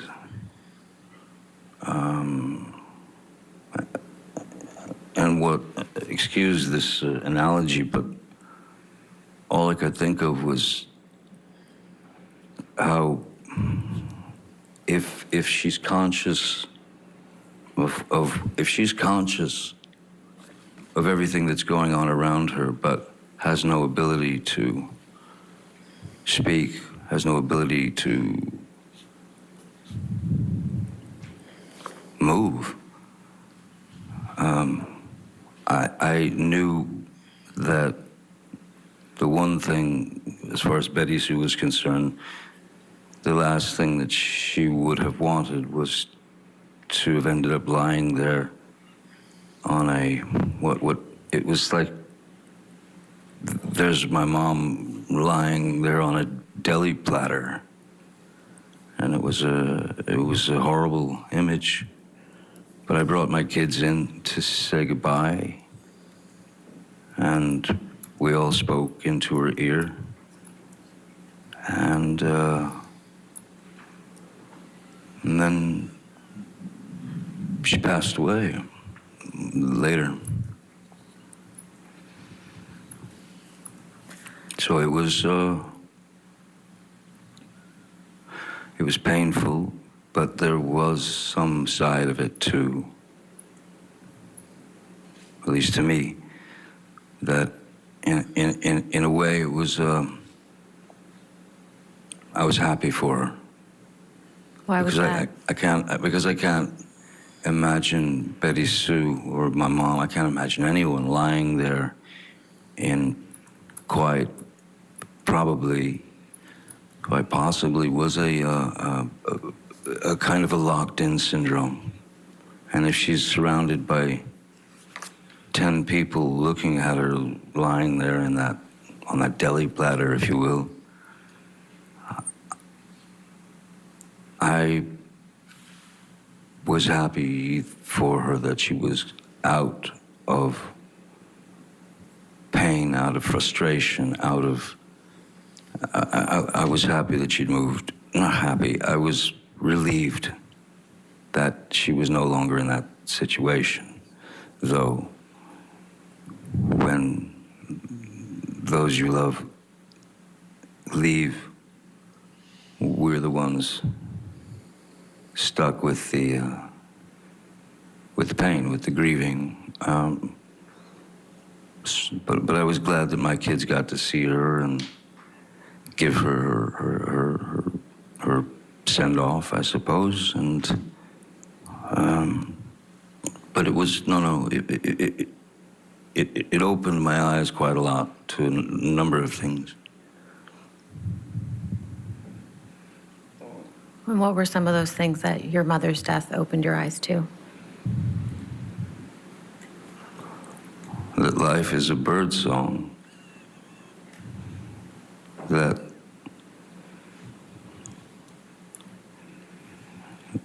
what feels like 100 years is in fact a second, millisecond. Nobody can count those things, you know. So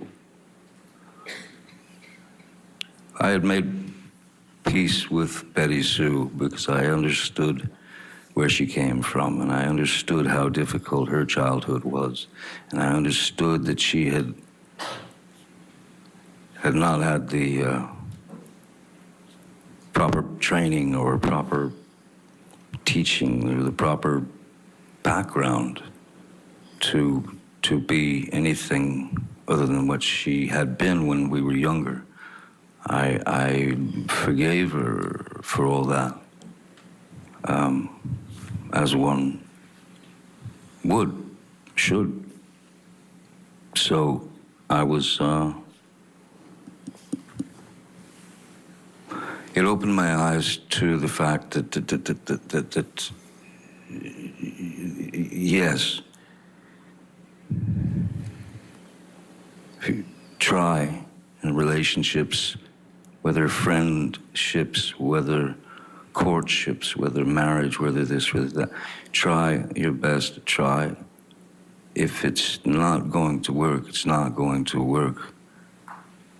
And more importantly,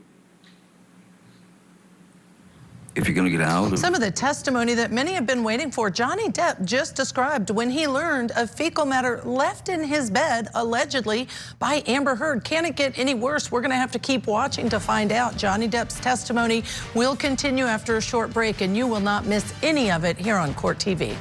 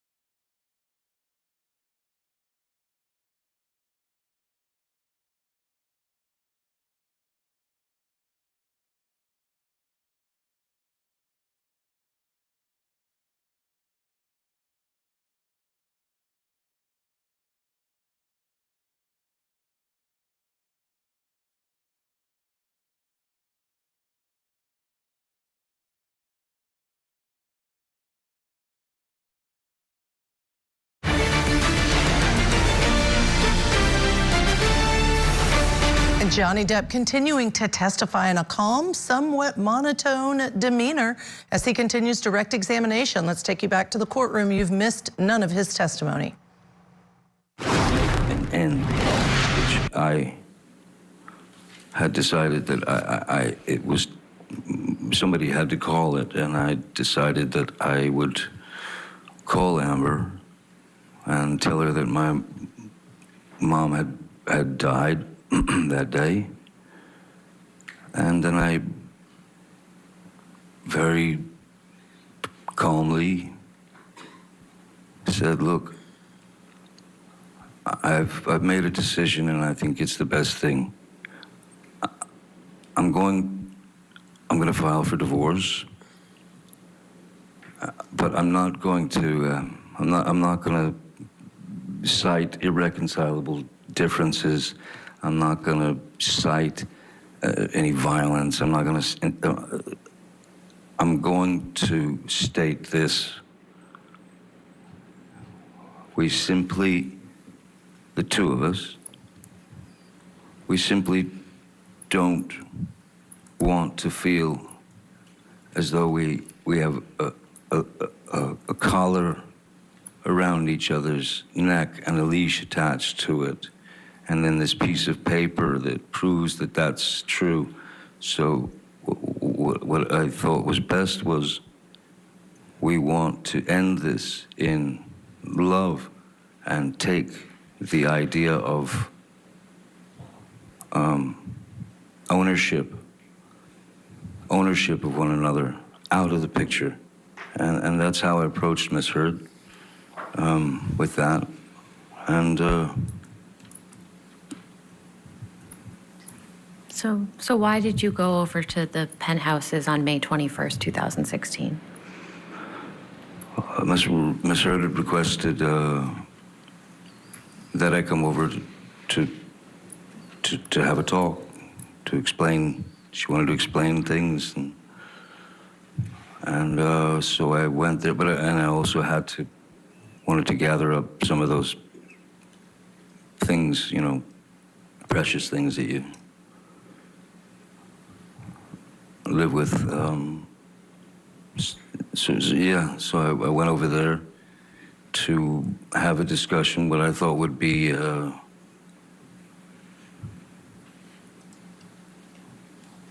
calm understanding. And I figured she understood as well as I did that there was no way back. And I also felt that she would understand that it was the best thing for both of us, and there were no, there was nothing to, there should have been nothing to fight over. It was clear. I had told her that I would take care of her and all that, and then she started to, she was telling me about she brought up the situation of her fecal matter on the bed, and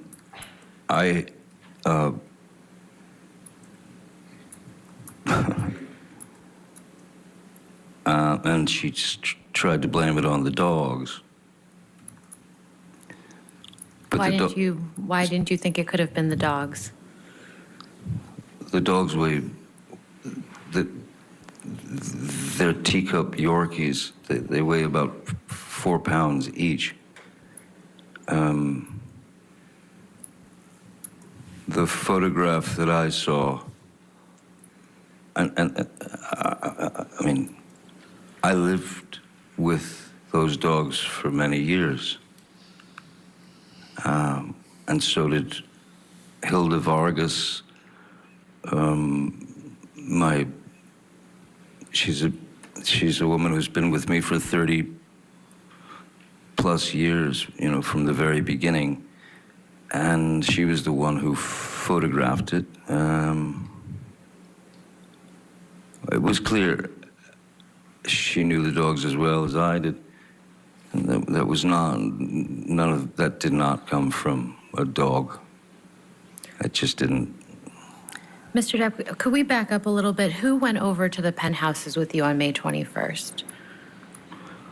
I went to the penthouses with Jerry Judge and Sean Bett, and I had asked them on the just in case, please pay particular attention and stay as close to the door, stay at the door, or if you got a split, come back quick, if they went down to the security shack or whatever it was, don't linger, get back. Because if you hear anything, if you hear screaming, you got to get in there. So leave the door unlocked and spring in there if you hear something. Why did you want them to be able to get into the penthouse quickly if they heard anything? Just based on my past experiences with Miss Heard, when you say something that she either didn't agree with or swore up and down that it was a complete falsity and there was something wrong with me, I'm crazy, and the escalation. If anything was going to start to escalate, I did not want to be there. So I had them waiting by the door to get in there in case anything went down. So when you walked into the penthouse, what did you see? When I first walked into the penthouses, you walk in and then make a left, and then you're in the kitchen area, and then beyond that was the living room. I saw Miss Heard sitting there on the couch, and I went over to talk. I went and sat down on the couch. She was sitting on, the couch was kind of a square, or a half square, She was sitting on one side of the couch, I was sitting on the other. That's when she was trying to explain a few things about Coachella, and then the fecal delivery. And saying that it was the dogs. And I could not agree with her. I'd lived with those dogs. I picked up their fun. It was not the dogs. And so what happened was I said, let's call Kevin Murphy. Who's Kevin Murphy? Kevin Murphy he was in Los Angeles. He was the house manager over the places in West Hollywood, and he was also taking care of the penthouses downtown, if any work needed to be done or this or that. Who thought we'd hear this much testimony about fecal matter on Johnny Depp's bed, accusing Amber Heard of being the one that did it and put it there? So we're going to have to watch and see what happens. You'll be right back. A programming note for your consideration. Court TV's Michael Ayala will bring you a special hour of testimony of the day from the Depp-Heard defamation trial to get you caught up on all the best moments from the trial on a special hour starting at 7 p.m.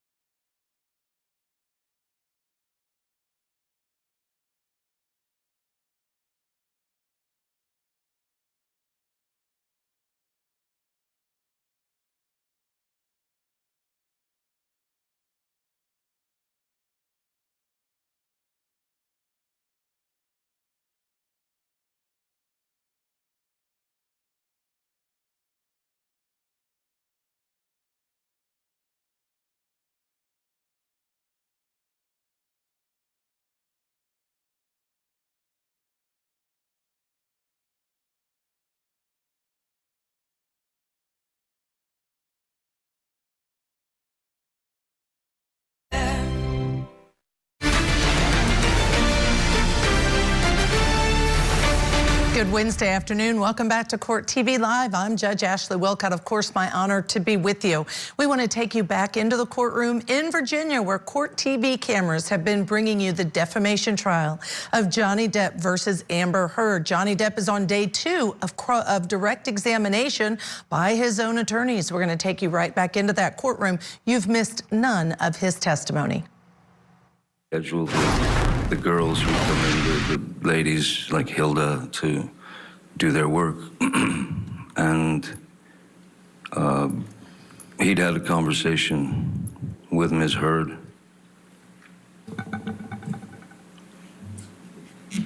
Hearsay, Your Honor.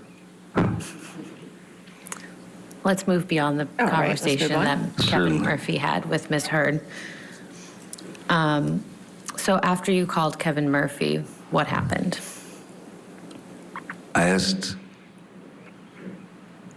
Kevin if Amber and he had spoken about the incident. He said, yes, they had. Okay. And it appears that Ms. Heard had told... Hearsay, Your Honor. I'm not sure. This is apparently a statement by Ms. Heard. That he heard from Kevin Murphy. That's what the testimony is. All right, if you want to reframe that, that's fine. Okay. After you when did you hang up the phone with Kevin Murphy?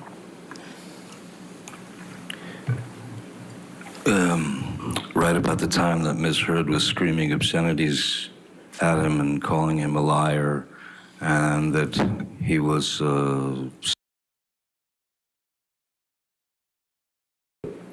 don't speak to this man that way, do not disrespect this man in that way. And then Kevin Murphy just hung up.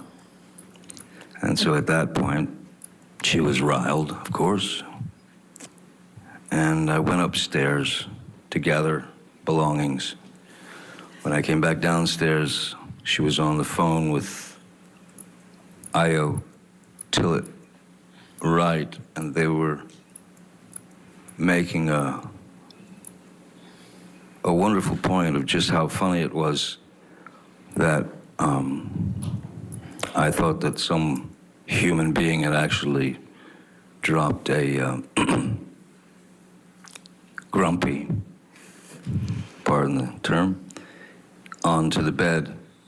And they were yucking it up. They were laughing about the whole thing, and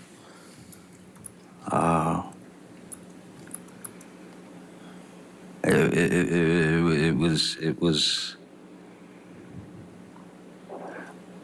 you know, it was a tough couple of days, and I really didn't feel like I deserved that kind of treatment. And I went over and I said, let me talk to her. I grabbed the phone and I said to Io, you can have her now. She's yours. She's all yours. Right? And then I took the phone and I just banged like that onto that side of the couch was 8 feet long. The other side of the couch was about 6 feet long. I flopped it onto the couch, and I was walking towards the kitchen to exit, and then suddenly Rocky Pennington ran in to the penthouse and started, you know, leave her alone, Johnny, leave her alone. And I was by the refrigerator at this point. I was 20 feet away. Where was Ms. Heard at that time? She was still sitting on the couch. And that's when the screaming, you know, the screaming started with, like, again, I'm 20 feet away. She's still got Io on the phone. She's got Rocky there. Stop hitting me, Johnny, she's screaming. In her best freaked out, upset voice, high-pitched. Stop hitting me, stop hitting me. Jerry Judge and Sean Bett entered the room. And as they entered the room, and she was quite surprised to see them, she said, "That's the last time you'll ever hit me. That's the last time you'll ever do that to me." And again, I'm a good 20 feet away by the fridge. And then Jerry said, "Boss, I think we should just leave." And then we left. That was the last time I saw Miss Heard until she asked me to break the restraining order. Or not break the restraining order, break the restraining order and talk to her in July later. Mr. Depp, where did you go after you left the penthouses on May 21st? I went home. To which home? Oh, to Sweetser. And then where did you go? Where did you go after you went home to Sweetser? I was due to. I had to go to. I had to catch a flight to New York, where we were doing. This group, the Hollywood Vampires. we were about to set out on a 2 or 3 month tour of Europe, and we were rehearsing in New York, and then we played one show in New York as a warm-up gig, and then we were on the plane, and we started the shows in Europe, and I was on the road from then, which was May, through July, August or something. Ms. Myers, is this a good time to take our afternoon break? I was just going to suggest that. Thank you, Your Honor. All right, thank you. Let's go ahead and take our afternoon break, ladies and gentlemen. Please do not do any outside research and do not discuss the case. An afternoon break while the court is adjourning. Let's bring in our guest legal analyst with us today, criminal defense attorney Marie Pereira. Thank you so much for joining us. Tell me, first of all, your initial impression of the testimony of Johnny Depp under direct. I find him to be doing extremely well. I know everyone is saying he's moving along like a turtle. I think another guest earlier said it was like a boredom show. I disagree. I think he's being very, very relatable. And I think he's chronologically explaining what happened. And he wants the jury to see him as a human being. And he's really gaining their empathy. Yeah, Marie, I look at social media during the show even sometimes to see how viewers are watching this, and many viewers have said the same, which is, I believe him. So I know that you're a domestic violence expert. Do you believe Johnny Depp as he's outlining things that he says happened? I believe him completely, that he is a victim of intimate partner violence. I believe that it was mutual, and I believe most oftentimes he was trying to prevent her from hurting him. I think he's driving it home, and I think it is really bringing out the fact that men can be victims of domestic violence also. It is sort of, frowned upon and is underreported, but I think in today's culture, it's being accepted more and more. And I think too, Marie, to your point of that it's both ways, I mean, what do you do at the end of the day if it is both ways? What advice do you give victims of domestic violence on what they can do if they find themselves in these circumstances? I think they should try to do what Mr. Depp apparently is testifying he tried to do, to remove yourself from the situation. But when you're with a partner that is not allowing you to leave the room, it is extremely difficult. I'm surprised that he didn't ask for a divorce a long time ago. And I absolutely believe his account of everything that happened. All right, Marie, you're going to stay with us. I appreciate your expertise. The court is coming back from a break. We're going to take a quick break. When we come back, we'll take you back into the courtroom for more testimony from Johnny Depp.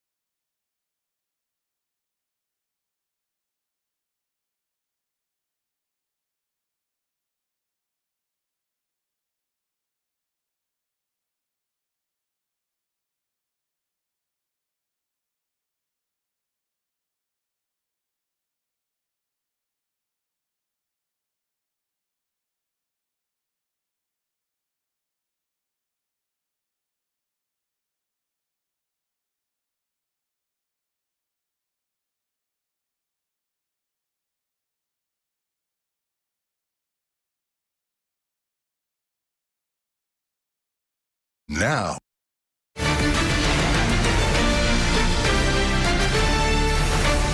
Johnny Depp has now been talking about the darker aspects of his relationship with Amber Heard.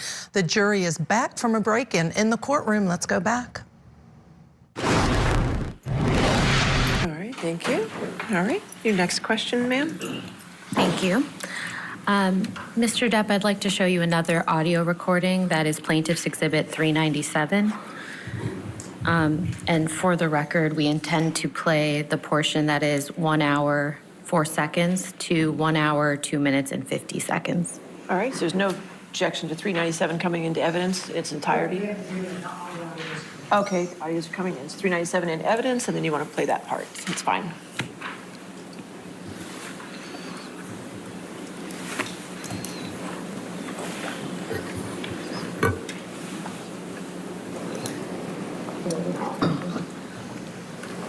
I wish I had known that.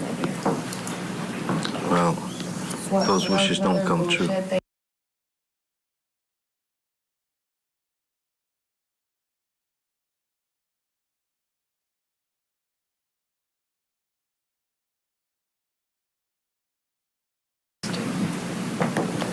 Oh, sorry. I'll write you a check for the extra sip I took. Is that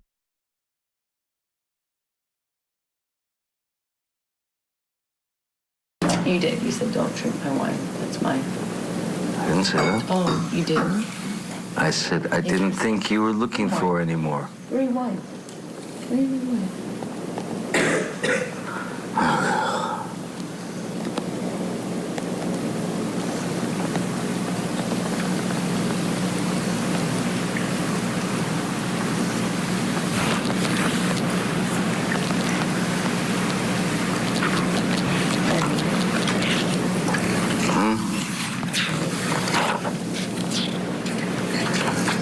Probably defended me pretty good in front of your Rocky and your pop and your mom.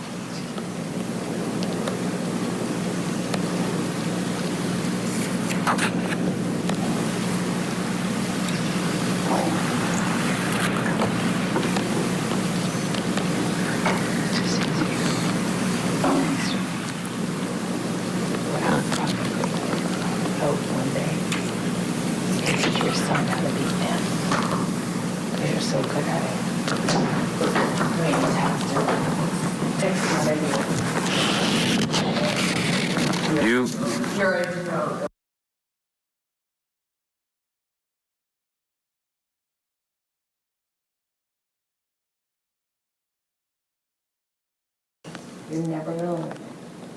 Out to God. Jack's stepfather teaches him more about the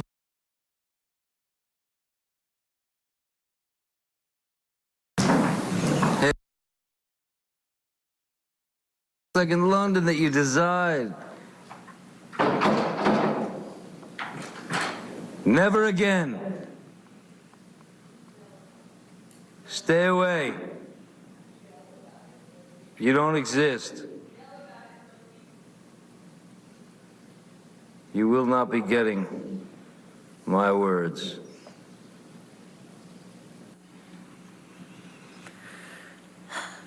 Mr. Depp, could you please describe to the jury what they just heard in that audio recording?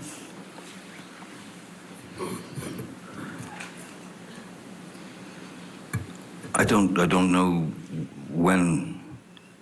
I don't know when that. If there's a date on that, but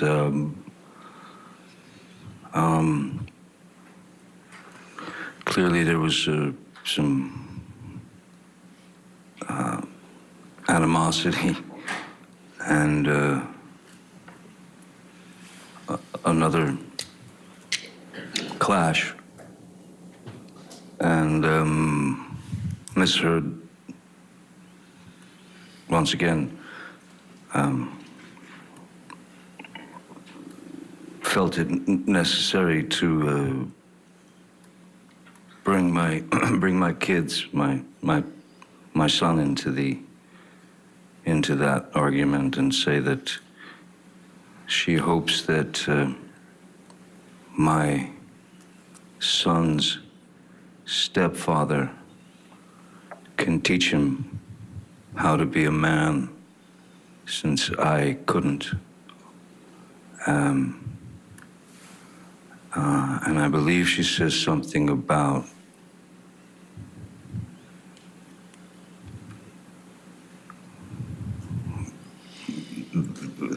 more man in the stepfather than would be existing in my, I believe the term was left nut.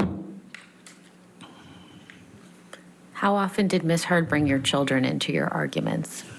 Too often. And at the end of your relationship, how was Ms. Heard's relationship with your children? Non-existent. My children, my kids are far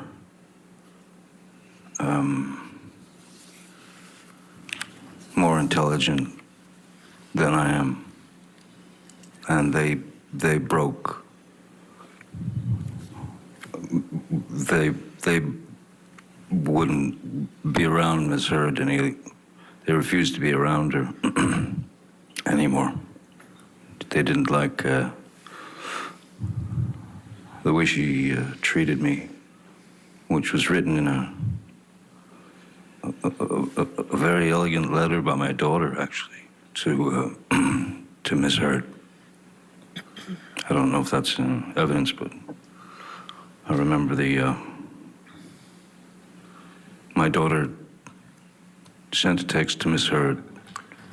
Objection, Your Honor. Just hearsay. It's one thing for the witness to tell his story. It's another thing for him to tell other people's stories. All right. We can move on. Okay. I'm sorry, I read the email. Yeah, I understand. Next question. When did you learn that Ms. Heard had filed for divorce? Well, it was,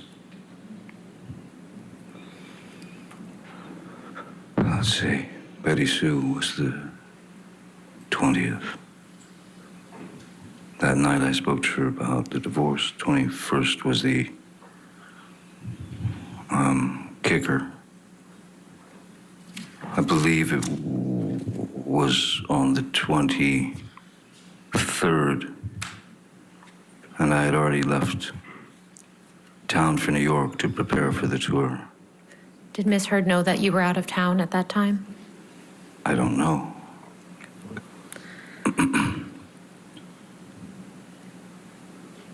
When did you learn that Ms. Heard had made domestic abuse allegations against you?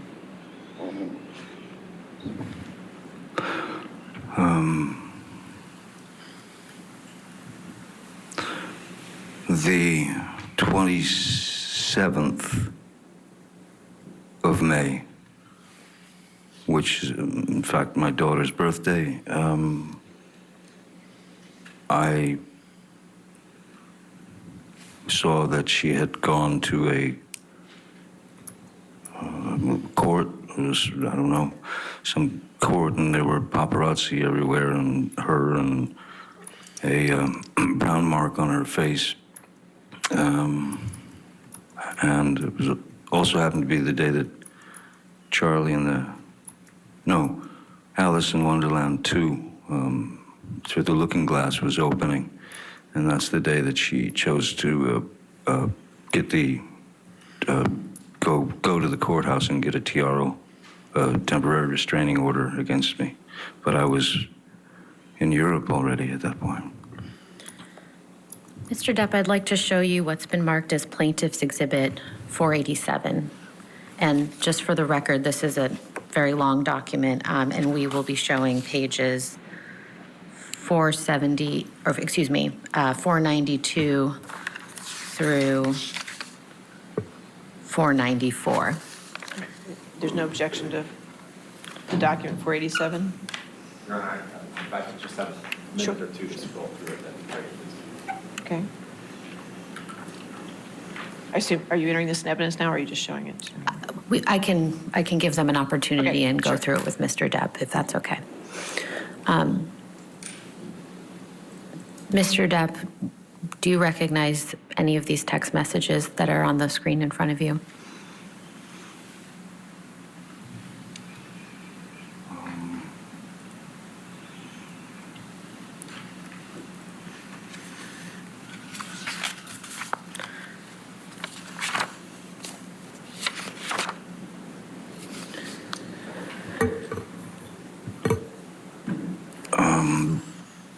vague memory of these.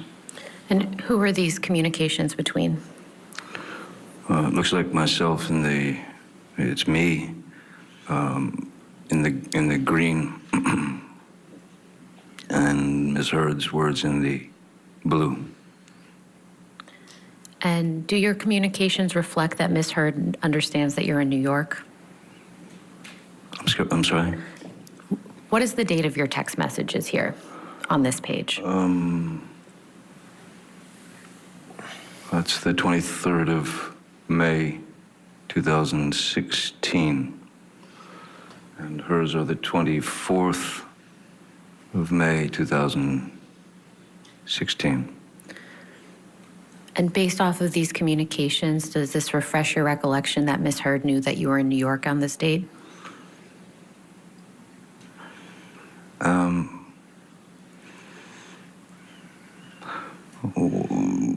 In her text, when do you leave? What was clear that I was leaving right away, but I'm not sure that I wasn't already, because I wasn't in New York City. We weren't playing New York City. We were playing. We were rehearsing in a like a casino, a big casino, and that was where we did our first show first show to practice for the tour, the European tour. So I don't know. We do need to take a break. You won't miss any of the testimony. We'll take you right back into the courtroom when we come back.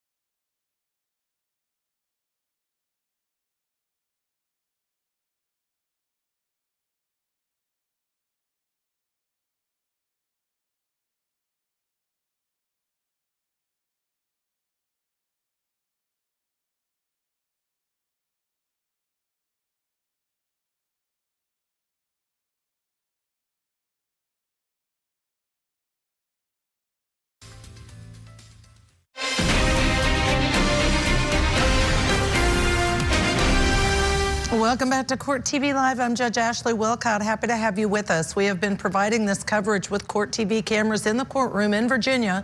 Johnny Depp versus Amber Heard. Johnny Depp, day 2 of direct examination. You haven't missed a thing. Let's take you back in the courtroom. Either leaving for New York, but I think I was already there because New York City,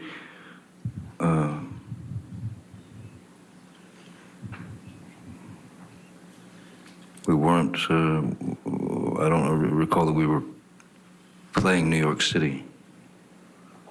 So maybe I was suggesting going there. I don't know. Could we please turn to page 494? And Mr. Depp, do you see the text message from Ms. Heard on May 24th, 2016 at 6:33? Yes, I do. Yes, I do. Okay. And do you understand what Ms. Heard is referring to in this text message? Is it all right if I just take a quick glance? Please do. Thank you.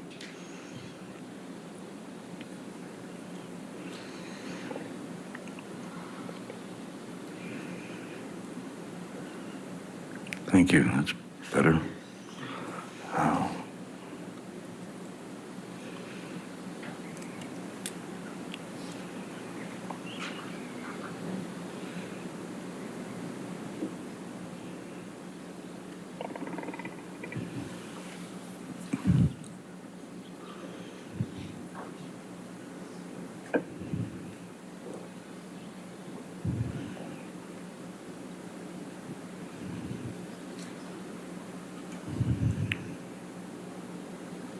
I remember, yes.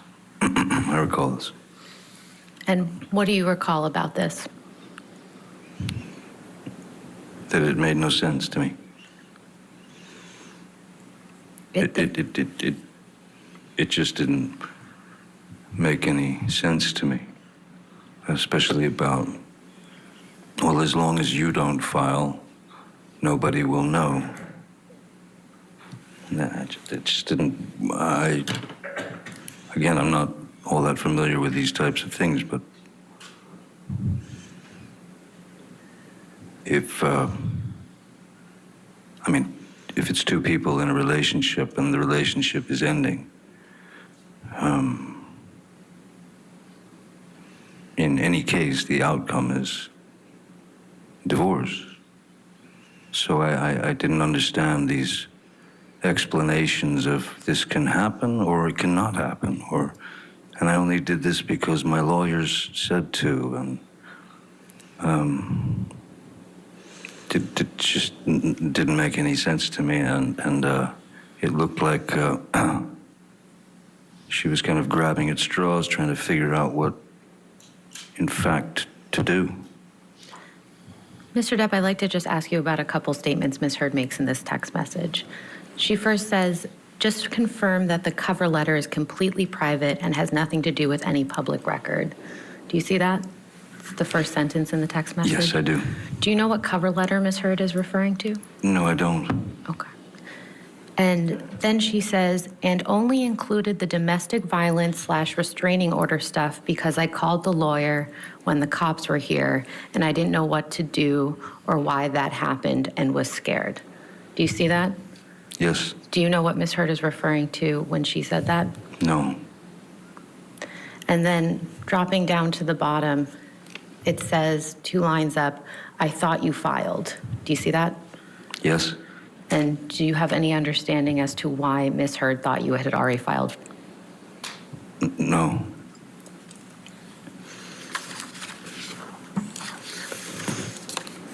I had on the night of the 20th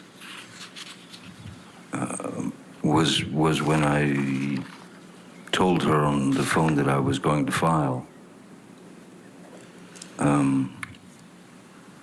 For divorce, and in the way that I had explained it, to keep everything nice and calm and even.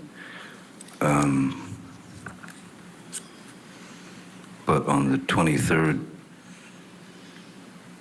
she filed, and so I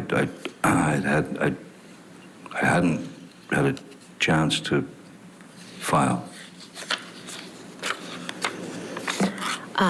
Your Honor, I would move Plaintiff's Exhibit 487, specifically the portions from page 492 to 494 into evidence. So you just want page 492 to 494? Yes, Your Honor, it's a 700-page document, so I... Just page 4, well, are you going to ever put more of 487 in, I guess is the question. I believe so, Your Honor. So this is 487A? Certainly, that would make sense. Okay, so 487A, page 492 to 494. Any objection to those 2 pages? No, Your Honor. All right, those 2 pages are in You said, evidence. just for clarity, is that two pages or 3 pages? Is it 492? 490, that would be 3 pages, if that's correct. That's correct. Okay, 492 to 494, okay. And could that please be published to the jury? Oh.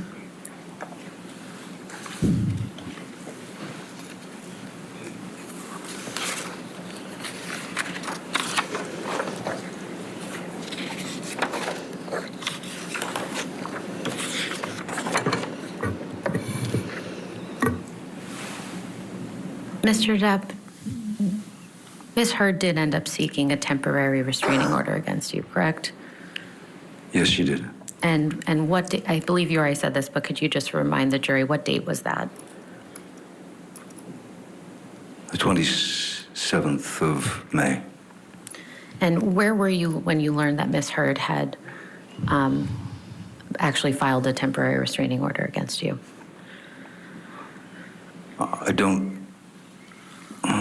I don't recall if we had left for Europe as yet. That is the Hollywood Vampires for the tour. So I was either in New York State rehearsing and preparing to go to Europe, or I was already in Europe. I'd have to check the tour dates. Did you find out on the 27th or shortly thereafter? No, I found out on the 27th. It was everywhere. And what do you mean when you say it was everywhere? It was multiplying and multiplying and multiplying throughout media, throughout social media, throughout so-called sort of straight media or whatever. And I was taken aback a bit. If we could take this down and please pull up Plaintiff's Exhibit 411.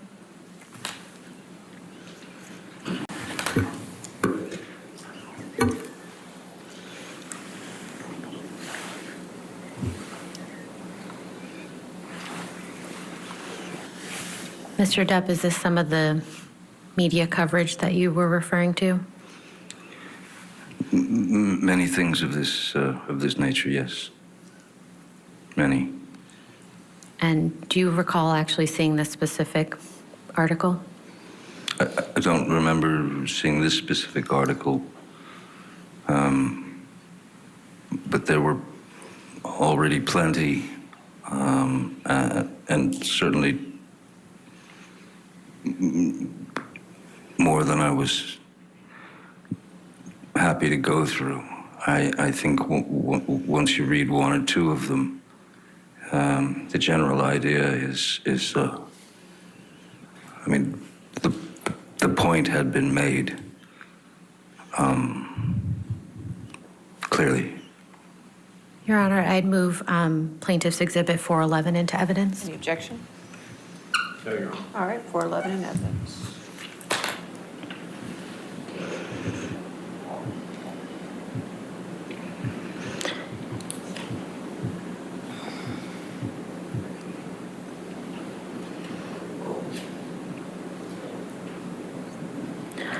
Could we please take this down and pull up Plaintiff's Exhibit 414?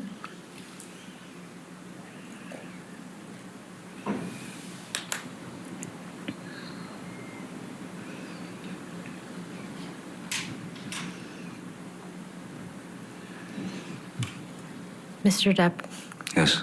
do you recognize this article at all? I remember.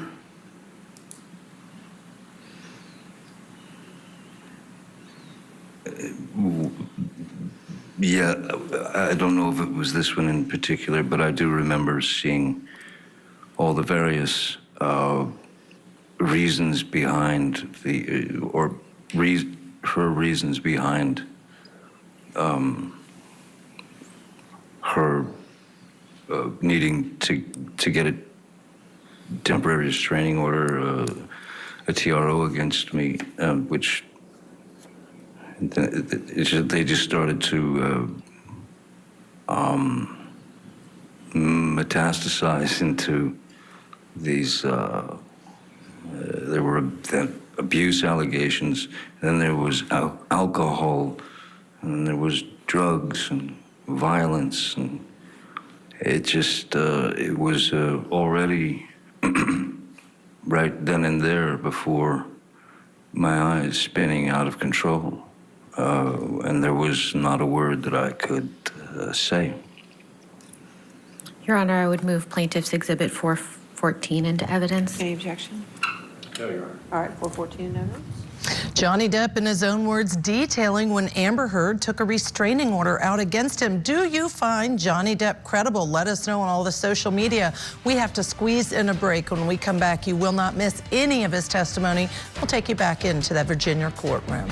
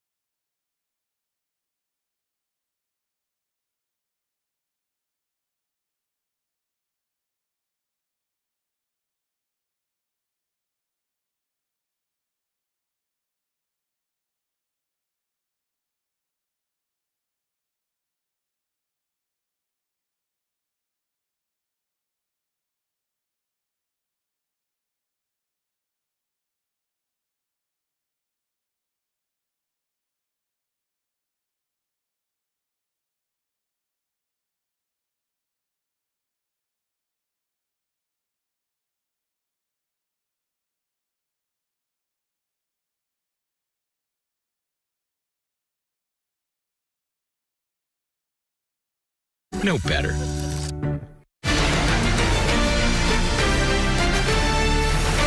Let's get you back to court in Virginia in the defamation trial of two A-listers in Hollywood. Johnny Depp on the stand, direct examination. He's now talking about allegations Amber Heard has made against him of violence.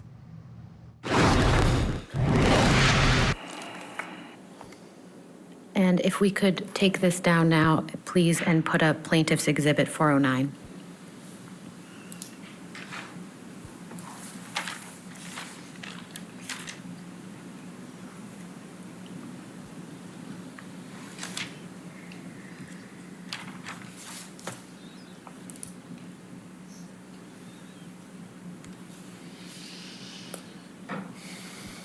And, Your Honor, if I could move Plaintiff's Exhibit 409 into evidence as well. Any objection with 409? No objection. All right, 409 in evidence. Thank you.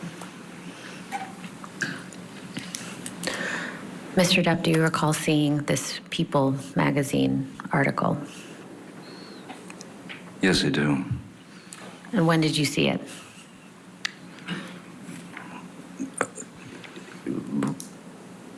Right when it was released, right when it came out. Did you speak to anyone about this article?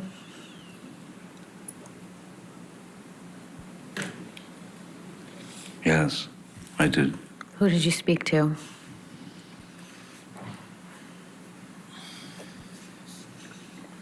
Mostly friends and my sister Christy, mostly friends, and certainly the band.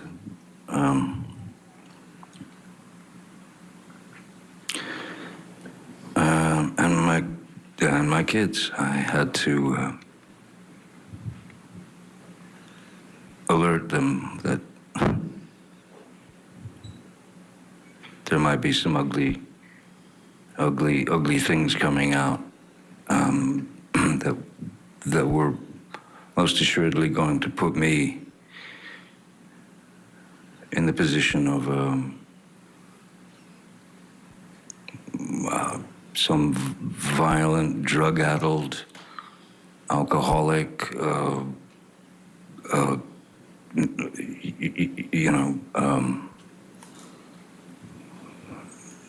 just reprobate.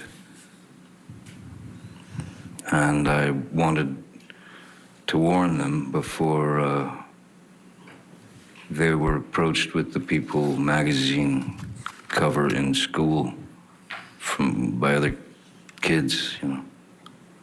I wanted to be able to explain to them that this was going to be visible and it's going to be everywhere, and I apologize to them that this was happening. Had you ever been accused of physically abusing a woman before this point? No. No.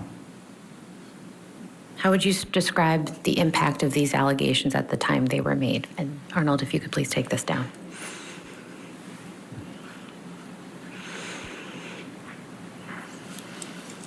I felt ill.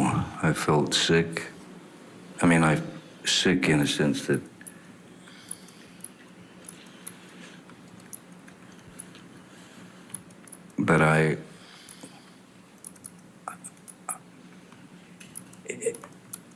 there was no truth in it. There was no truth in it whatsoever. And the fact that it was coming down on me so hard and so quickly, and how it gained momentum around the world.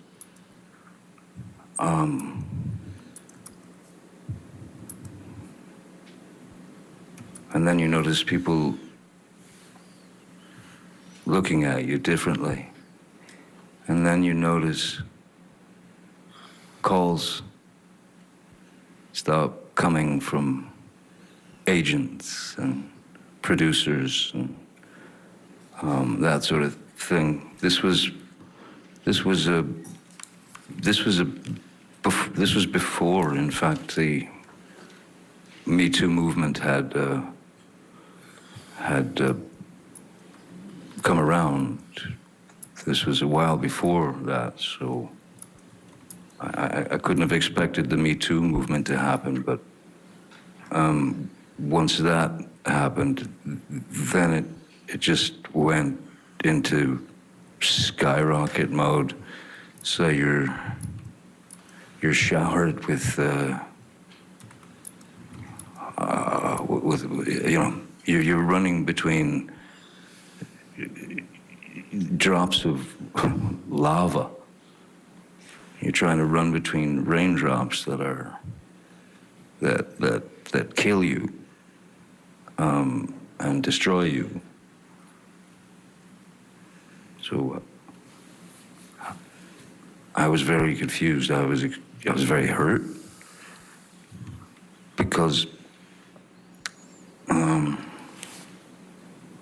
as I said before, when you're in a relationship and you do give your truth to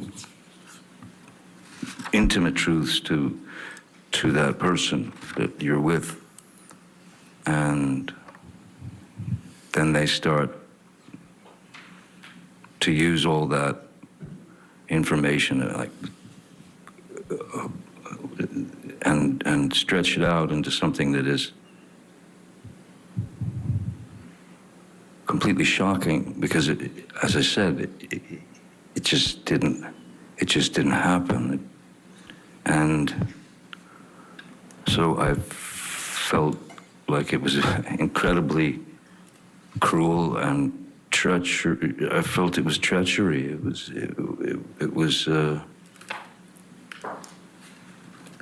I don't know if she wanted me to just be erased or drop dead or just let me stick around and allow her to ruin my life for a while and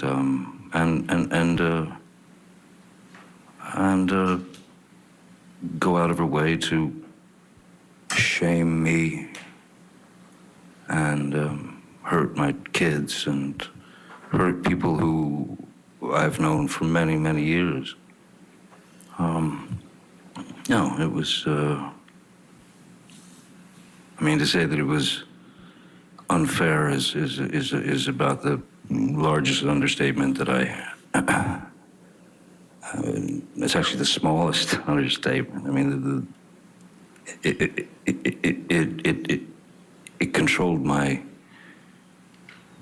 Still with me, criminal defense attorney Marie Pereira. Marie, let's talk about Amber Heard, because the jury is watching both of these individuals. What takeaways, if any, do you have from the demeanor and appearance of Amber Heard during this testimony?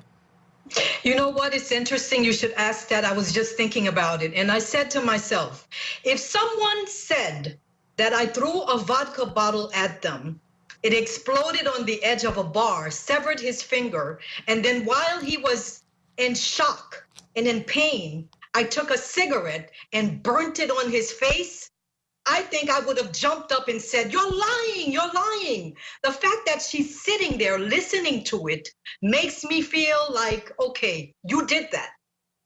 That's what I'm getting away from it. And Marie, did you notice she was very stoic during a lot of the testimony? They came back from break and she was writing to her attorney. Don't know what that means, but that jury is watching both of them. You know that as well as I do. Thank you, Marie, so much for all your expertise, for joining us today on Court TV. A programming note, Michael Ayala is up next, my esteemed colleague, to bring you special hour of testimony as well as continuing live testimony in this case.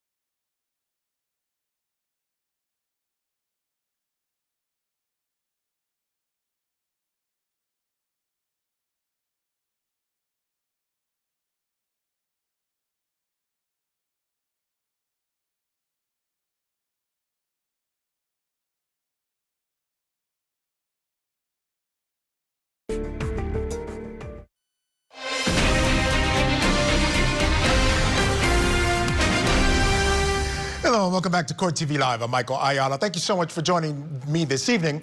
It's day 2 of stunning testimony from Johnny Depp. Depp details his addictions, his injuries sustained after a violent fight with his ex-wife Amber Heard, and even tells tales about his most well-known character, Captain Jack Sparrow.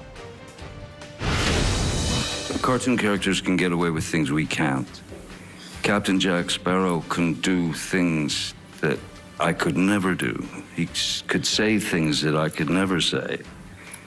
So it was for me a way to stretch the parameters of a character and take a risk. The character of Captain Jack was more. He was more like a swashbuckler type that would kind of swing in shirtless and, you know, be the hero. And I had quite different ideas about the character, so I incorporated my notes into the character and brought that character to life, much to the chagrin of Disney. Who doesn't love Captain Jack Sparrow? Now, it has the feel of a Johnny Depp redemption tour. Depp telling his story, and it took up the entire day, the Hollywood icon addressing allegations that he abused his ex-wife Amber Heard.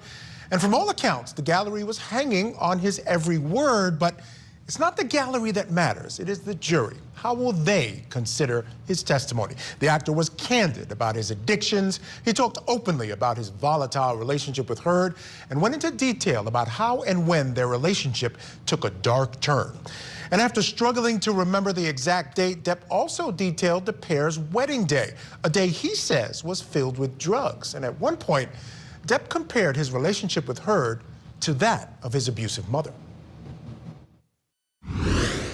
I was sort of not allowed to be right, not allowed to have a voice. So at a certain point, when what enters your mind is you start to slowly realize that you are in a relationship with your mother, in a sense. And I know that that sounds perverse and obtuse, but the fact is that some people search for weaknesses in people. All right, sit back, relax, get your popcorn. We have much more of Depp ahead on that stand, so I want to get you right back into the courtroom now for more of his testimony. Let's go. Second from the moment that I woke up until the moment that I dropped, even on the road, playing shows, you'd go out and you'd play for an hour and a half or 2 hours, and you'd do your best to get through that. And I can remember getting off of finishing the show, getting on the bus with the other band members, and just going to the back of the bus and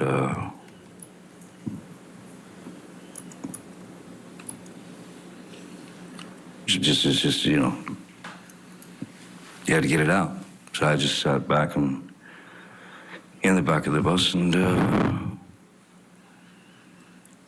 cried and hid it from people. Mr. Depp, did you ever discuss Ms. Heard's domestic abuse allegations with any producers or directors in the movie industry?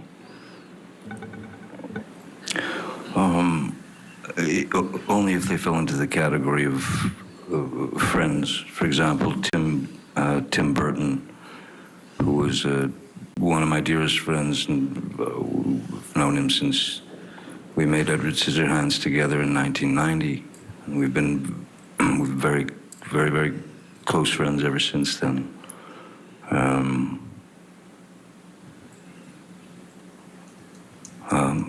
Yeah, just friends, you know.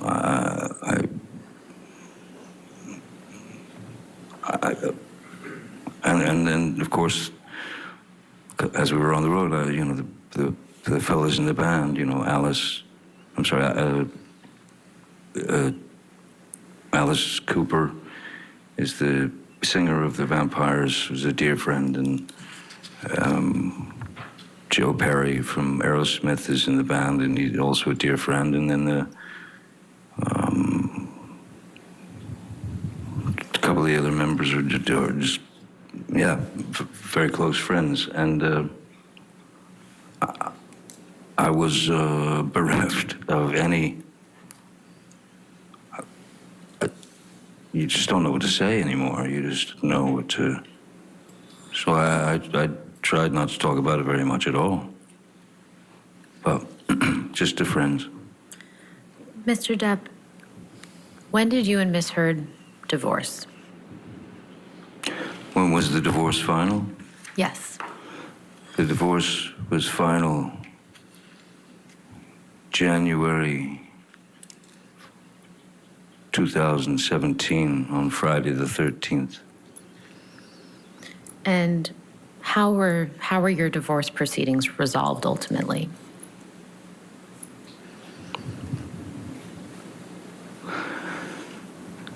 My team of lawyers, which included two of my entertainment lawyers, my divorce attorney, and two more attorneys that were on, Blair Burke and someone else.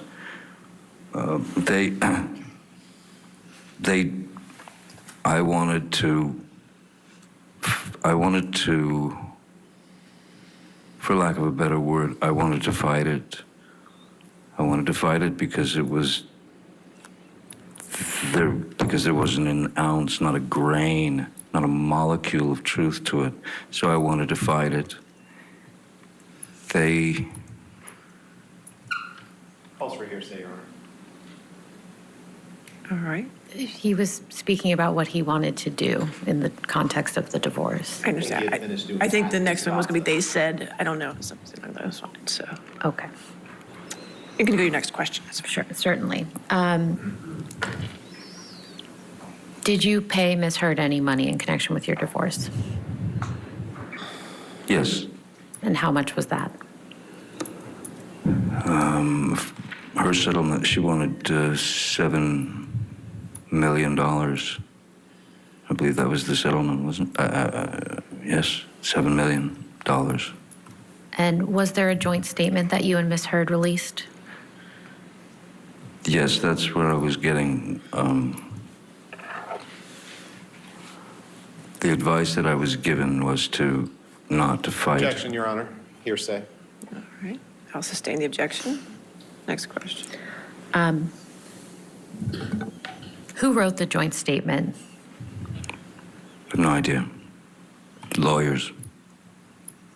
Did you approve the joint statement before it was issued? I'll put it this way, I wasn't given much of a choice. Could we please pull up Plaintiff's Exhibit 408?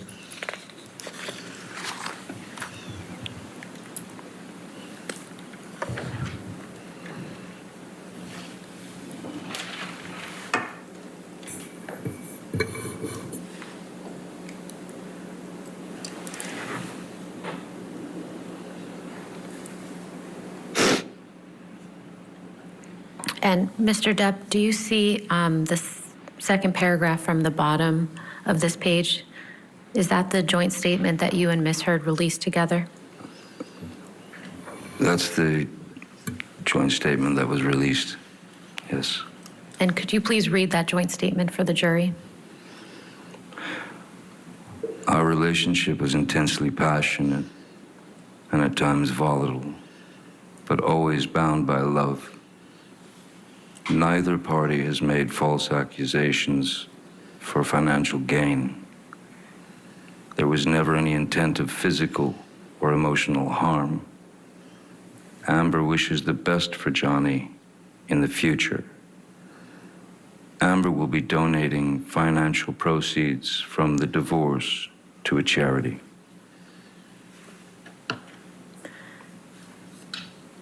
What happened after this joint statement was issued, Mr. Depp?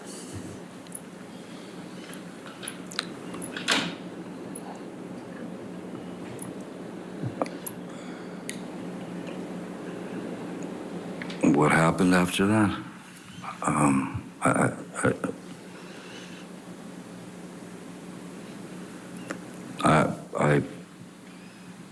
I suppose, you know, the next move was to start making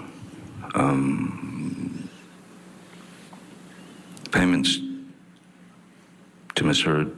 There were scheduled payments, and then at a certain point, Ms. Heard had made statements to the press saying that the $7 million was going to be, the $7 million was the settlement, and that $7 million was going to be split up between two charities. One was the ACLU, and the other was the Children's Hospital of Los Angeles, which, in fact, was a breach of the agreement. Neither one of us were supposed to speak about details, money, anything of that nature. So when Ms. Heard breached that agreement, that was when I asked Ed White, my business manager, to send the first payments directly to the charities in Ms. Heard's name.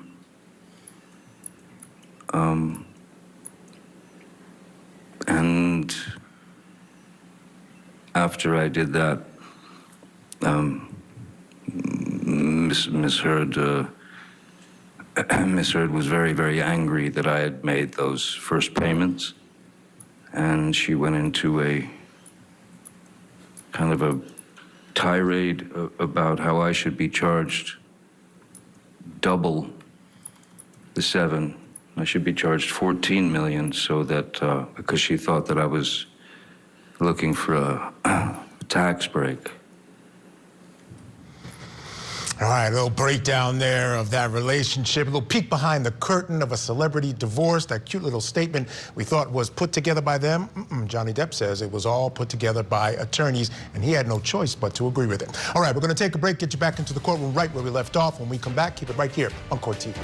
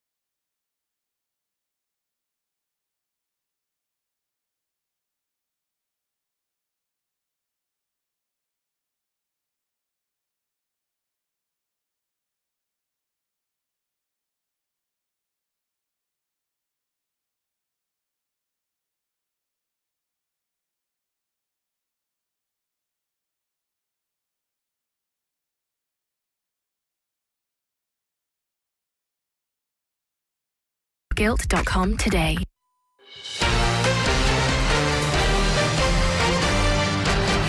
Hello and welcome back to Court TV Live. I'm Michael Ayala. We continue with our coverage from Fairfax, Virginia, of the dueling defamation suits between Johnny Depp and Amber Heard. And Johnny Depp has been on the stand now for the better part of 2 days. And basically, he's been taking this jury, with the help of his attorney, through a series of incidents and claims by Amber Heard of abuse on his part, and basically denying any involvement at all in terms of abuse on Amber Heard. As we go back into the courtroom now, we're going to pick up right where we left off, and he'll begin discussions now about the release of that op-ed, which is really at the center of this entire trial. Let's get back into the courtroom. The time that the joint statement was released and the time that the op-ed came out, how many movies did you work on in that time period, if you can recall?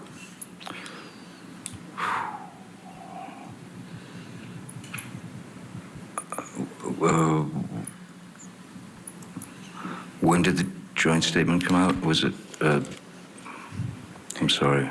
Could we scroll up, please?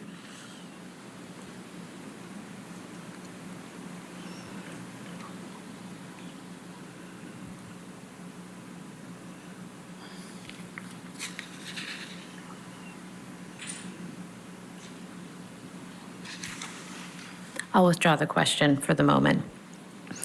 In the time leading from the divorce through the, in the time period between when your divorce was finalized and the release of the op-ed in December 2018, do you have an estimate as to how many television or movie projects you worked on?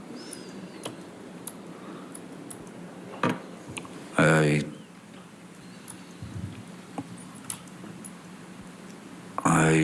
don't exactly. I believe there was another, maybe a smaller tour with the vampires, and I can't. I don't remember. It's hard to remember. I've done too many movies. That's okay. Sorry. Your Honor, I apologize. Can we please move into evidence exhibit 408? All right, any objection to 408? Yes, Your Honor, I think we don't have any objection to the joint statement that was read, but the rest of the article contains hearsay statements that we can redact. We can redact that in and put it in tomorrow. So you redacted 408 with just the statement then? Is that what you're talking about? Just that second to last paragraph. All right. That statement will be in evidence once we get it redacted. Okay. All right, thank you. If we could please pull up Plaintiff's Exhibit 1.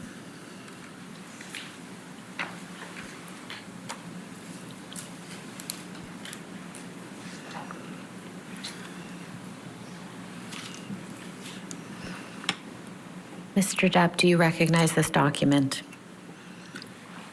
Excuse me. Yes, I do. And what is it? This is Ms. Heard's op-ed for the Washington Post that I believe came out in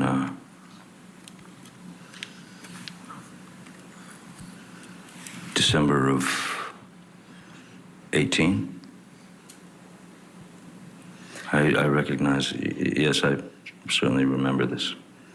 And have you actually read this op-ed? Yes, I have. And what do you think of it, its contents?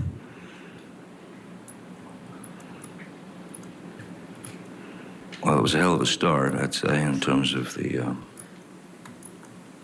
title. If you could, can we scroll down a little bit, just for a second?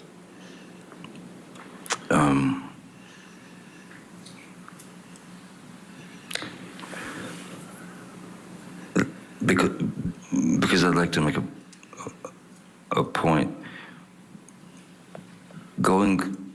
Reading it and reading the words that she had written about what was obviously it was obviously referring to our relationship. It was obviously referring to me 2 years ago. It all matched up, and so it was clearly about me. My And then I read the rest of the article where she talks about, if you could go down, scroll down just a little bit.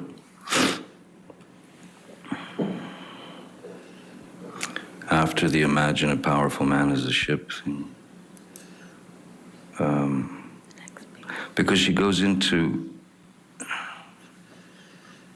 she talks about, in this section of the piece, she talks about the plight of women, not just in Hollywood, but in general in the world. And there were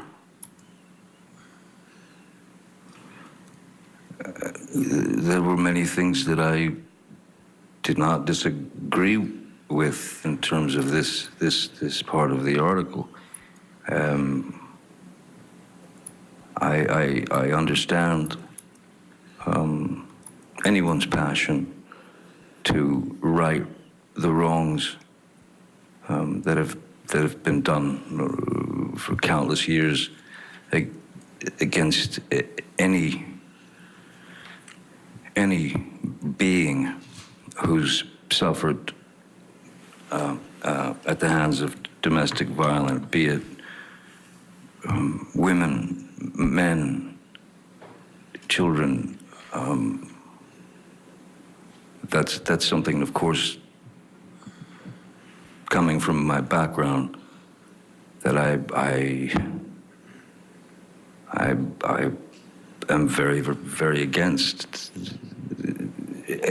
any bullying of any human being, any forced violence, any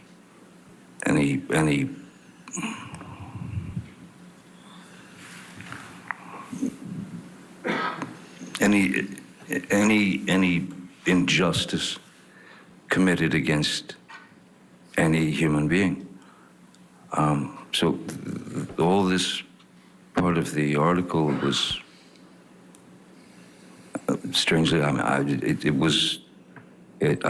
understood it very well, and I can applaud some of this. I can absolutely say that I believe that it was very well done with regard to violence against women or violence against anyone. It just seemed kind of a strange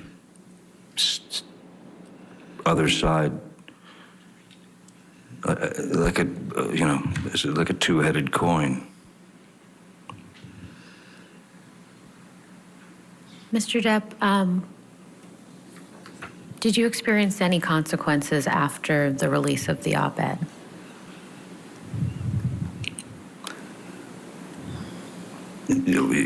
Absolutely. And what were Yes. those? Oh, well,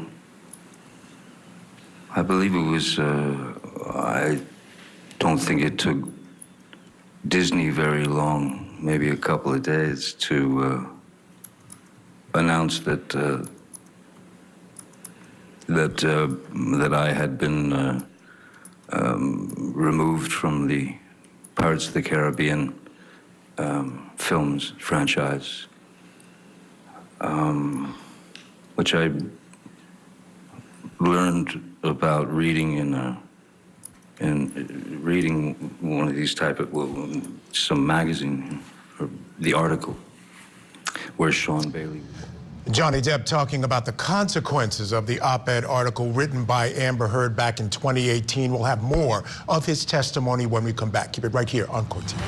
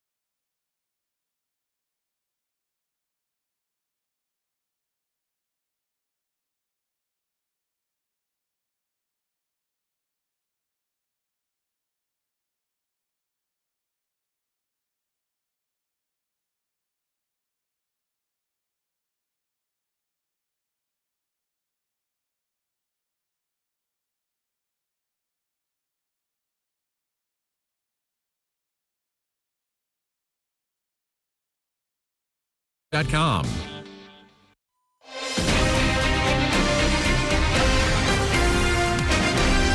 Hello and welcome back to Court TV Live. I'm Michael Ayala. We'll continue now with our coverage of the Amber Heard and Johnny Depp dueling defamation suits. Now remember, there are two parts to Johnny's suit. First, he has to show that in fact Amber Heard lied with her 2018 op-ed in the Washington Post, and that she did so with malice or with reckless disregard for the truth, but also that it caused him damages. And that's what he's beginning to testify about now. So let's get back into that courtroom for more of the testimony of Johnny Depp. Very odd to me, as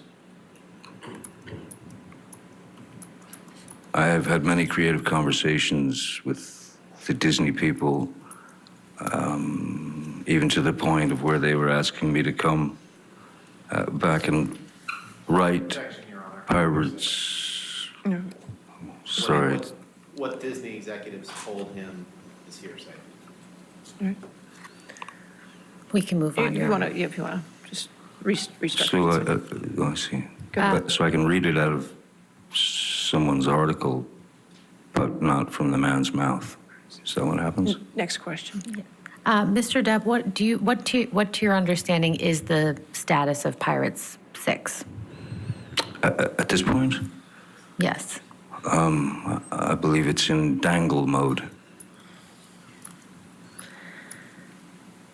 Mr. Depp, have you ever physically assaulted Miss Heard? Never. Have you ever sexually assaulted Miss Heard? Never. Certainly not. What have you lost as a result of Miss Heard making these allegations against you?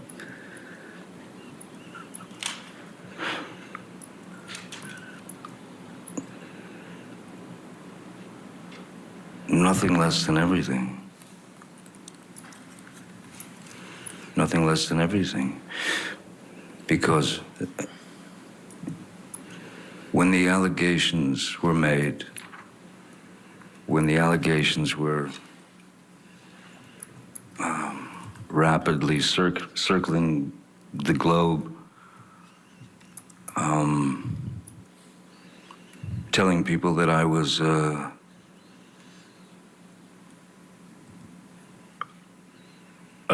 drunken, cocaine-fueled menace who beat women suddenly in my 50s.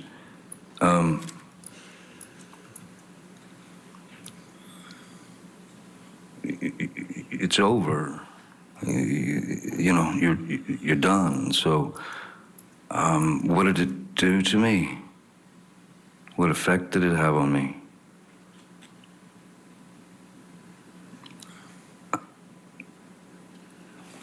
I'll put it to you this way. No matter the outcome of this trial, the second the allegations were made against me, the accusations, the second that more and more of these things, as I said, metastasized and turned into fodder for the media. Once that happens, or once that happened, I lost then. That is to say, I lost because that is not a thing that anyone is gonna just put on your back for a short period of time. I will live with that for the rest of my life because of the allegations and because it was such a high-profile case. So I lost then, no matter the outcome of this trial. I'll carry that for the rest of my days. And it never had to be that way. It never had to happen. And I don't quite understand why it did in the way that it did. I have no further questions, Your Honor. All right. I think it's I assume you'd rather start tomorrow morning, is that correct? I'm perfectly happy to start now, Your Honor, or tomorrow morning, whatever Your Honor prefers. Why don't we go ahead and start a little bit today, just because time is not on our side. Okay? Certainly. All right, thank you. Cross-examination?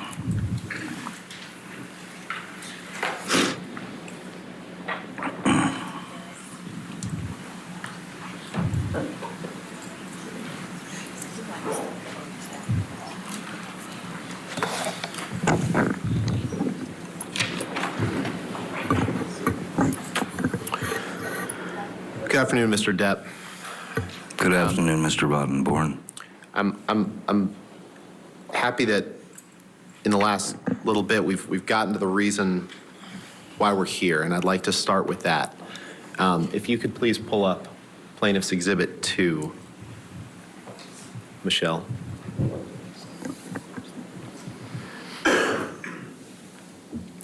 Next page. And Your Honor, I believe this is either in evidence or has been stipulated as part of the opening. I assume no objection to 2. No objection, Your Honor. Okay. Permission to publish? Yes, sir.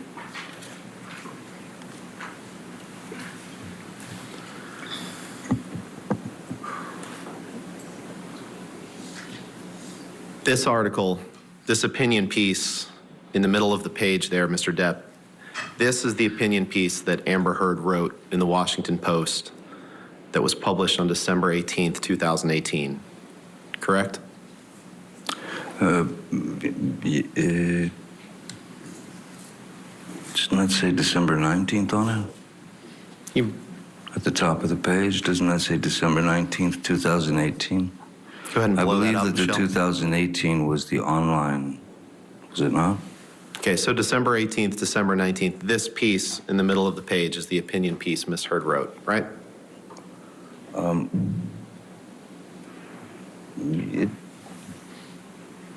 Could you make it a little bigger? My eyes are getting smaller. And this is what you're suing her over, correct? I'm suing her over defamation and the various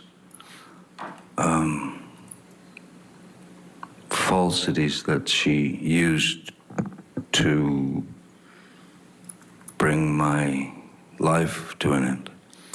And you understand, Mr. Many Depp, things.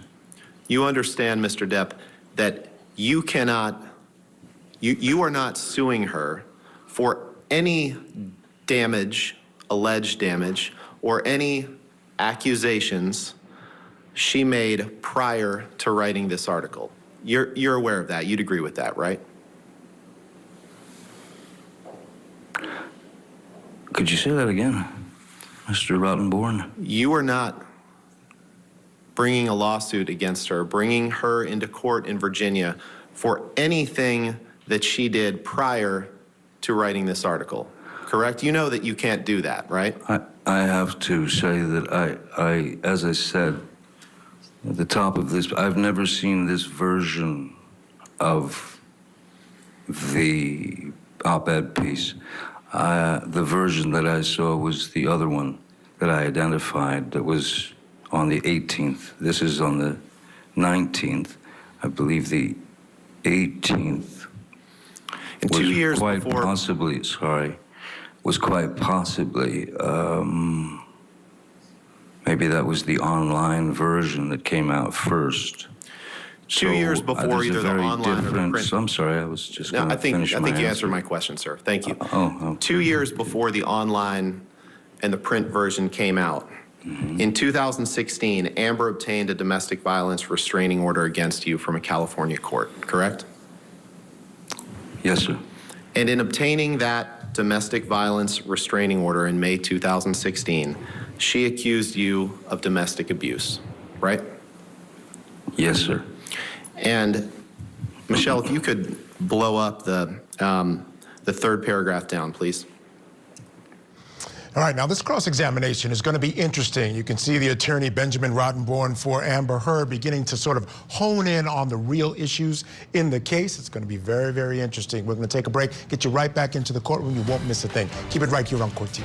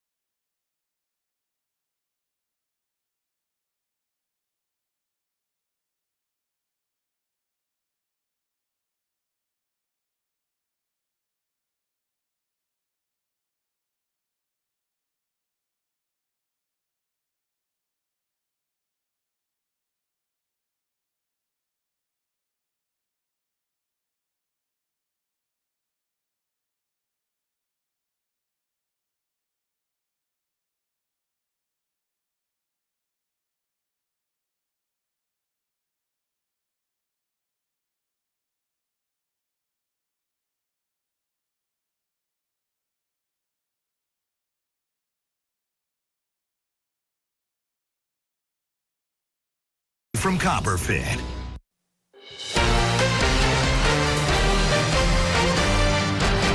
Hello, and welcome back to Court TV Live. I'm Michael Ayala. We continue our coverage of the dueling defamation suits.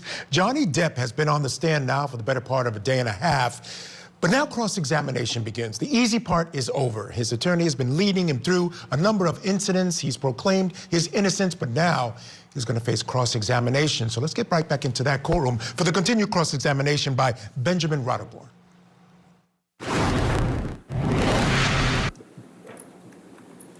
And in the opinion piece that's before you, published in the Washington Post, she wrote, "Then 2 years ago, I became a public figure representing domestic abuse, correct?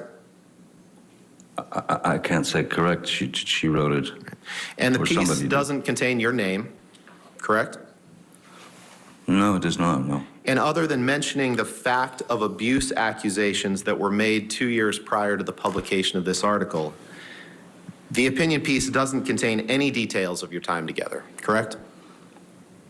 I think that her, I think it's very easy to write a piece and put the finger on someone without saying their name. There are sneaky ways of writing things. And as I've seen also what the ACLU and their team had to say, they clearly described to Ms. Heard that... I'll move to strike this as hearsay, Your Honor. All right, I'll do that. Next, and I appreciate... Sorry, it's evidence. Next question, okay? Thank you, Your Honor.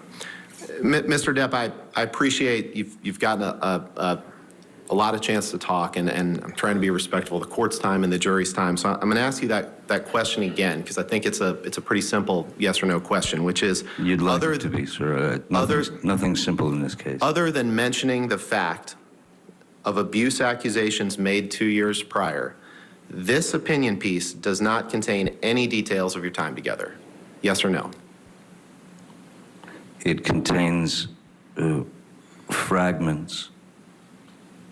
This piece here, I don't know, is this word for word with the other piece? And the article discusses proposed legislation, which you just talked about, correct?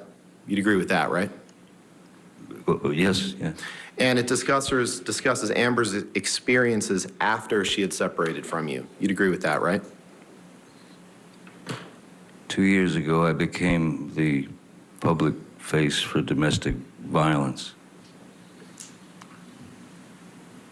2018, 2016, it seemed to me that the puzzle was going to work no matter your angle, sir. Okay, so I'll take that response as a no, that this piece does not discuss, this piece does not discuss anything prior to Ms. Heard separating from you, and it only discusses her experiences, her biographical experiences after she separated from you. Correct? I can't say that. Okay. Now you're claiming that due to Amber's allegations of abuse, you can't be in Pirates 6, correct? I'm saying that after everything had basically hit its media targets, and the hit pieces kept coming, it would be, I mean, I would be a real simpleton to not think that there was an effect on my career based on Ms. Heard's words, whether they mention my name or not. You became aware prior to the publication of this op-ed that you were likely out for Pirates 6, that Disney was considering dropping or dramatically shrinking your role, correct? No. Can you pull up Defense Exhibit 113, please?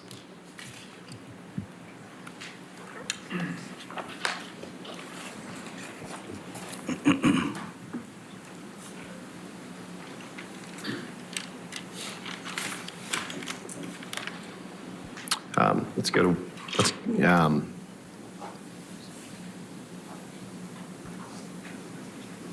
to 114, please.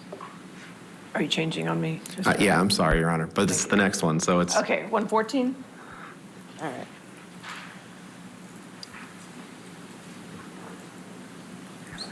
Sorry, one more. Let's 115, please.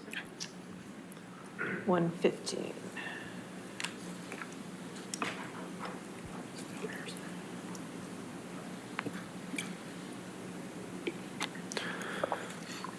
It's 25th October 2018.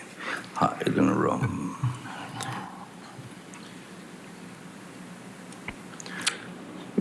Mr. Depp, do you see... Personal dramas, yes. Sorry. Do you have the question, Mr. Rodman? I did. I was just giving him time to read. Do you see the the date of this article beneath those bullet points is October 25th, 2018. Do you see that? Yes, I do. And do you see that the headline, Hide the Rum, Johnny Depp is out Your as Honor, Jack this is- Sparrow in Disney's Pirates of the Caribbean? Yes. Objection, hearsay. Hearsay objection. I was asking if he became aware. I'm not offering an article for the truth. This is his an awareness. article from the Daily Mail, Your Honor. Right. I'm asking if his awareness that he was likely I'll out. allow that question. Thank you. Okay. So, Mr. Depp, yes, sir. Were you aware that as of October 25th, 2018, about 2 months before this op-ed was published, that it was being reported, as it is in this article, that Johnny Depp is out as Jack Sparrow in Disney's Pirates of the Caribbean film franchise as actor battles financial issues and personal dramas? Were you aware of that? I wasn't aware of that, but it doesn't surprise me given that 2 years had gone by of just constant worldwide talk about me being this wife beater. Understood, but I'm sure that Disney was trying to cut ties to be safe. The Me Too movement was in full swing at that point. Right, and to the extent they were trying to cut ties to be safe, that was as long as 2 months before you wrote the op-ed. Objection calls for speculation. I'll allow it if you can answer it. I'm sorry, the question? To the extent that Disney was trying to cut ties with you, as you say, to be safe, that was as much as 2 months prior to you to Ms. Heard publishing the op-ed in the Washington Post, correct? Objection, lack of foundation. I'll allow it if you can answer it. October is 2 months before December. That's correct. But it's odd that they were going to release me from my role as Captain Jack Sparrow, but yet kept me on every ride across the world. In the Pirates of the Caribbean rides, I'm in the Los Angeles or the Hollywood one or whatever it is, 3 or 4 times. Shanghai, I mean all over the world. So they didn't remove my character from the rides. They didn't stop selling merchandise of Captain Jack Sparrow. They didn't stop selling dolls of Captain Jack Sparrow. They didn't stop selling anything.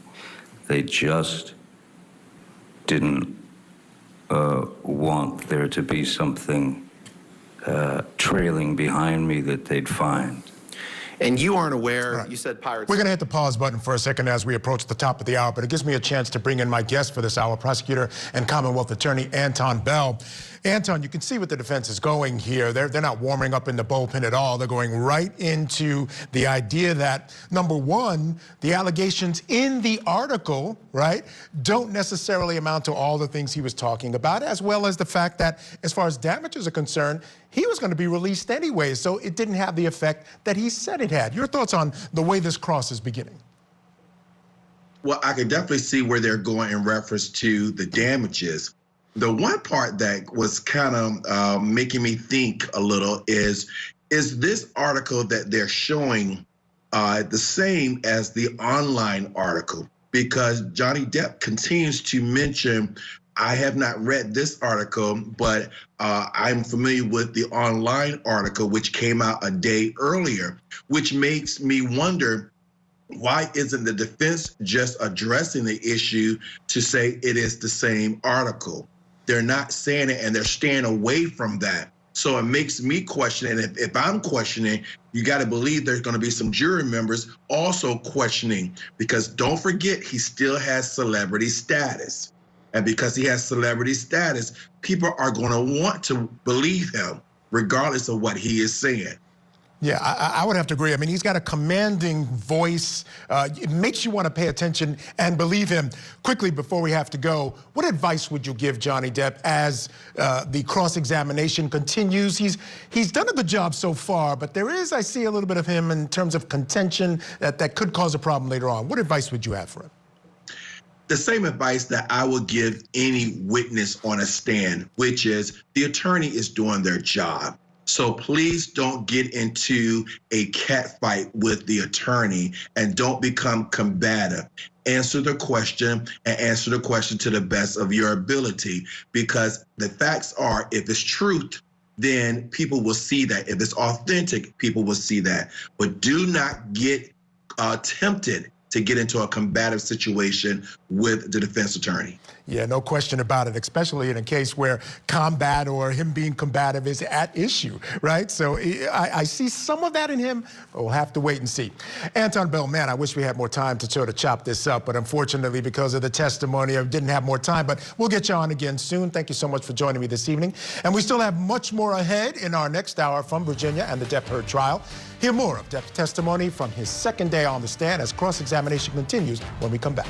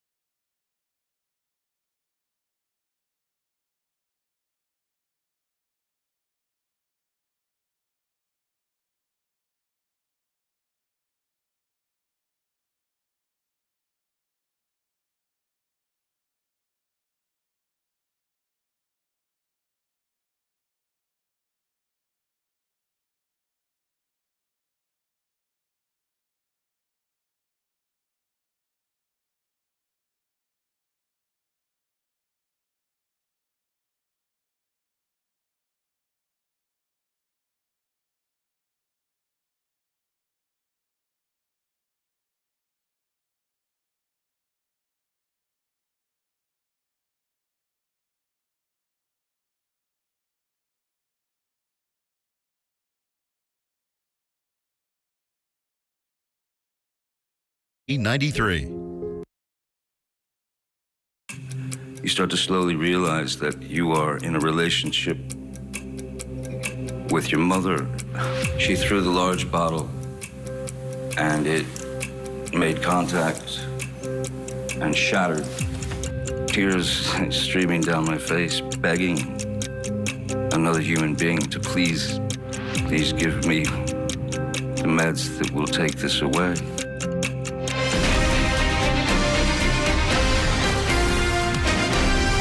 Welcome back to Court TV Live. I'm Michael Ayala. Day 2 of the stunning testimony from Johnny Depp. The actor was candid and open about his addictions, his volatile relationship with Amber Heard, and when their relationship took a dark turn. At one point, Depp compared his relationship with Heard to that of his abusive mother.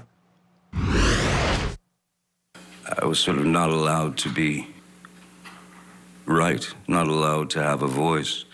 So at a certain point, when what enters your mind is you start to slowly realize that you are in a relationship with your mother, in a sense. And I know that that sounds perverse and obtuse, but the fact is that some people search for weaknesses in people. Now, a lot of today's testimony focused on Depp's finger injury. He claims it was sustained after Heard threw a vodka bottle at him. Take a listen. I opened the bottle and I poured myself a shot and drank it. Ms. Heard was flinging insults left, right, and center, and she then grabbed that bottle and threw that at me. If this was the bar and I was sitting here like this, she would grab the bottle and she would go there. She went there. And so I was leaning like this in the chair, looking at her. First bottle went, then got the other bottle shot. Takes the second bottle, which is the larger one. I'm in this position again, and my hand is on the edge of the bar, like that, you know, leaning over, the fingers like that, and she threw the large bottle, and it made contact and shattered everywhere. And I honestly didn't feel the pain. Now, of course, Heard claims he did it to himself during his own blind rage. I'm going to take you back into the courtroom now. Depp is on cross-examination from Heard's attorney, Benjamin Rottenborn. So let's get back into court. He was dangling. You're not aware of if or when Pirate 6 will be made, correct?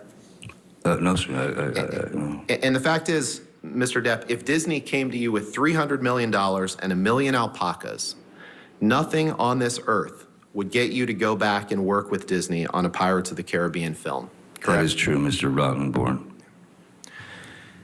And you couldn't identify a single movie that you did between the divorce and the op-ed in response to Ms. Meyer's questions just now. You said there was a small tour of your band between that, but you couldn't identify a single movie that you did in the year or two prior to the op-ed, correct? I have to tell you that when I'm working on a film, I do my work, and when I'm wrapped on that film, I've done my work, and I move on to the next. So I haven't seen the majority of my films. I've seen a few only if I had to, but so it doesn't come right away to my head. Films are not the first thing that I think about. And you spent a long time talking about the impact of the abuse allegations made in Ms. Heard's obtaining the temporary restraining order or the domestic violence restraining order in May 2016, right? Sure. And you testified that you wanted to fight it, right? But the fact is, you never fought the allegations in court in 2016. It was only after Ms. Heard published this op-ed in 2018 that you fought them. You never tried to fight them in 2016, did you? I was advised by my attorneys not to fight. In fact, you signed not only we read a statement, but let's pull up.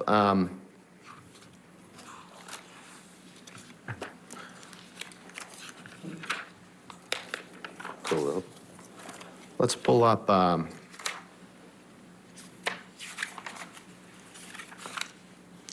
DX 1458, please.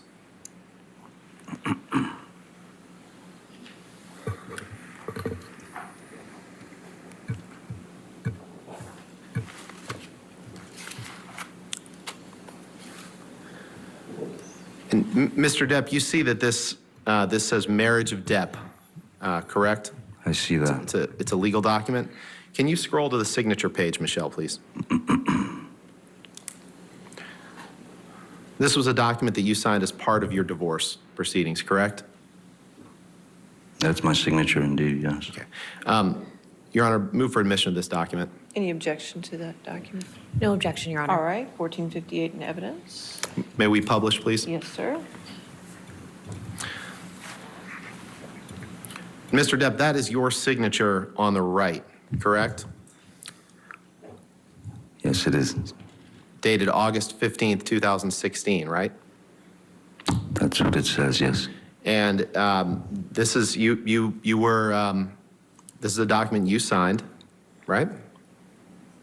For the third time, that is my signature, yes. Can you go to paragraph 27, please?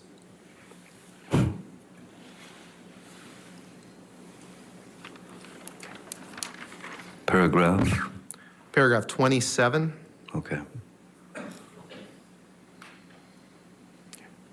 And this paragraph is a joint statement that both sides agreed to release. And if you look in the block quote there, it contains the quote, or contains the statement, neither party has made false accusations for financial gain. Neither party has made false accusations for financial gain. Did I read that right? You did, Mr. Rottenborn. Take that down, Michelle.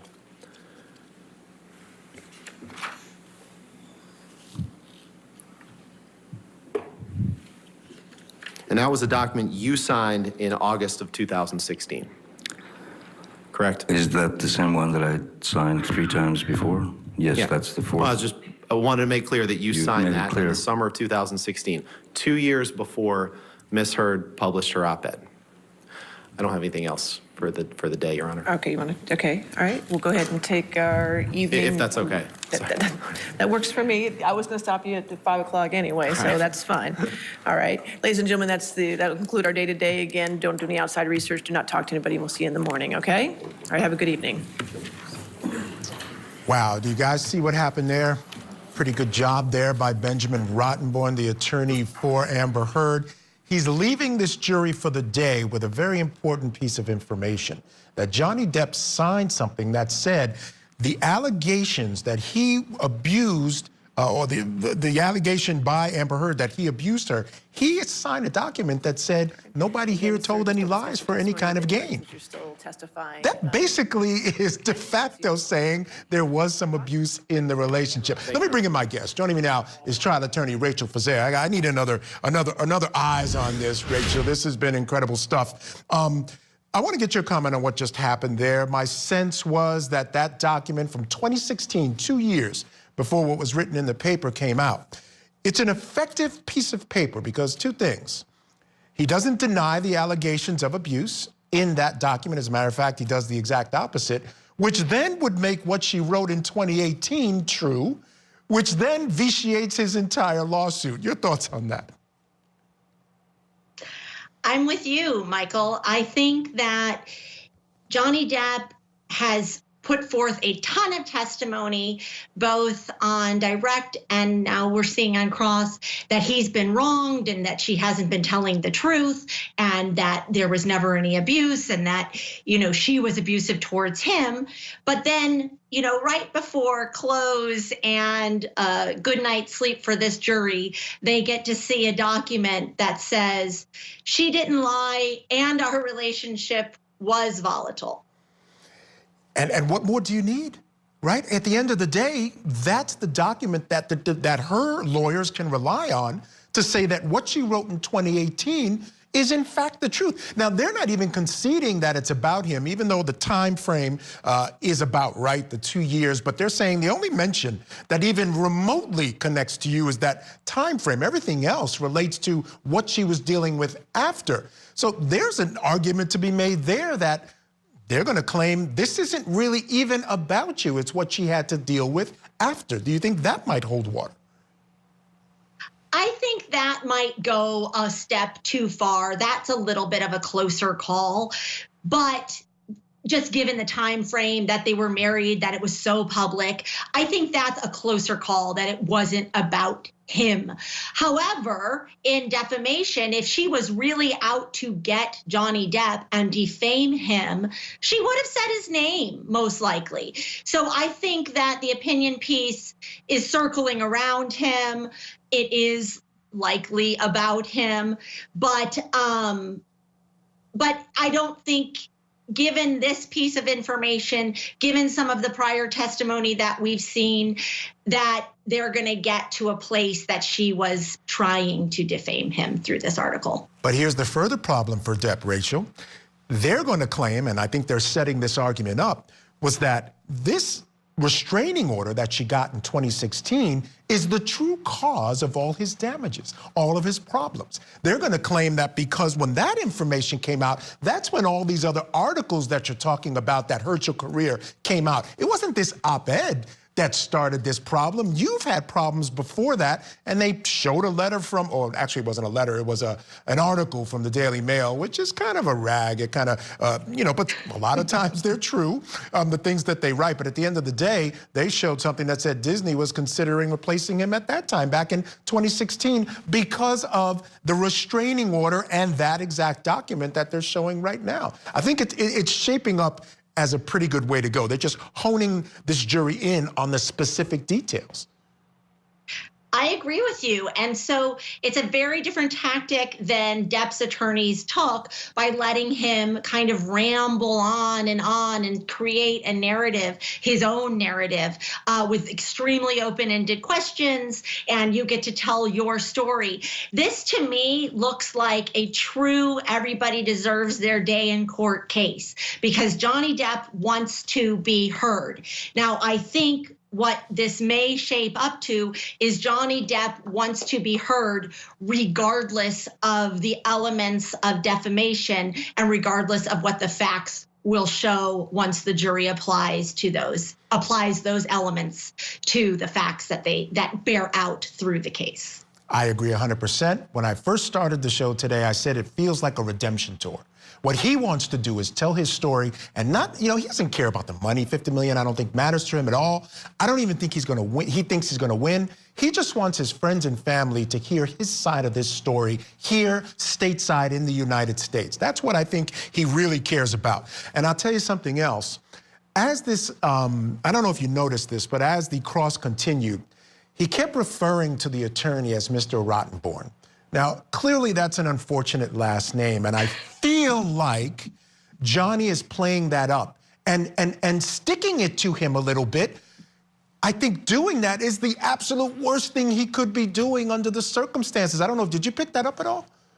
I did pick it up, and I don't think that he's coming across well on cross. Whereas I think he had some real sympathetic moments during his direct in telling his story, whether you believe that he was defamed or not, whether you believe that he was abusive or not. I think he had some truly sympathetic moments through the narrative he was telling on direct.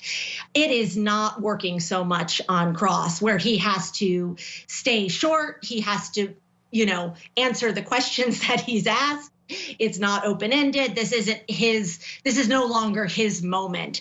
And he's a little mad about it. Yeah, he's absolutely mad about it. And, you know, I agree with you. I thought he came across sympathetic over the day and a half on the stand on direct. 13 minutes across we've seen so far, and I think that's all changed already.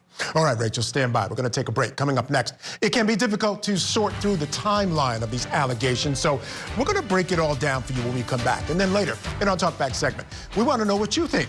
Do you find Depp's testimony believable? Share some of your comments later on in the show. Keep it right here on Court TV.